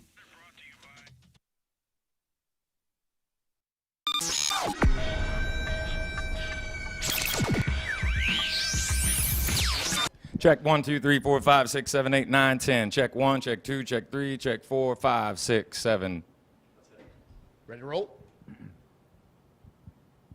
We are backstage at Point Fest, ladies and gentlemen. Brent and Barry from Shinedown. What's up, gentlemen? Well, How are hello. you? What's going on? How are you? It's great to see you. It's great to see you. Good to First see of you. all, Thanks for being cool with us because I was super, super late. I was very, very late. Some things in rock and roll haven't changed. The singers are usually late. Now listen, if we're going to do it, you are 18 minutes behind. I don't think that that's even late as far as rock stars go. I think that's just about flat. All right, we'll take that. We can take that. Yeah. I don't know if do we look at ourselves as, the RS, the rock star type? You don't have to. I appreciate that you don't, but I do, and I can. I You know what I appreciate mean? it. The reason I am late though is because I needed to take a shower because, quite frankly, I smelled like a farm animal. So I wanted to make sure that we were good today. So see, the 18 minutes late is Talking to you, Mentality. It's a place for us. It's a men's specific clinic, Mentality. 2 locations, Chesterfield and South County. Now, here on Moon Talk about Mentality for such a long time, I decided I had to make a change in my life. So I went to Mentality because I wasn't feeling like myself. I'm in my 40s now. And, things happen. As we get older, testosterone levels get all out of whack, vitamin levels get all out of whack. So I wanted to feel like myself again. So on Moon's advice, went to the Chesterfield Mentality location just for a consultation. We did a blood draw, checked what was going on inside me. Vitamin levels fine, testosterone levels low. At Mentality, it's testosterone treatment made simple. Unlock your peak performance through hormone optimization. Mentality will also try to work with your insurance company. It could be the TRT therapy, could be peptide therapy, could be, if you're having problems in the bedroom, tadalafil for ED. Semaglutide, you've heard about that. They do it all in Mentality. But you got to make an appointment. Go to mentalityhealth.com and book that consultation. mentalityhealth.com.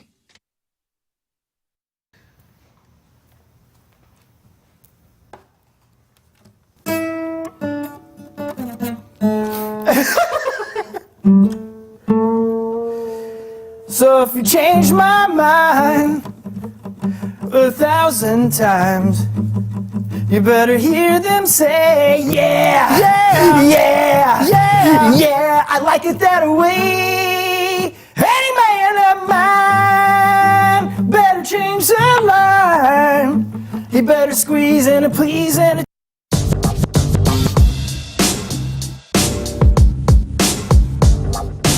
And it's Riz. We are backstage at Point Fest, and say hi to POD. Hello, fellas. Hello. What's up? I can hear him right now saying hello. Welcome back to St. Louis. Welcome back to Point Fest. Yeah. Great to be St. Louis. St. Louis, indeed. In the house. You like it here? Oh, yeah. We've been coming here for many, many, many years. Any? I want to say a few decades. Yeah. It's been a while. For sure. Any memories, special memories of St. Louis?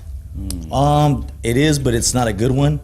We actually went to we were touring in a van back in the day, and we went to the movie theater by the train station. And it was like the only movie theater on the planet that's ever ran out of popcorn. Really? I don't even think they had popcorn. They didn't have popcorn. Yeah, they didn't have popcorn. Like, And we we were had a like, theater this is with how no St. Louis popcorn. does it. No popcorn. What's up with that? Our radio station used to be down by that movie theater, by the train station, and somebody got axed to death in front of that theater. Axed to death. See what I'm saying? Like, there's no good memories right there. You know what I mean? And popcorn axed. Popcorn, no popcorn, and axed to death. I think there actually is something, a connection there. But that theater right now is still empty. I think it's been empty for 15 years now. Venue? I think, Come on. Wow. I think you know what the downfall of that theater was? No popcorn. No popcorn. I think the poster for Dr. Dolittle 2 is still hanging. What a trip. in that movie theater. But all in all, you know what I mean? We've been coming to St. Louis for a long time. You know, Pops, we always play Pops. Oh, Pops is great. That. Well, we love having you here. Yeah. I mean, it's been a long time for POD doing your guys' thing. How have you survived? HVAC.com, ANTONSHVAC.com. That is the website. Get started. See all the services that Anton's plumbing, heating, cooling, and energy experts can do in your home, whether it be repair, whether it be replacement, installation, or one of their energy audits. And you ask, what does energy expert mean? Well, it means that they go in and they find any inefficiencies with these energy assessments. They find the inefficiencies in your home's comfort model and get you back to making sure that all of the areas of your home are comfortable. If you have any of those uncomfortable areas in your home, Anton's will have the solution. Not only be able to find the weak spots from their comfort advisors, but they'll be able to give you solutions pretty much immediately. That's exactly what happened at our house. We called Anton's. That was the first service that we had done, was an energy audit. And within 5 minutes, they had already given us a whole bunch of tips and said, okay, here's a weak spot in your home. This is why. It was an older home. It was right around 40 years old.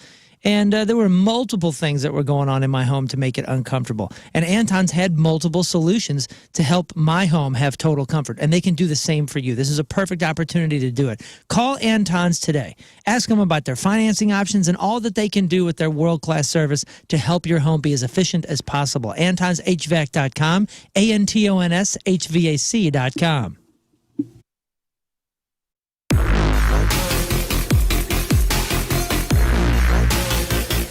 Hey guys, it's Lux and Jacoby from Pop Roach. What's up? How are you doing? Well, I mean, I'd like to say I'm doing good. I'm just much rather be playing a rock show tonight. I would much rather be watching you play a rock show. This is such a bummer. I know, very much so.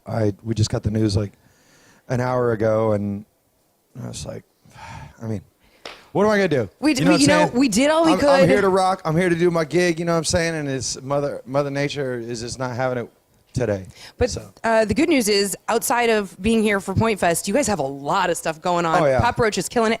I was on TikTok today. Huge fan of your TikTok. What'd you see? Well, I saw you reaching out to one of my favorite artists, Kay Flay, for. Oh, yeah. So I texted her that video this morning. I haven't heard back, but I did. Oh, you know her? Yeah. Oh, dude, she's I absolutely did, and I sent her that video. I love her, dude. I think she's awesome, man. Good energy, great artist, great live performer, great songwriter, great voice, just awesome. I'm a fan. Well, good. Obviously. Then you're happy. I sent the text message and not like, oh. Hey, let her know. If she ever want to collab, dude, let's do something. Yay! So what was it like writing Ego Trip while you were all in quarantine? I know you guys kind of got together, had to get tested, do the whole thing. Yeah. So we, the rug was pulled out from underneath us, and we were on tour out in Europe at the time. Came home, flew home, thought we were going to be home for a few weeks. A couple months goes by.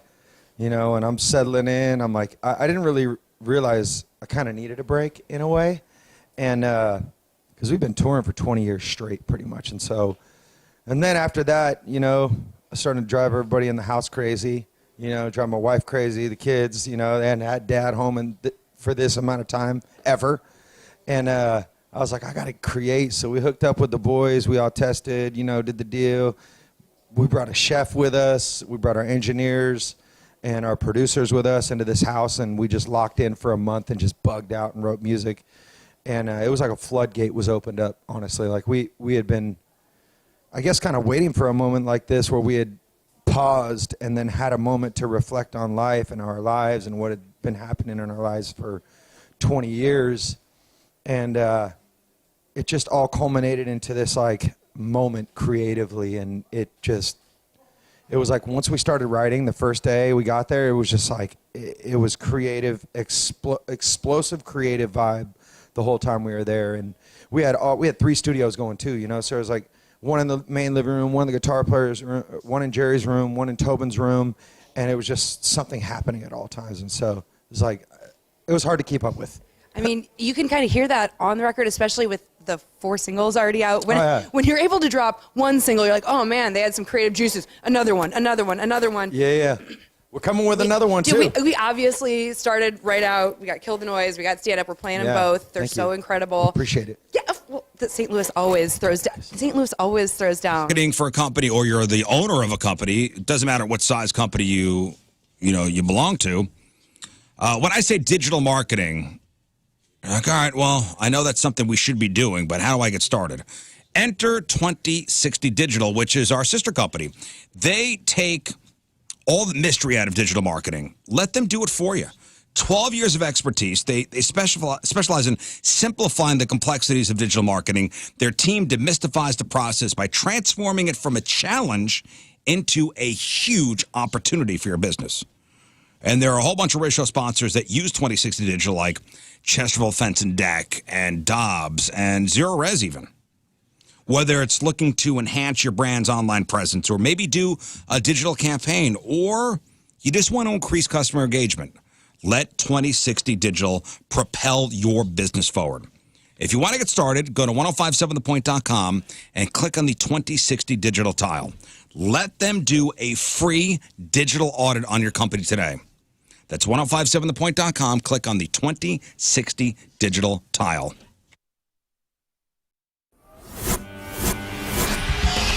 It's a nerve-wracking day. What? You guys and Queens of the Stone Age. Back-to-back interviews. I'm already a high-strung person.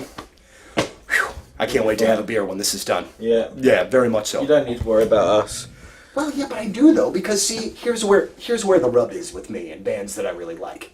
If it's a band that I'm about, I can power right. Happy birthday, Riz, you bitch. Hey, do you guys ever feel like your brain is at full capacity? Never. Like, and you wish you could kind of forget the random junk that's taking up space? Yeah. No, I'm trying to remember the random junk that I'm supposed to be remembering. Yeah, but, I mean, there's like useless info in there. Like, do I really need to remember my, my childhood phone number? It's not useless for me when I'm smoking you and match up with Moon. No, you know what I I'm mean? just saying, like, random useless crap. Like, Yeah, yes, there is some weird stuff. I do remember my best friend's phone number. like growing old up. phone numbers. Like, do we really need to know that stuff still?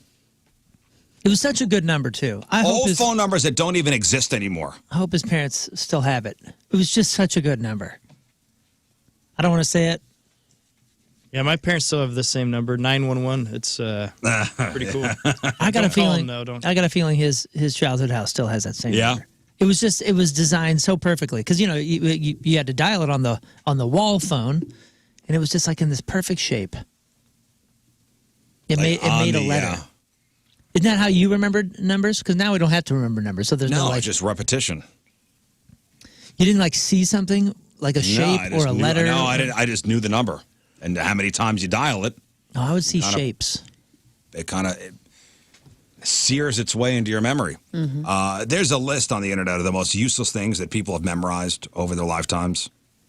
And chances are you can relate, like, again, old phone numbers from your childhood that don't exist anymore.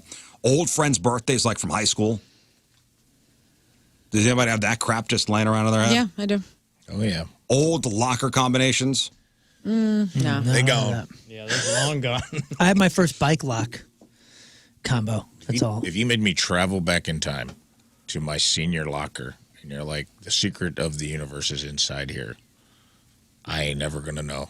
Are you sure you think that somebody put you in front of that locker? No way. No, 100% gone. That's gone. No way, Man. it's gone. You remember think yours? You could? I don't know. I think maybe if I was put in that situation, I think Same hallway. maybe. Same hallway. Yeah, maybe it does. Same come locker. I used to be so nervous too because you never wanted to forget it. They gave it to you. They're like, this is the number This that is you it. get, and you have to remember this number. And I was always bad at remembering numbers. This is it.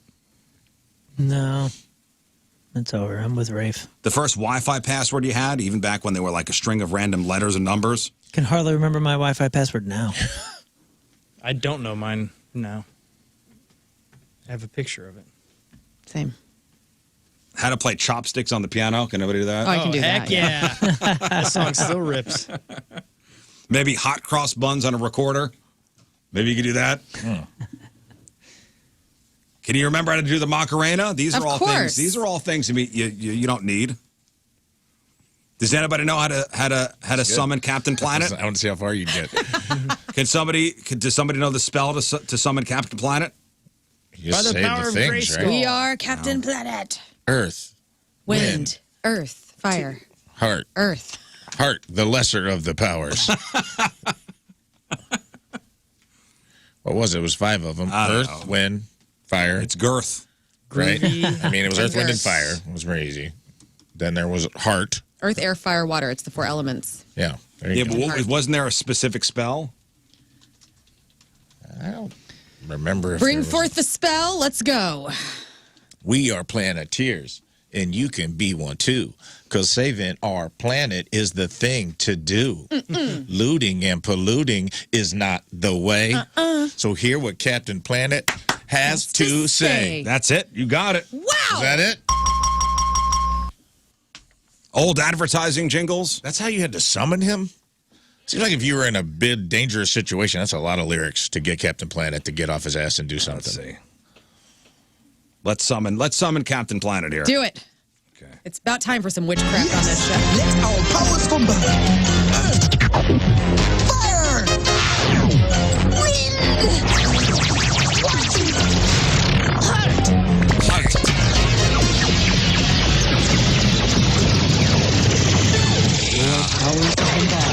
I am Captain Planet. Oh, there he is. You just raise your ring to the sky and just say your element. You know, that was grooming all of us to be Wiccan. I'm just here to say, like, that you got the 4 elements, earth, air, fire, water. Spells are being cast. That's probably where I became a witch. Right I also there. like to say they got the heart ring out of a Cracker Jack box. It's not a real. That guy didn't have any real powers. He was just on the team. What was he fighting people with? You know, they're just like, oh yeah, man, hey, you go hide in that log and use your heart. LeVar Burton was in that. Yeah, you hide. Don't come out of that hollow log. It's dangerous. We'll use the actual elements to fight these. Yeah, you're on the rear with the gear. Yeah. But I have heart. That'll help you guys with the heart. No, man, you just. You know where we need the heart? Yeah. In the car. Oh. Yeah. Heart, you go start the car. The heart's the getaway driver.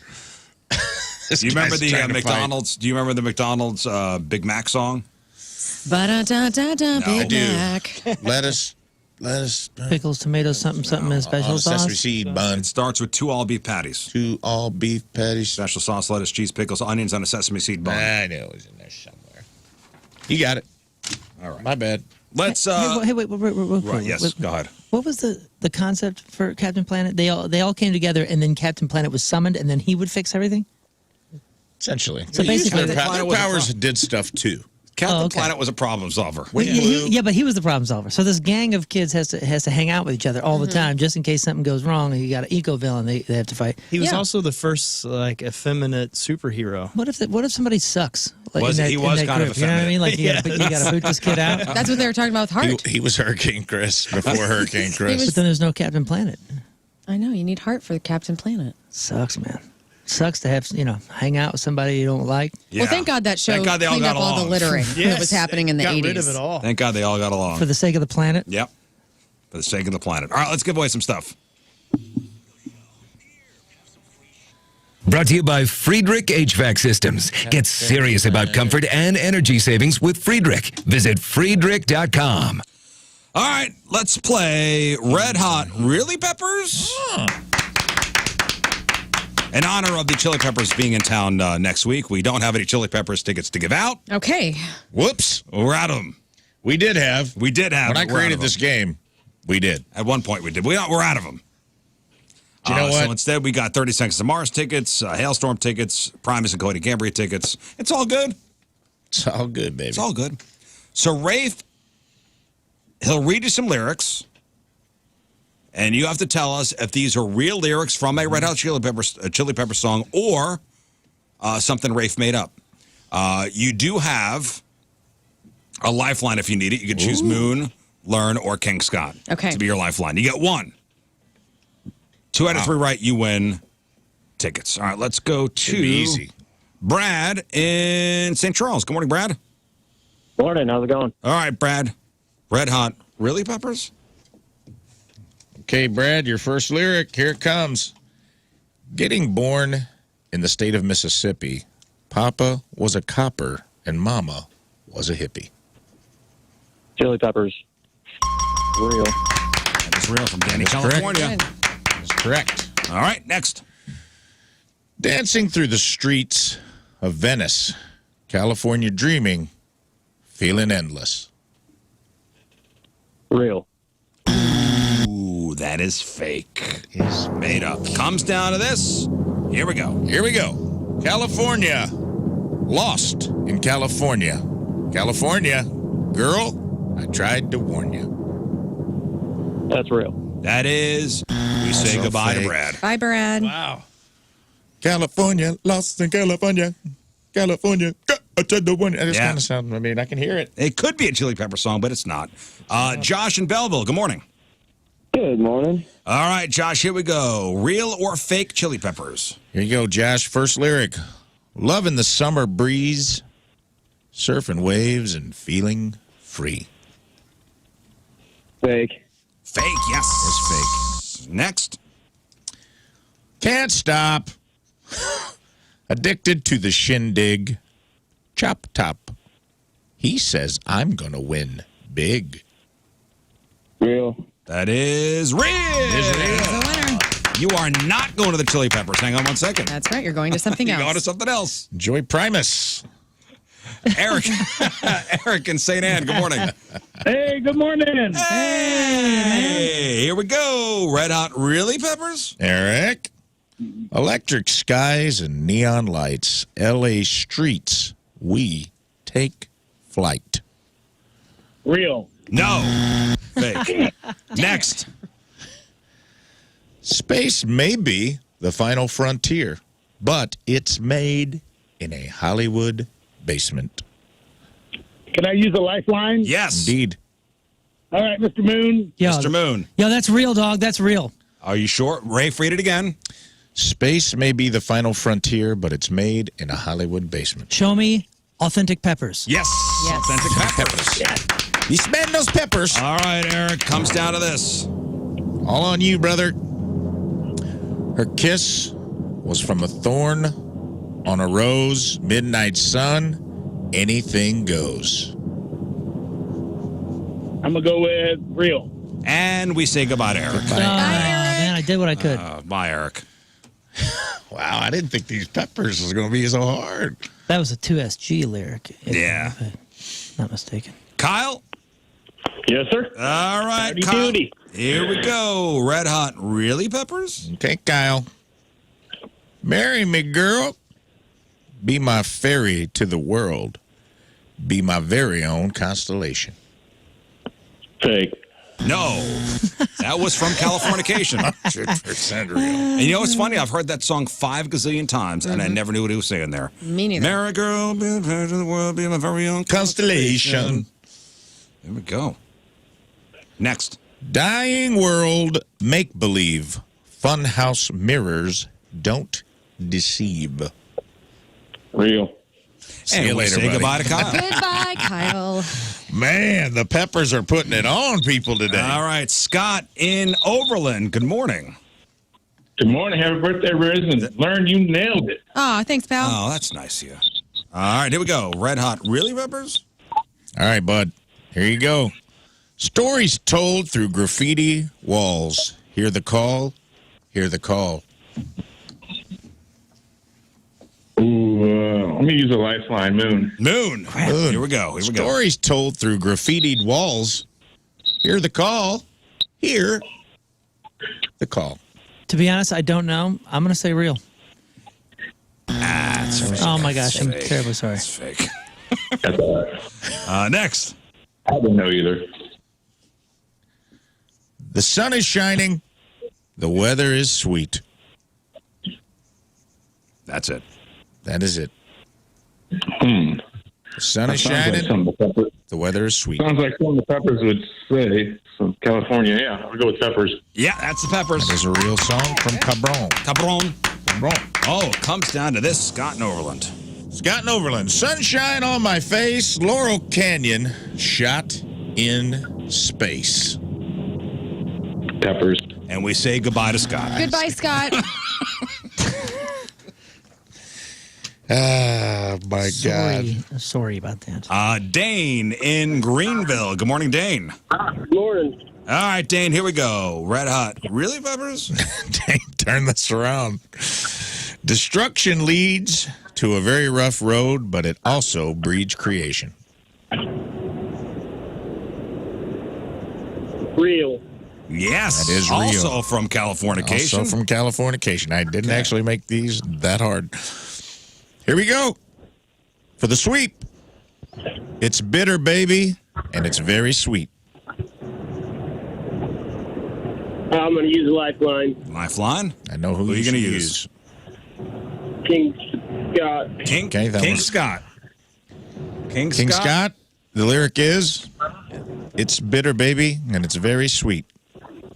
Oh, that is real. That is definitely real. Yes, You are not finally. going to the Chili Peppers. You're going to something else. That's right. Have fun at 30 Seconds to Mars.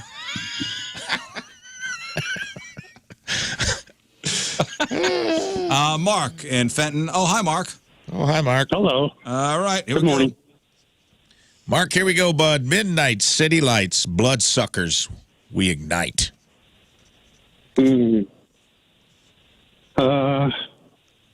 Lifeline. Lifeline. Smart move. Who you taking? Riz. I can't do it. I have the answers in front of me. Learn, Okay, Moon, or okay, King Scott. Moon, help me. Moon, here we go. Oh, Here we go, no. Mooners. Say it again, please. Midnight city lights, bloodsuckers, we ignite. Midnight city lights, And I feel like I've heard that, but bloodsuckers, we ignite. was it Slayer or was it Red Hot Chili Peppers? I'm going to just stay consistent here. I'm saying Chili Peppers. That is I'm sorry. That's fine. It's fine. Here we go, bud. You're on your own now. Okay. We Yep. could make time romping and a stomping because I'm in my prime. That's real. That's Yes, real. yes, Real. Felt good about that. Around the Anybody know world. song? Yeah, around the world. Around the All right. world. You Here we got go. Comes down to this, Mark. You got this. Mark, for tickets to Hailstorm. Painted walls and broken signs. Whispers of the olden times. Yeah, I don't know that one. I'll say that's not. You gonna say fake? Phillies. Yeah. Final answer? Yeah. You're going to Hailstorm, bud. All right. Nice. Congratulations. All right, one more. I'll learn pick 2, 3, or 4. 3. 3. John in Belleville, final contestant on Red Hot. Really, Peppers? Here we go. Ready to play, John? Yes, sir. Here we go. Throw me to the wolves because there's order in the pack. I've got a million ways to make my heart attack. Fake. Real. Correct. That is real. Somehow that's real. The Getaway by the Red Hot Chili Peppers. Here we go. California, rest in peace. Simultaneous release. Real. That is real. Yes. Comes down to this. Fingers crossed, bud. For the win. Ooh, I know you want to go to Coheed and Cambria, brother. Here we go. Can the Peppers get you to Coheed, my man? Music, the great communicator, used 2 sticks to make it in the nature. Real. Show me real. There it is. It's real. Yeah. All right. Hang on Song one second, can't John. stop. Okay. That's tough. It was tough. Tough. All right. We You sent know some. what? Hey, we sent some people to Hailstorm. All right. There we go. Right. I feel like if I put any California, if I just said a city, it seems so Chili Yeah, Peppers. yeah, If yeah. it said California, Laurel Canyon, Venice Beach, people are like, yeah, sure. Sun is shining. Uh-huh. Something about California. All right. We're going to take a break. We'll come back with some of your emails. That should definitely be the name of their next album. Something about California. Mm-hmm. All right. 8:58. Thursday, traffic and weather. Moon coming at you. Traffic is brought to you by Worldwide Technology Raceway. The Bommarito 500 at WWT Raceway is not just a race, it's a spectacle. Go to WWTRaceway.com now because the first deal is the best deal. We still have that left lane blocked and a left-hand shoulder blocked due to a crash 44 westbound just after Lindbergh. Your point forecast, rain and storm chances are around 30%, high of 88. Right now, it's 79 at the Point Studio. Oh, did you hear about this? And Jason, on the instant feedback, he got an email saying he won tickets to see the Chili Peppers upon closer inspection. There's a group called the Red Not Chili Peppers. Oh, that's right. We've heard a few stories about people going to The the wrong Red show. Not Chili Peppers. I like it. How were they? I don't know. How were they, Jason? I will take a break. Stay there.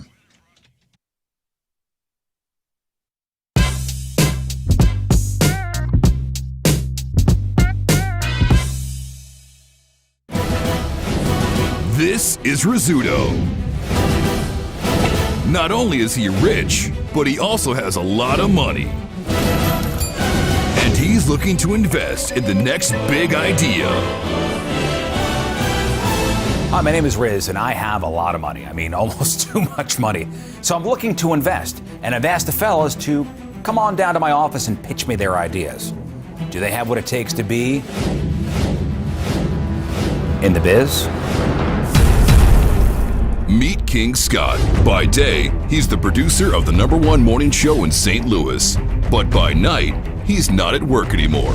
Interesting. He says that despite all of his shortcomings, his one long coming is his knack for decent ideas. Fenton with Impact Life, and we're going to have ourselves a blood drive. It's going to happen from 2 to 6. I'll be out there broadcasting from 3 to 5 at the Bricklayers Local 1 with Tile, Marble, Terrazzo, Local 18 in Fenton. And so I'd love to see you today. You can still do walk-up, but making that appointment is just going to help things stay organized and, get you on your way wherever you need to go for the rest of the day. Eagle call! So come on out. You donate blood, attempt to donate blood, you'll get that King Scott Eagle Call Impact Life Riz Show t-shirt that is pretty adorable. If you haven't seen it, you can check it out at 1057thepoint.com. That's also where you can schedule your appointment to come out today in Fenton. Again, 2 to 6 is when this blood drive is running, and I'll be reminding you later in the afternoon as well. But as I've told you before, summertime is trauma season. People are out there getting wild, okay? And sometimes accidents happen. Blood like yours can save so many lives, especially those of you with the much needed, type O, type A, type B, O positive, O negative. There's all sorts of blood that's needed, no matter what kind of blood you have. We want it, all right? So Impact Life, 1057thepoint.com. I'll see you there in Fenton. It's like Blink-182.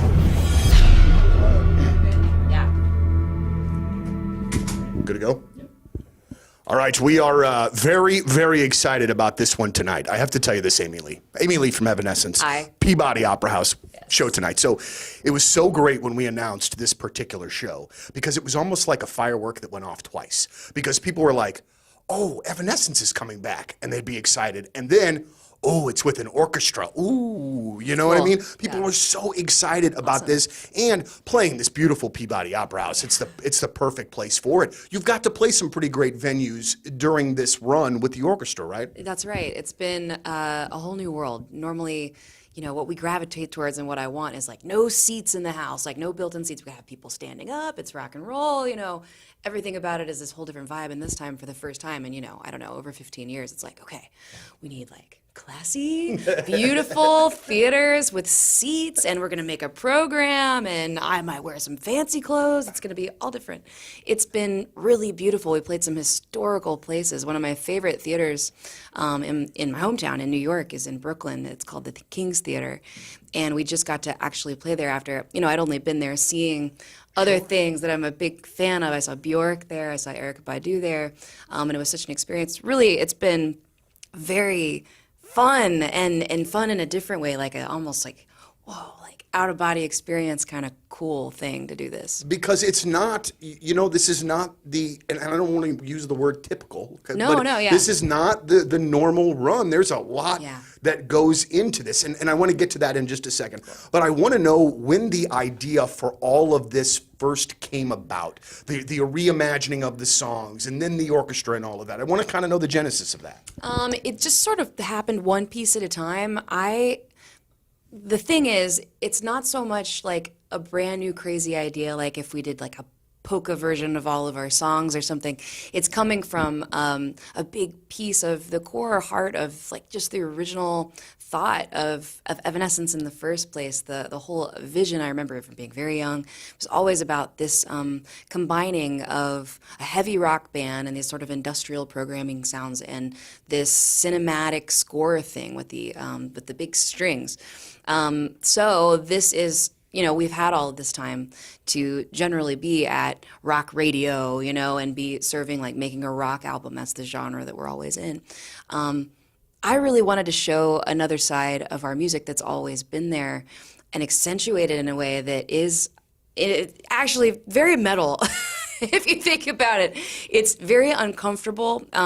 It's something that's dangerous and difficult, and all of us are outside our comfort zones and challenging. It's challenging in a lot of cool ways. I get to play the piano in a way that I never have live before. It's sort of all those things accentuated that are generally in the background, now put up in the forefront. I read that you had to kind of get your sort of piano chops back a bit because this was sort of a level that you hadn't played at for a while. No. I mean, I took classical piano when I was in school and stuff, but this tour kind of, what it demands from me personally is to have the kind of focus that normally I only have to have in the studio or like alone in my house. Mm-hmm. It's different than when you're live. You need to keep things fairly safe, generally, so that when something comes flying at you or your monitor breaks or anything else distracts you, like you've still kind of got it in the pocket, like you have the muscle memory to know what to do.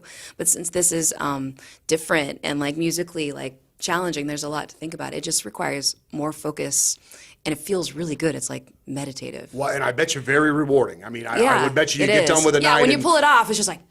Right. well, and that kind of leads me back to a question you almost kind of answered there in the last time, but it has to be incredibly different for you with different cues and things playing with the band as opposed to now playing with the orchestra. Yeah. How long of a process was that in you kind of getting used to this whole other thing behind you? That's part of what's so cool about the challenge, actually, is that we didn't get a lot of time to prepare. Really? Well, every day that we play, we're not touring with this group. We have a different group of musicians in every town. Wow. So tonight on stage, when we play our songs, most of them will be doing for the first time all together as a group in front of the audience. So it's definitely like a little bit different and very live in a new way than it ever has been. The ability of a musician to be able to do that. Well, them too. There's a lot of very talented people on stage with us, and they, they're working at a very high level. Yeah. Like all these people have been doing a lot more school than I have. Right. But they're only really looking at the music, most of them, for the first time today. They're practicing right now. So we carry our own conductor, and she goes through the whole set. She has about an hour and a half with them. Not about, exactly an hour and a half with them. They're union every day. So they just basically have a chance to do each song once. And then we join for the last half hour and just sort of... Feel good, you're confident, it's good for your mental health. Maybe 30, 40 years ago, getting plastic surgery, there was such a stigma attached to it. But not anymore. We've come so far as far as medical technology comes, and you have the best of the best as far as plastic surgery. Almost right next door to the radio station here, Parkcrest Plastic Surgery. If you're looking to, feel better.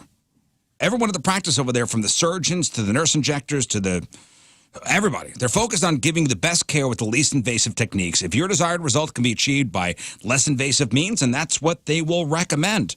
It's their mission over there at Parkcrest to provide the highest level of care to help you achieve your cosmetic goals with natural-looking results. Whether you're looking to minimize fat in hard-to-target areas or you're looking for the old mommy makeover, any combo of breast and body surgery to help a body recover from the after effects of pregnancy, or if you're looking for laser hair removal or hydrofacials to permanent makeup, they do it all at Parkcrest Plastic Surgery. Dr. McGuire, Dr. Kaplan, you have people traveling from all over the world coming to Creve Coeur to be treated by them. It's Parkcrest Plastic Surgery.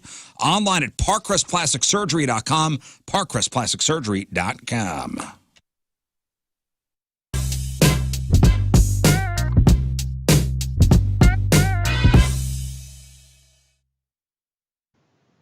How are you, everybody? Donnie Fandango, and I am very lucky, and I know I'm nervous because my hands are sweating like crazy. I got Pete and Sam from Chevelle. Gentlemen, welcome back. It's really great to see you. Hey, it's good to be seen. Good to be here, Donnie. At Yellowstone. No. Big boom. Big, super volcano go big boom. Yeah, it did. Yeah, so Yellowstone is basically on top of a super volcano, right? Mm-hmm. And there's all the geysers and stuff. Well, You ever been? no.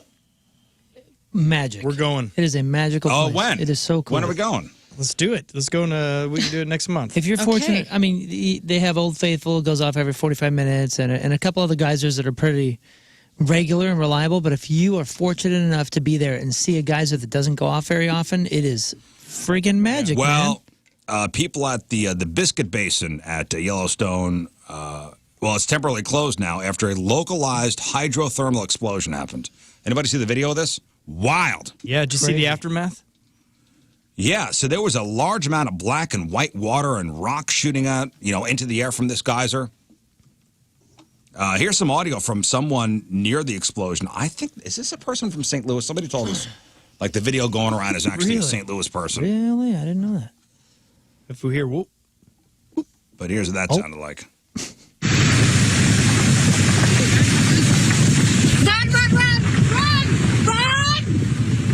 Oh my God. Max, keep going, keep going. We are getting out of here. Yeah, people were at first frozen with confusion, and then like, oh man, we should probably run because there's rocks. Yeah. Now coming down, rocks raining down. This video's nuts. It is nuts. That's a popular play. That's a popular spot too because they have one of the coolest pools there called Sapphire Pool. And this is the Biscuit Basin. Yeah, Biscuit Basin is like kind of a big spot, and they have those walkways. Like the handle. Yeah. It looks like a wooden walkway, like a small boardwalk type thing. And you walk Wild West. You walk like that. This is one of the spots that's fairly popular because there's like 3 or 4 things to see within a very short walk of a parking lot, rather than having, because some of them you got to hike. You got to hike pretty deep. And this one has a lot of those cool looking little pools as well. Is there a parking lot close by? Because I'll park. No. Yeah. This is where Jewel Geyser and that Sapphire Pool are. Shout out to this mom or whoever was filming this. I mean, she's like telling her kids to run behind her, and they're running behind her, but she keeps filming until the thing is gone. Till it's done. That's amazing. Well, they're all frozen. Like, holy cow, I can't believe I'm witnessing this. Right. Mm-hmm. Yeah, that's one of those. I bet you that's one of those spots where the pools look so nice and idiots try to get in and melt. Yeah. Oh, yeah. Every once in a while you hear Guy's somebody dog falling did in. it. I was so sad. I'd be so devastated. When you were there? Guy took his. I haven't been. Oh, but I dude, watched it's so like cool. last year. I remember like someone took their dog out on the planks, and the dog doesn't know. The dog saw water and just dove in. Oh my God. Oh no. Completely disintegrated in front of the entire crowd of people, and I'm like, that would be. Imagine being a kid and seeing that happen. That would be wild. Seeing your Not dog that a jump human in wouldn't, but I mean, just like, don't take your dogs. Basically, is the moral of that story. I always think of the grandma in what was it, Dante's Peak, when the lava is rolling down and she's like slowing down Pierce Brosnan and the family, and she just decides to walk into one of those pools and just burn herself up. You know what I'm talking about? I think I may have seen that movie once. I will always. I don't, but I felt like that before. I know exactly how that grandma felt. She sacrificed herself She to save us all. sacrificed herself. Grandma's slowing everybody down. and I'll they- slow this lava down. So she Grandma just doesn't work walks like that. No, I'll lay across it. I'm like, Grandma, you're gonna burn in like 4 seconds. Yeah. I'll save you all. The first time we went out there, I remember one of the things I saw was a park ranger's hat was sitting right on the edge of the water thing and like way out there in the distance. So I was just pictured that he disappeared. diving? But I'm sure it just blew right off his head and was like, well, that's staying there. That's that. Until time comes. I just saw a video on TikTok that was like similar, but it was an avalanche, and it was like in the distance, and the person was like on a, like you could see it coming down the mountain, and they were filming, and you could hear him be like, "Whoa, wow, uh-oh," because it like swept through the valley and came up the other side, and then they lived. He lived, yeah. It was, but like he was frozen with the beauty of it. By the time he started running, it was too late, and then you see his phone get covered in snow. But I think he was like far enough away; he was able to get out. Yeah, well, this thing's on a super volcano, so every once in a while it needs to let off a little steam. Mm-hmm. Wow. So that's what that was. There's a new iPhone coming out in September. Oh, good.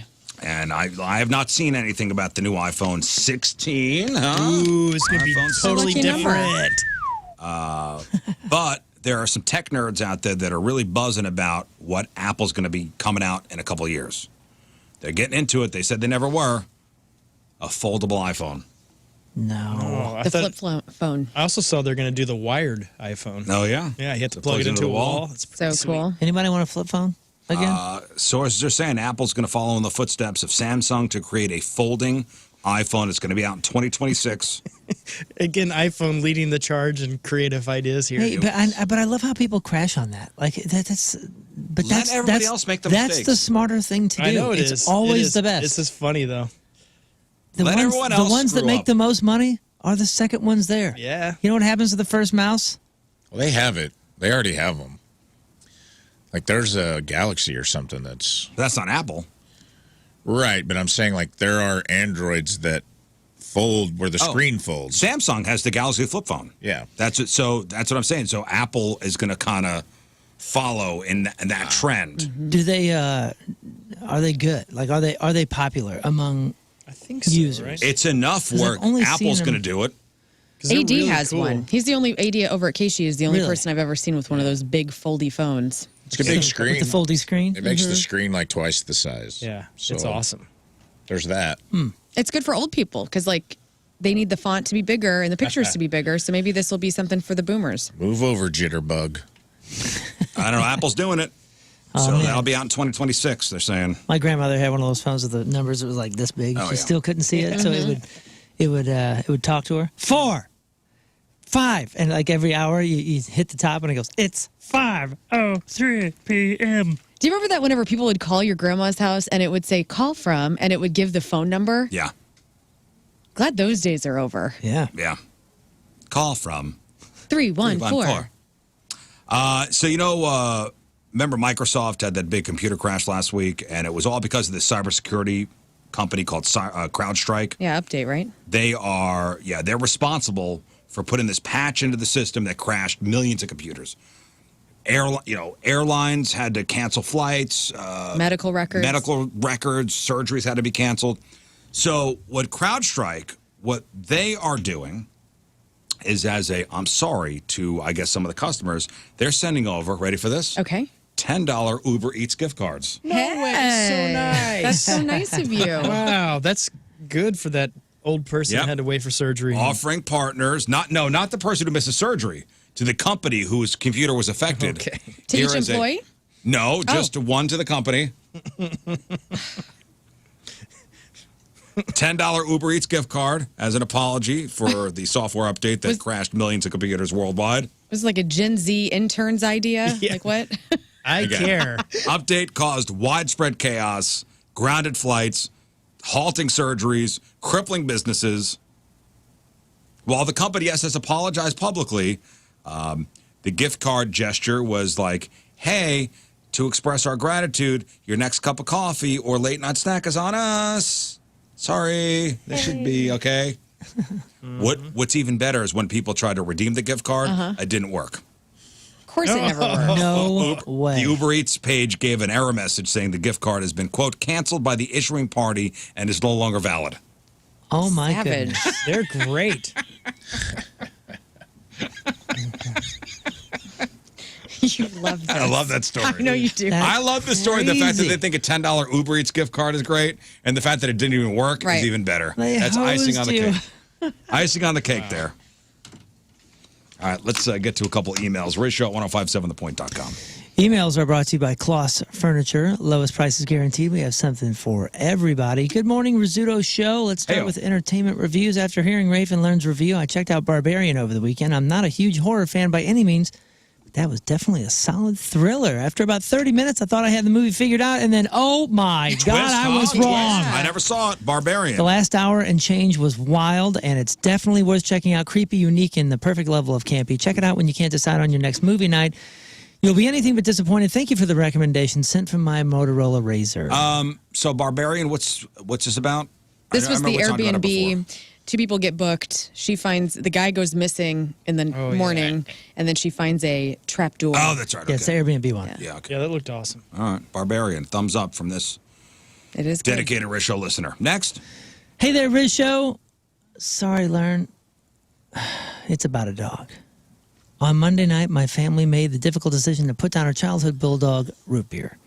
He was 12 years old, which is an eternity in bulldog years. He was the sweetest boy and my favorite child for sure. It broke all of us, and it just sucks. It doesn't feel quite real still, and it's part of me feels lost. Listening to you is already really a blessing. Yesterday, I went to school setting up my classroom for the new year. I was listening to the podcast from Monday and hearing Moon talk about his shows and Lern talk about her experience on stage with Limp Bizkit. I can't explain the comfort it gave me, even if it was just for a little bit. I've been listening to the show for so long. You guys have helped me through difficult times over the years. I want to sincerely thank you all for the laughter, love, and genuine peace listening to you guys every day. Well, sorry for your loss. My heart still hurts, but knowing that I have you all to listen to and lift my spirits while my family tries to navigate the future without our beloved Root Beer makes this suck a little less. Thank you, Riz, Moon, King Scott, Rafe, and Lern. Love y'all, Kelsey. Well, I'm sorry for your loss, Kelsey, and from what I hear, Root Beer was a great dog. Rest in peace to Root Beer. R.I.P. Root Beer. I love that name, by the way. You know, I just want to Rafe say would this. like to sing a song. Root Beer, Root Beer Rafe looks... would like to sing a little song Here's Root Beer. dedicated to Root Beer. It's called the root beer that is never barks. Here we go. BARQS. Really put me on the spot here. Now I'm seeing a picture of the dog.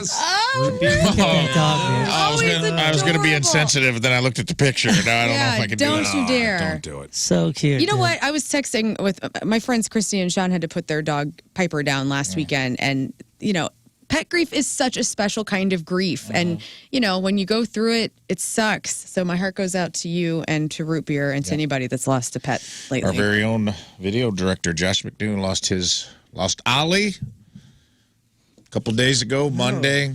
And Rafe Williams liked to sing a song. 17-year-old Ollie. Here we go. Ollie, little Ollie, life is but a folly. You are with Root Beer now, in a farm in the sky. Upstate somewhere. Yes, you went upstate, like many pets before you, to live on a farm and to also always have dog treats. This is not going well. No. What's up, y'all? It's a sad. Was just curious if you knew the layout for the home run derby as far as I guess when we're you moving will on. hit. Yeah, I was trying to help out. Okay. Trying to help out a friend. Just curious if you knew the layout for the home run derby. I was about to get to the chorus, just so you know. I didn't know that the pre-chorus was this isn't going well. Yeah, this isn't going well. Is how My songwriting is aged, I suppose. That's how the kids are writing songs now. Yeah, that was AI. That's the bridge, dude. Yeah, okay, anyway. Will there be an hour-long delay between rounds again? My family wants to go, but we just can't last as long as it took 2 years ago. Not complaining, just curious, love the show. I mean, it literally sounds like a complaint. Honestly, it's valid because my wife said the same thing. Like, oh, you want us to come to the home run derby? I was like, yeah, it'd be great for the sport. And she goes, is this going to take 4 hours again? So what I don't It was the only complaint. It was they would switch us, the pros, they would take, then it'd be like a 20-minute intermission There was between some those. absurd lollygagging a couple years ago. I mean, honestly, I don't know the format. Maybe we'll find out. It was that extremely hot year, so everybody was moving slow. Okay, I wasn't there last year. I remember 2 years ago. Remember we found a snake in the dugout? No. Oh, God, what? Oh, yeah. Yeah, in the toilet. So I got a feeling that all of us are going to say, come on, let's go, let's get this move going. this It'll along. be fine. Plus, the weather's going to be much better than it was 2 years ago. It's going to be fine. And It'll they be great. no snakes. They got rid of all of them in O'Fallon. So that's great. Yes. The Pied Piper. He drove all the snakes out of O'Fallon. With his flute. With his flute. St. Patrick. Next. Good morning, Riz and other people. Oh. With it being baseball season, what the heck happened to the soundbite? Gone forever. Hepatitis, see you later. See you in hell, big boy. That was a staple of the Riz show, and now I never hear it. Come on, guys, bring it back. Do better. Oh, do better. Oh, man. You know, I love that. That's a way to get Riz to do something. Do better. I'm trying to do better, guys. It has been a minute. I don't even know what you're talking about. What? It's been I've that never heard long? this. There's a video of a guy, he's playing like slow pitch softball, Yeah. and he hits home run. He has all these funny little sayings every home run he hits. Oh. Gone forever. Hepatitis, see you later. See you in hell, big boy. That's what we're going to be saying on Saturday. So it's like a montage Join us. of him hitting home runs. Somebody wanted this? Join us. Hepatitis, see you later. Yeah. Very cool. You had to be there. Yeah, I wish I was. You weren't, though. I wasn't. All right, one more Moon. Okay, let's see. Good morning, y'all. Not sure if you guys are aware, but on the concrete median between northbound 270 off the ramp to Manchester Road and the Manchester eastbound on-ramp to 270 North resides a mysterious glass pickle jar. That's right, there's a random jar of pickles that have been showing up there for over a decade. Nobody knows the origin of the pickle jar. They're Claussens, I believe. Or the reason why somebody has been placing them there for all these years. If for some reason it gets taken away or knocked down, another one mysteriously shows back up within the next day or so. There's even a Facebook page called Team Pickle de Pere, Missouri, which has over 29,000 followers from all over the world who are fascinated by these pickles. On this page, people share all kinds of things, including their photos of the jar that they drive by, theories of the origins of the pickles, random pickle memes, different pickle-flavored foods, random pickle jokes, and even some pickle jar poetry. The Wall Street Journal even did a story on this pickle jar just last month. Anyways, I thought you guys and the listeners might want to know about one of St. Louis's lesser-known attractions and possibly put the Rizzuto Show Detective Agency on the case to find out what the story is. Again, there's been articles, news stories on this thing. Have you seen it? It's got huge press in the I don't past, think I've seen it. That was from Bart, sent from his Commodore 64. We've talked about it on the show before. We've talked about it. Yeah, I don't know. I remember you guys talking about it, and I totally forgot about it. I didn't know it was still a thing. That's been going on for more than a decade. Incredible. Has anybody seen this? I've never seen it. I've seen it. You've seen it too? No, I've never seen it. Oh, yeah. Yep. Claussens? Spears? Holes? Minis? What are we talking about? Is it on the ramp? Yeah, it's on the concrete median of the on ramp, yeah. though, right? Here, would you guys eat one if you stopped by? If the plastic was still on it, sure. No, and anytime it gets knocked over or disappears, another one appears. I love a pickle fairy. Yeah, St. Louis has a pickle fairy. That was Scott's nickname in high school, actually, pickle fairy. And circles it back around. That's what they called me when my mom bought me a piccolo, and I didn't like it. And I could have been a world-renowned piccolo player. I like that nickname. What do they call a piccolo player? A piccolist? I don't know. A piccolado. There's got to be a cool name for a piccolo player. If it's not piccolist. Piccolo is such a cute word in itself. I don't is. You know, piccolo. Hang on. What? I'm positive I'd pick Piccolofer. Who plays? I think a picklist. Hey, our resident pickle picker. It is. King Scott. Piccoloist. Piccoloist. That Scott, sounds cute. After the break, how about a little headline goo? I love that idea. I worked really hard on it today. Yep. All right, headline goo after the break. 9:26. Hey, as a preface, I read those. There is an all-star one in there. Wait, Scott, what do you mean? Scott wrote them and he sent them to you already? He shares them to me. Oh, He says, okay. hey, check out this joke. What do you think? And I'm like, oh, it's going to do okay.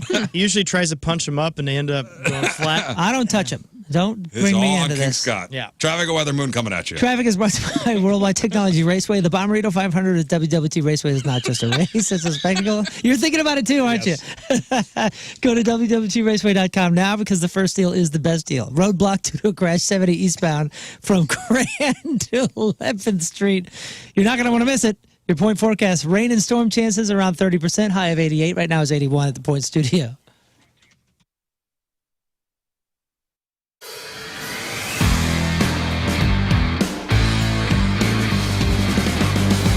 So we've had this place for a little over a year now, and every time I come up here, I discover something new, whether it be a new structure or just something hidden in part of the woods here.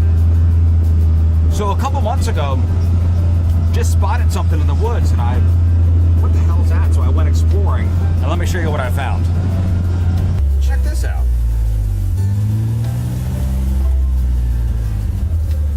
That, my friends, is a hidden sawmill. So I drove out here one afternoon and I said, what the hell is this? Well, you get all this cut wood. You got this wooden structure out here. I said, what is that?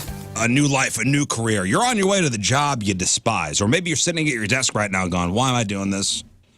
Another day of misery. What are you going to be doing in 5 years? You know you could change your life with a career in technology and have unlimited growth opportunities. Now, you've heard me talk about Centric for a long time now, and why haven't you done anything yet? Graduates are always saying, man, I wish I would have done it sooner. I wish I would have gone to Centric sooner. And by the way, if you take Centric classes, they work around your schedule, day, evening. You can do night classes. You can do online classes. They now have like flex learning. Don't wait for something bad to happen or let somebody else make the decision for you. Make the decision and change careers your decision. They could change your life in 4 months, not 4 years, 4 months. A career in technology, again, with unlimited opportunities. That's Centric. Programs are starting all the time.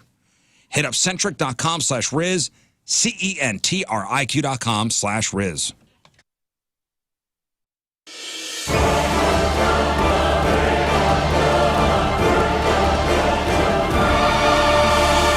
This is King Scott, Ways of the Blades. Today I'm going to teach you swords. First, you want to start with the holiday special, the great way to start an attack. They'll never see it coming. Next, you want to use the Festus backswing, especially if they use the Matthew Perry. Now you want to finish with the Canterbury slice. It's a great follow-up if they're using the Crom's Delight or the miniature poke. Thank you for watching. This is King Scott's Ways of the Blades. Now you know swords. It's Lux, and I'm joined by Josh from Bad Flower. Dude, what's up? Cheers. How are you? Cheers. I'm doing so well. I'm so glad we're getting to chat here. What is that? You got stickers on your cup. Oh my God, I got so many stickers. My vaccine sticker. I got my Canada sticker. I got all my good stickers. Nice. I'll hook you up with some stickers when you come here because we'll be seeing you in less than 2 weeks at Point Fest, which is very exciting. Wow. And then after that, you got a record coming out, so we got a lot to chat about today. I'm excited. Yes. So where are you in the world right now? Because I know you guys are currently on tour. Are you like in a bunker somewhere? No, we're not on tour. Road, right? I mean, we've just been doing like weekend festivals. Well, you start on the 10th or 9th, right? You start this week. Yeah, something like that. I'm in a barn. This is where I live. This is my home. Still on the farm. How's farm life? Farm life is great. I mean, it's been like very sparse. Like we've been doing shows over the weekend for the most part, or like just these random things. So it's go do a big drive, come back, spend like 2 days at home prepping for like the big headline tour, go leave again, try to come back and like get more stuff done. And like it's chaotic for sure. Who's keeping track of Maggie? Who's keeping track of the we have other people here who are watching. Okay, good. Thankfully, yeah. Good. And the other were you able to do all of the recording for the new record from the barn? A lot of it was done here, yeah, in this room. That's exceptional. I mean, the last time we talked, you had just bought it. You were literally like moving in. 30 had just come out. Your birthday, July 2020 is when it came out. So happy belated 31st. You've now bypassed that. Hey man, I'm still way above you. So like, premiere it, bro, right? It's all downhill. But I'm wondering if the last year on the farm, getting to actually do some of the record there, what that was like as opposed to having to go into studios and whatnot. What was that like? It's the same. Yeah, it's the same for me because like even when we started this record, I started it at the house I was living at in California. So then we like went into a different studio in California to like track drums for a couple songs, and then came back and did basically everything else there. And then I moved, and the second half of the record got done partly in a studio in Nashville and then partly here. So it's kind of like split between 4 different places. All right. Well, the new record is called "This Is How the World Ends." We are in interesting time for unprecedented the world. time. I have been trying to find ways around that as a radio DJ because the amount of times I said it over the last year, but yes, we're in unprecedented times. So what does that title mean to you? To me, the title it's less about like, the pandemic and stuff like that. And it's more about the way that we talk to each other now. And, I don't know. It's a combination of things. Like, do you have the record? Have you heard it yet? I have sneaky copy of it. Yeah, no. I never know. I've been doing all these interviews, and I'm like, oh, there's this song, and they're like, I've heard it. Yeah, so it's actually a lyric from the song "Machine Gun," which is not about that at all. It's like that song is about something else entirely. But that we titled the album at the end. Like we listened to everything through, and it was like, this just feels appropriate. Yeah, so it's not about anything specific. It's just an overall mood. Which I feel like pretty much everybody can relate to, because it's not, like you said, it's not just the pandemic. We've got climate things going on. We have humanitarian things going on. And again, just in our everyday experiences, like you said, how we treat each other in these small interactions and where that goes. And I think the first single we played off the new record was F the World. That was the first one we dropped on the radio station. And I feel like that spoke to that like kind of anger and like frustration that we were feeling. But some of the songs you've kind of gone a little bit through the emotions on this. Yeah. What do you think about the other songs? I mean, Don't Hate Me Now, you've got Family, Johnny Wants to Fight came out like yesterday. Yeah. What's my watch? Or a couple days ago, something. Yeah. A couple days ago? Yeah. I love them all. I'm stoked. Yeah, I don't know. It's like, it really does speak for itself. It's gonna, I don't know. All right, so you finally decided to clean out your garage. Now you got all this, scrap metal lying around, and what are you gonna do? You gonna just throw it out? No, don't just throw it out. It's gonna end up in the landfill. You can recycle your metal so it doesn't end up in the landfill and actually make some cash. Unlike the other guys, Scrap Mart Metals, it's clean, it's safe, it's convenient. Locations in Valley Park, in Peevely, and Jonesburg. You would be amazed how much junk in your garage, around your house, is worth cash at Scrap Mart. Cast iron, steel, electric motors, batteries, aluminum and cans, stainless steel, brass, copper wire, they take all that stuff. Even drive through on a scale, you see the weights, everything's on the up and up. They give you a receipt, boom, you walk inside, get some cash. Scrap Mart has been offering top dollar payouts for all your scrap metal since 2011. Best service around. All the customers are happy when they leave the place. If you're a contractor, get your dump trailer. Make it easy on yourself. Throw all the scrap in the dump trailer, drive on the scale, Scrap Mart, let them recycle it for you. Plus, walk away with some nice cash in your pocket.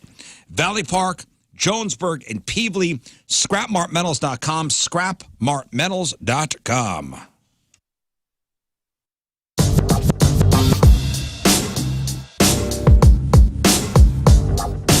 All right, so the lead-off interview for Point Fest 2019, my guy Claudio from Coheed and Cambria. How you doing, man? Thank you so much for being here today. Thank you for having us. I believe the last time that you were here, and I so wish that I could have talked to you while that it was happening. Coheed was playing a show at the pageant, and oh my God. Can't believe you're 99 again.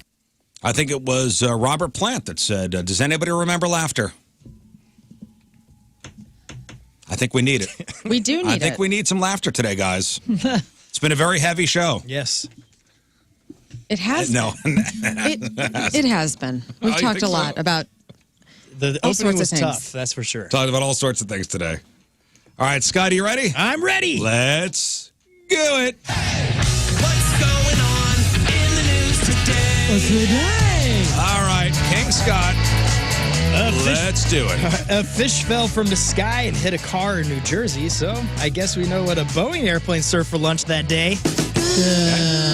In New Jersey, again, a fish fell from the sky and it damaged a couple's Tesla. And that same day, a few towns over, a Cybertruck flipped over onto its roof after running over a ladybug. No. A female scientist grew male genitalia in a lab. Why? Because she was horny, and her only options were male scientists. Yeah, scientists are now growing male genitalias in a lab. One, please, replied Travis Kelce.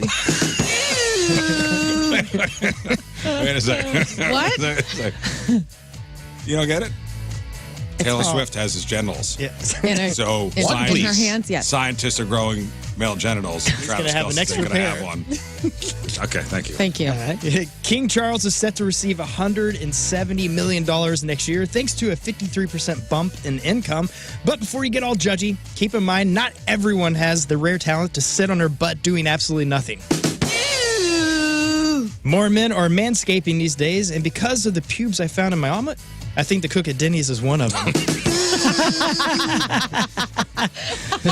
San Diego Comic-Con kicks off today, and attendees are expected to generate $160 million for the local economy. Not surprisingly, not one of those dollars will be spent on prostitution. A Southwest flight came within 150 feet of water, and more shockingly, another Southwest flight came within 3 hours of on-time arrival. A British equestrian was kicked out of the Paris Games after an old video surfaced showing her mistreating a horse. Ironically, she's now the one with the long face. Oh, okay. And finally, Celine Dion will appear at the Paris Olympics as a javelin.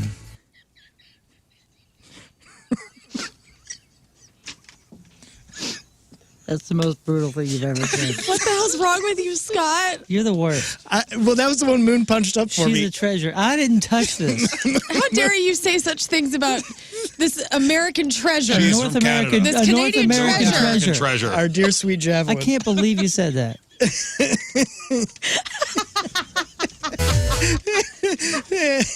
Woo! Well, All right. may the goo be with you. Thank you, Yeah. Scott. Also with goo. Wow.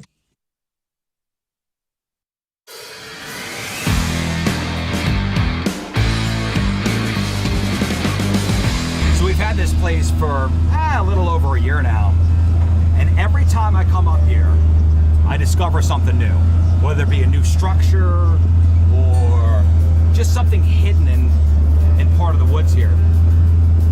So a couple months ago, just spotted something in the woods and what the hell is that? So I went exploring and let me show you what I found. Check this out.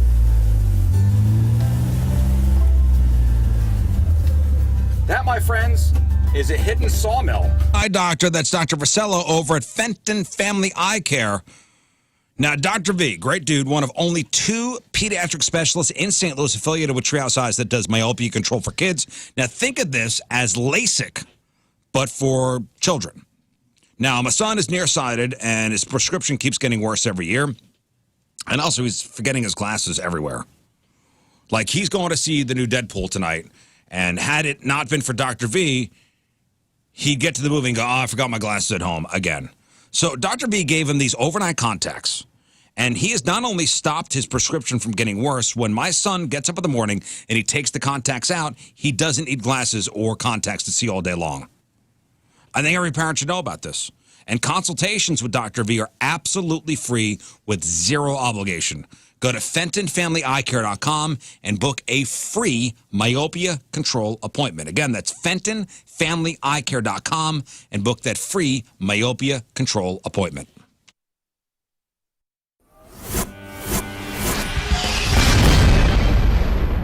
All right, so here we are, way back at Point Fest, the first interview of the day. It's Real Big Fish, everybody. Gentlemen, how are you? It's great to see you. Great to see you. Fantastic. Hello. Oh. Hey. Thank you. No, don't stop. No, more, please, more. It's really great to have you guys back. We have, over the years, done so many different things, so many shows. Yeah. I did legitimately the worst stage intro I've ever done in my life at a Real Big Fish show at Mississippi Nights through no fault of your own. I came up on stage too late. Your cue music that night was Billie Jean from Michael Jackson. I'll never forget. And I'm getting up there and I'm doing my spiel. And Aaron, you came up behind me and were like, "Are you done yet, Donnie? Are you done? Are you done with the intro?" Yes, I am. Thank you. And then you guys went out and rocked it. But it's really great to have you here, man. Thank you guys for coming out. No, it was not your fault. No. Somebody probably told me wrong. But do you remember any of those, older shows here? Like, because we've had you at the amphitheater. I mean, Mississippi Nights. All over the place. I was just telling you guys a story about first time I tried like really hot sauce. I wasn't into it back in the old days. But the singer of Smash Mouth at one of these festivals gave me Dave's Insanity sauce or something, and I was like... And that was here? That was here. My first time trying hot sauce. I don't even remember. Excited? I don't even remember you guys being... I don't remember you guys being here with Smash Mouth. Even. Yeah, maybe it was somewhere in Florida. I think it was Blues Traveler. All right. Yeah, it could have been. Who knows? Maybe it was the Spin Doctors that gave me... You know what? I will still... No, it was Gay Guitar. Wow, oh wow. We are going That's deep an into the obscure 90s reference bands. of the 90s. I only know the Whoever You Are song. I have nothing else going on with Gigi Ta, even remotely. Marcy Playground. Would that have been funnier? Sex and Candy, St. Joe and the School Bus. There you go. Yeah, I could do the single game all day. All day. So, one of the things... Who sang that song? If you see K. And if you see K. What song is it? You die. I don't know. It's a 90s song. Okay. 90s. You said you know about the 90s. Well, I mean, I think I know a lot You know about the singles. 90s, but I don't know, necessarily everything. Okay. He does. I really, All right. I really thought that we were going good places when the interview started. Now I'm questioning whether The you... interview started? never a good boy. sign. I was going to tell a great story about hot sauce, but I blew it. Yep. Well, no, I mean, it was a good story, unless it was from Florida, and then maybe it lost a little bit of its thunder. And hot sauce. I had so much to work with. Smash Mouth, Hot sauce. There is a lot. Cats. I was going to ask Blew you it. about how this band always has like the greatest horn section of all time, but now it does it. Yeah. Yeah. I was, Yep, I'm you're right. wondering that too. But Chicago can suck it. Yeah. The band, not the city. The band. I bought my dad a Chicago box set for his birthday a few years ago. He still. He was like, talks I already about it. got all these. No, Shut no, up. It was like a 6-discer, man. It was the most old school Chicago that you could ever want. And Nice. He, cherishes it. It's all the That's transit great. authority That's stuff. really cool. Yeah. Yeah, but I never. That has been a band like my dad taught me so much about music, but that was one of those bands that when he put it on, I'd be like, oh no, this is not for me. But I think I'm wrong. This I mean, is Rock and Roll Hall of Fame band old and everything people else. Well, music. so you're like more of the Peter Cetera era, the power ballad. Okay. I'm going to tell you something that there's nothing wrong with a good power ballad Good from time band to name. time. Peter and Cetera the Peter era. Cetera song in Karate Kid 2 is pretty friggin' great. It definitely is. I mean, it really is a pinnacle part of that movie as well. Can So you sing a little bit of it for us? I am a man who will fight for your honor. I cannot believe I'm doing this. And That's I a cannot believe that we're That's a newfound glory song. Yeah. Pretty much the same band. Screen to stage album. Right? Whatever it's called.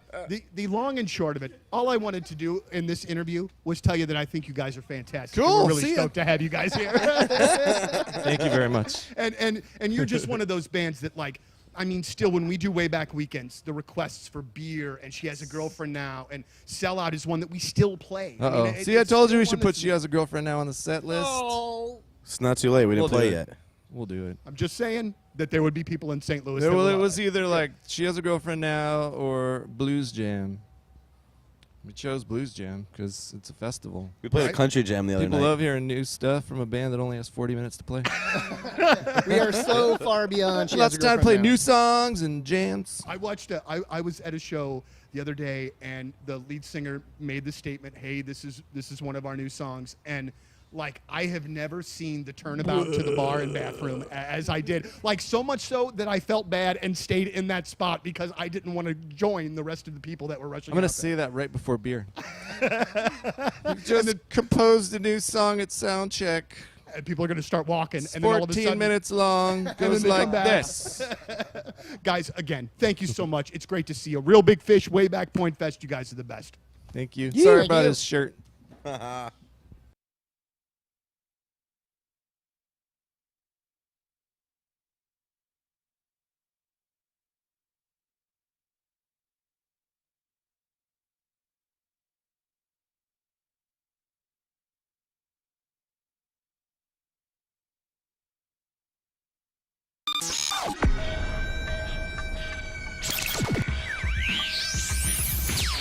Check 1, 2, 3, 4, 5, 6, 7, 8, 9, 10. Check 1, check 2, check 3, check 4, 5, 6, 7.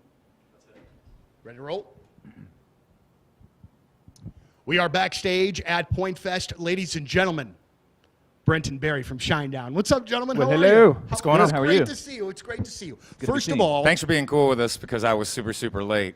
I was very, very late. Some things in rock and roll haven't changed. No, The no. singers are usually late. now listen, if we're going to do it, you are 18 minutes behind. I don't think that that's even late as far as rock stars go. I think that's just about flat. All right, we can take that. Yeah. I don't know if do we look at ourselves as, the RS, the rock star type? You don't have to. I appreciate that you don't, but I do, and I can. I You know what I appreciate mean? it. The reason I am late though is because I needed to take a shower because, quite frankly, I smelled like a farm animal. So I wanted to make make sure that we were good today. So see, the 18 minutes late is completely acceptable, and I do appreciate it. Oh, you should, because I had to be next to him. It was not. Union togethercu.org. Go over there and just see what I'm talking about when it comes to all the things that Together Credit Union does for their members and can do for you. Yes, a lot of people are you know, they hear Together Credit Union like, oh, I don't know how to become a part of that. I don't know what that means. Anyone can become a member at Together Credit Union. In fact, they've been serving our area for 80 plus years. And I have gone to at least 4 different locations of the 14 that they have in our area. So you're close to one right now. So let me encourage you to go into Together Credit Union, become a member, and see all they can do for you, including the new Empower Checking. The Empower Checking account is a high-yield checking account that it allows you to earn above market interest on the money that you keep in your day-to-day checking account. It rewards you for balances, not based on activity. It is not an activity-based thing.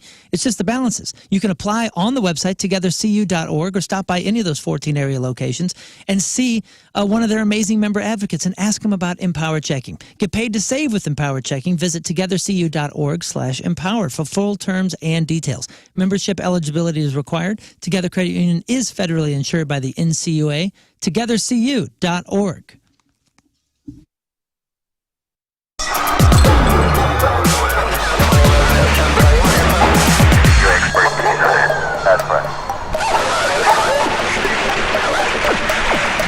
Yeah, we don't want to do anything to scare your children. That's the last thing we want to do. We don't want to scare anybody.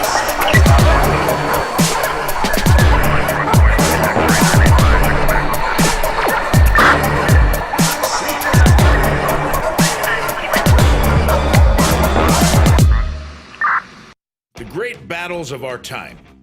Man versus nature, intellect versus instinct. Burrito versus butthole. Here in this fortress of solitude, we reflect and ponder tough questions about life and ourselves. And the toughest question of all may be, what do I wish I could accomplish before I die? Mine eyes have seen the glory. The proverbial bucket list. Why is it called that?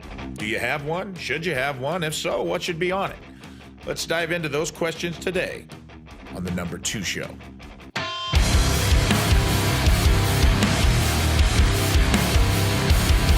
You know, they've always said to think outside the box, but here, inside this box, we've had some of the most profound reflections. They say inspiration strikes in the most unexpected places. Sir Isaac Newton, an apple tree. Archimedes, a bathtub. Me, well, let's just say there's a reason I'm broadcasting from a bathroom stall. The bathroom. More than just tiles and toiletries, a vault of solace, a chamber of reflection.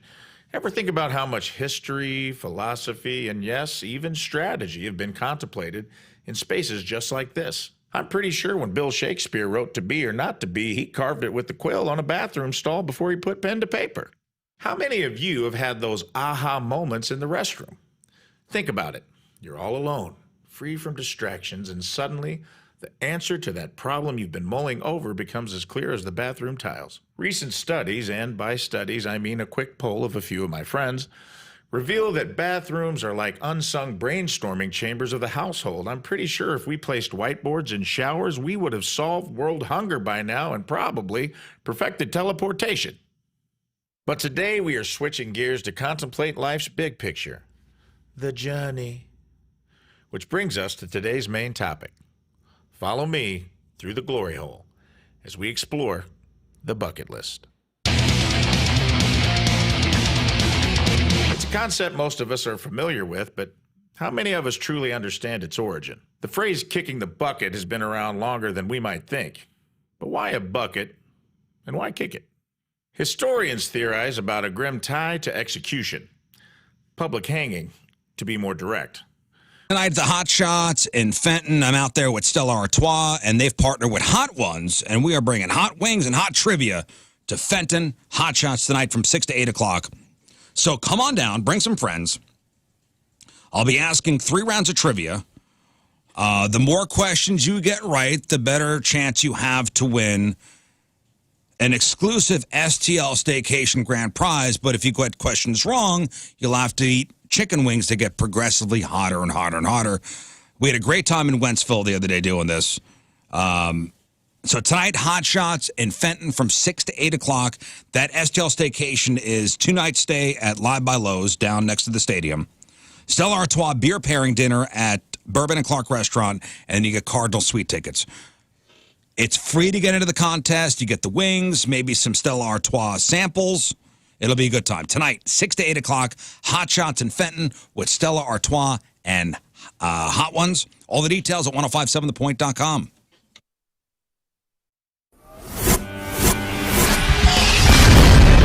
All right, it's 105.7 The Point, everything alternative. We are backstage. Big summer show happening. And look, it's my friends, Josh and Tyler from 21 Pilots. Well, hey. What's up, dudes? Friends. What's up? I wonder at how many more times that I interview you guys that we just turn the tables and you interview me. You know what I mean? Because this is literally like 4 or 5 times that we have spoken to each other. I just don't want you getting tired of me. Actually, would you rather get attacked by 100 chicken-sized horses or 1 horse-sized chicken?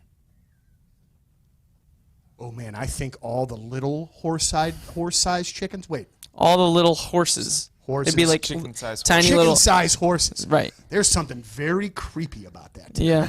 Not that I guess the big boy, they're both. That's neither one are particularly good, but I would go with the tiny ones. Yeah, you could probably just kick them in the face and stuff. Just step on them all. That's what I've thought. You would have that advantage a little bit, I guess. You were able to do that. I've thought about this a lot, actually. Well, guys, it's great to see you again.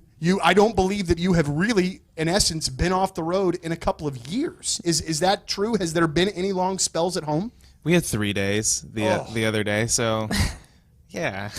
Well, there's a day of travel, then a day That's off, true. then another day of travel, Yeah, which I guess counts as 3 days. No, this is what we've always dreamed of. Sure. You know, when we first started talking about what it looked like to play music together, we thought, wouldn't it be cool to play more than 1 show in a month? Because, it just took us everything we had just to plan 1 local show as a local band. And then after that 1 show is over, you're just like, I got to wait another 3 weeks before I can play again. So this is, as much as there's difficult things like laundry and losing sense of time and relationships back home, maybe lacking a little bit. This is really what we've always wanted to do, so we're not going to complain about it. Absolutely. Well, you guys, and you've got much more still to come. I mean, you get a little bit of a break, then you're off to Australia, Korea, Japan, come home, couple weeks off, couple home shows in Columbus, correct? Yep. Which I'm sure will be bonkers. 2 months out, taking care of the United States, and then you are back to Europe. Yeah. Boy, Is oh that- boy. Is that what it is? Yeah, back to this Europe. guy knows what we're doing. Listener. So maybe you should look up the podcast Women Want Strong Men with Amy Stuttle. She's behind all of the Victory Men's Health here in St. Louis location. She's incredible. She always has interviews on with prominent people in the medical fields, and if you want to get healthier, she has experts on all the time talking about things men want to know more about, and women and the women in your life as well. Again, it is called Women Want Strong Men. It's a podcast with Amy Stuttle, and you can always go online, victorymenshealth.com, to book an appointment. You've heard Rafe, King Scott, and I talking about Victory Men's Health for quite some time. We go there. My husband goes there. I've gotten my guy friends to go there, and it really does send you off into a different trajectory than maybe the one you're on right now. Especially if you haven't been focused on your health for however many years you've been around, now is the time. Do not waste any more of your life not having the right nutrients and vitamins being put into your body, not knowing if other things underlying exist that could be a problem later. They can get ahead of all of that with you, and they're a great partner to have in your health journey. 4 locations: O'Fallon, Illinois, O'Fallon, Missouri, Town and Country, and the new one in Sunset Hills. VictoryMen'sHealth.com.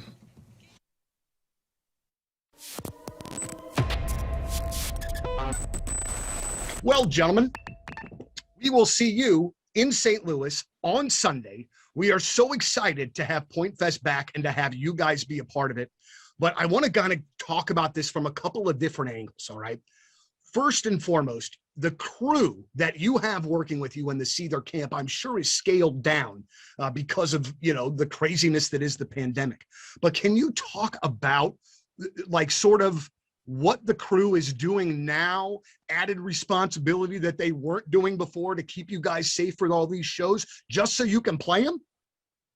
Go ahead, Johnny. Actually, for us, our little world, obviously, venues will have different rules, mask mandates backstage. Our crew, we still have a full crew. We have our regular setup, our techs and front of house. So it's such a healthy thing and a great thing to be playing shows again, man. This time last year, we never, we didn't know what was going to happen. And here we are doing shows again. And it was the first one was almost like a spiritual experience. It was a show in Ohio. And it was just so great to be on stage, playing music, being a band and doing what we do, man. I missed it so much. So it's a great thing. I've talked to a couple of folks, like myself that are in the industry and we're very lucky to be able to go to a lot of shows, but sometimes, unfortunately, in the job, sometimes there's burnout that creeps in, even for going to concerts. And I guess it was a couple of months into the pandemic, I was like, I don't know how I'm going to get through this without more live music, because it had been the longest that I'd been since I was like 15, since I had been to a show.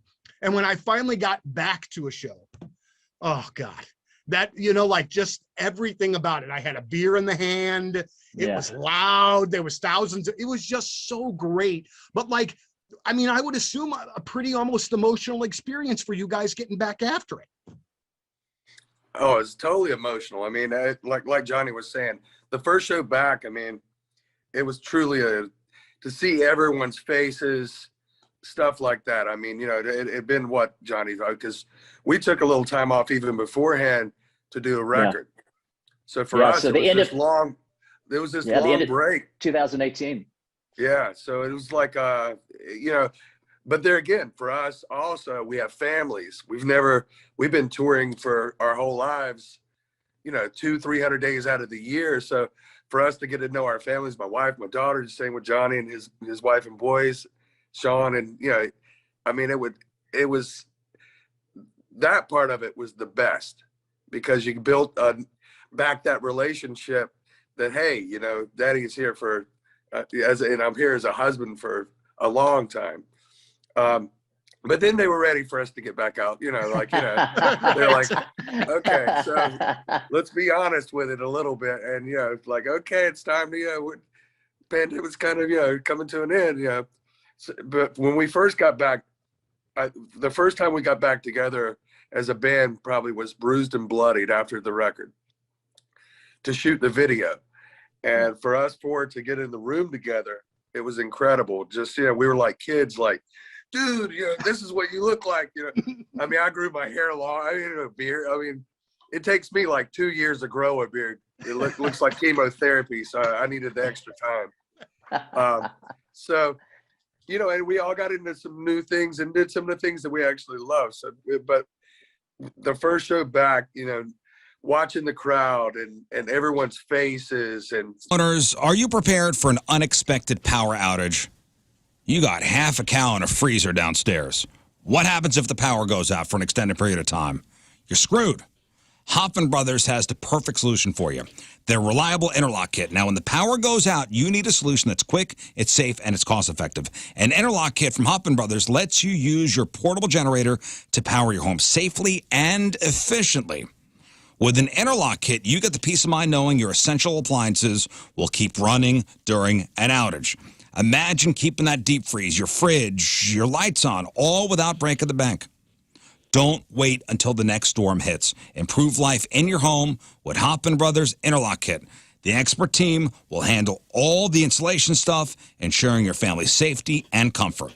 Call today for a free estimate. 314-664-3011. That's 314-664-3011. Or online at HoffmanBros.com. Hoffman Brothers is an independent American standard heating and air conditioning dealer.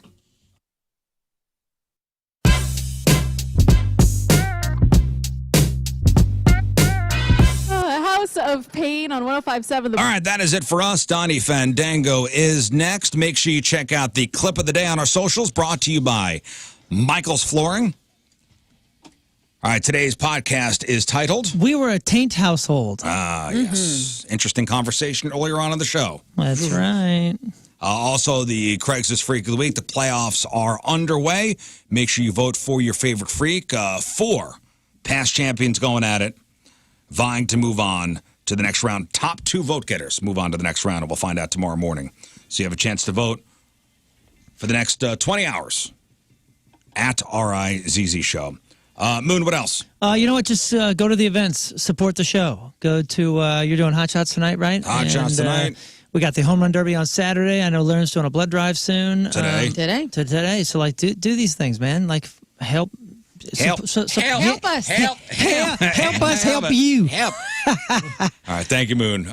Lern. Yeah, like Moon said, I'll be at the Impact Live Blood Drive today from 3 to 5. We'll be in Fenton. You can find the info at 1057thepoint.com, but I'd love to have your blood. I will hold your hand. I will high five you. And I don't know, we'll take a photo. It'll be really great. What? After your event in Fenton, just going over to the Hot Shots because my event is in Fenton at the Hot Shots from 6 to 8. So I might stop by that on my way home.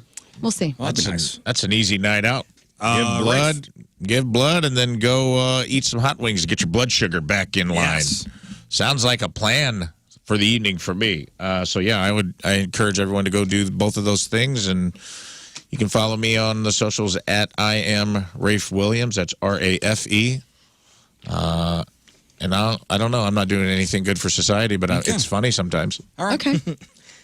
King Scott. Yeah, follow me at King Scott Rules because Saturday, the after party of the Naked Bicycle Ride is going to be in Overland. We're going to do trampoline time, so come on out after the bike ride. It's going to be awesome. Ride your bike. Yeah, a lot of fun. Naked trampoline. Ride your bike over to King Scott's house in Overland. It's going to be great. Hit the trampoline. It's the 90s.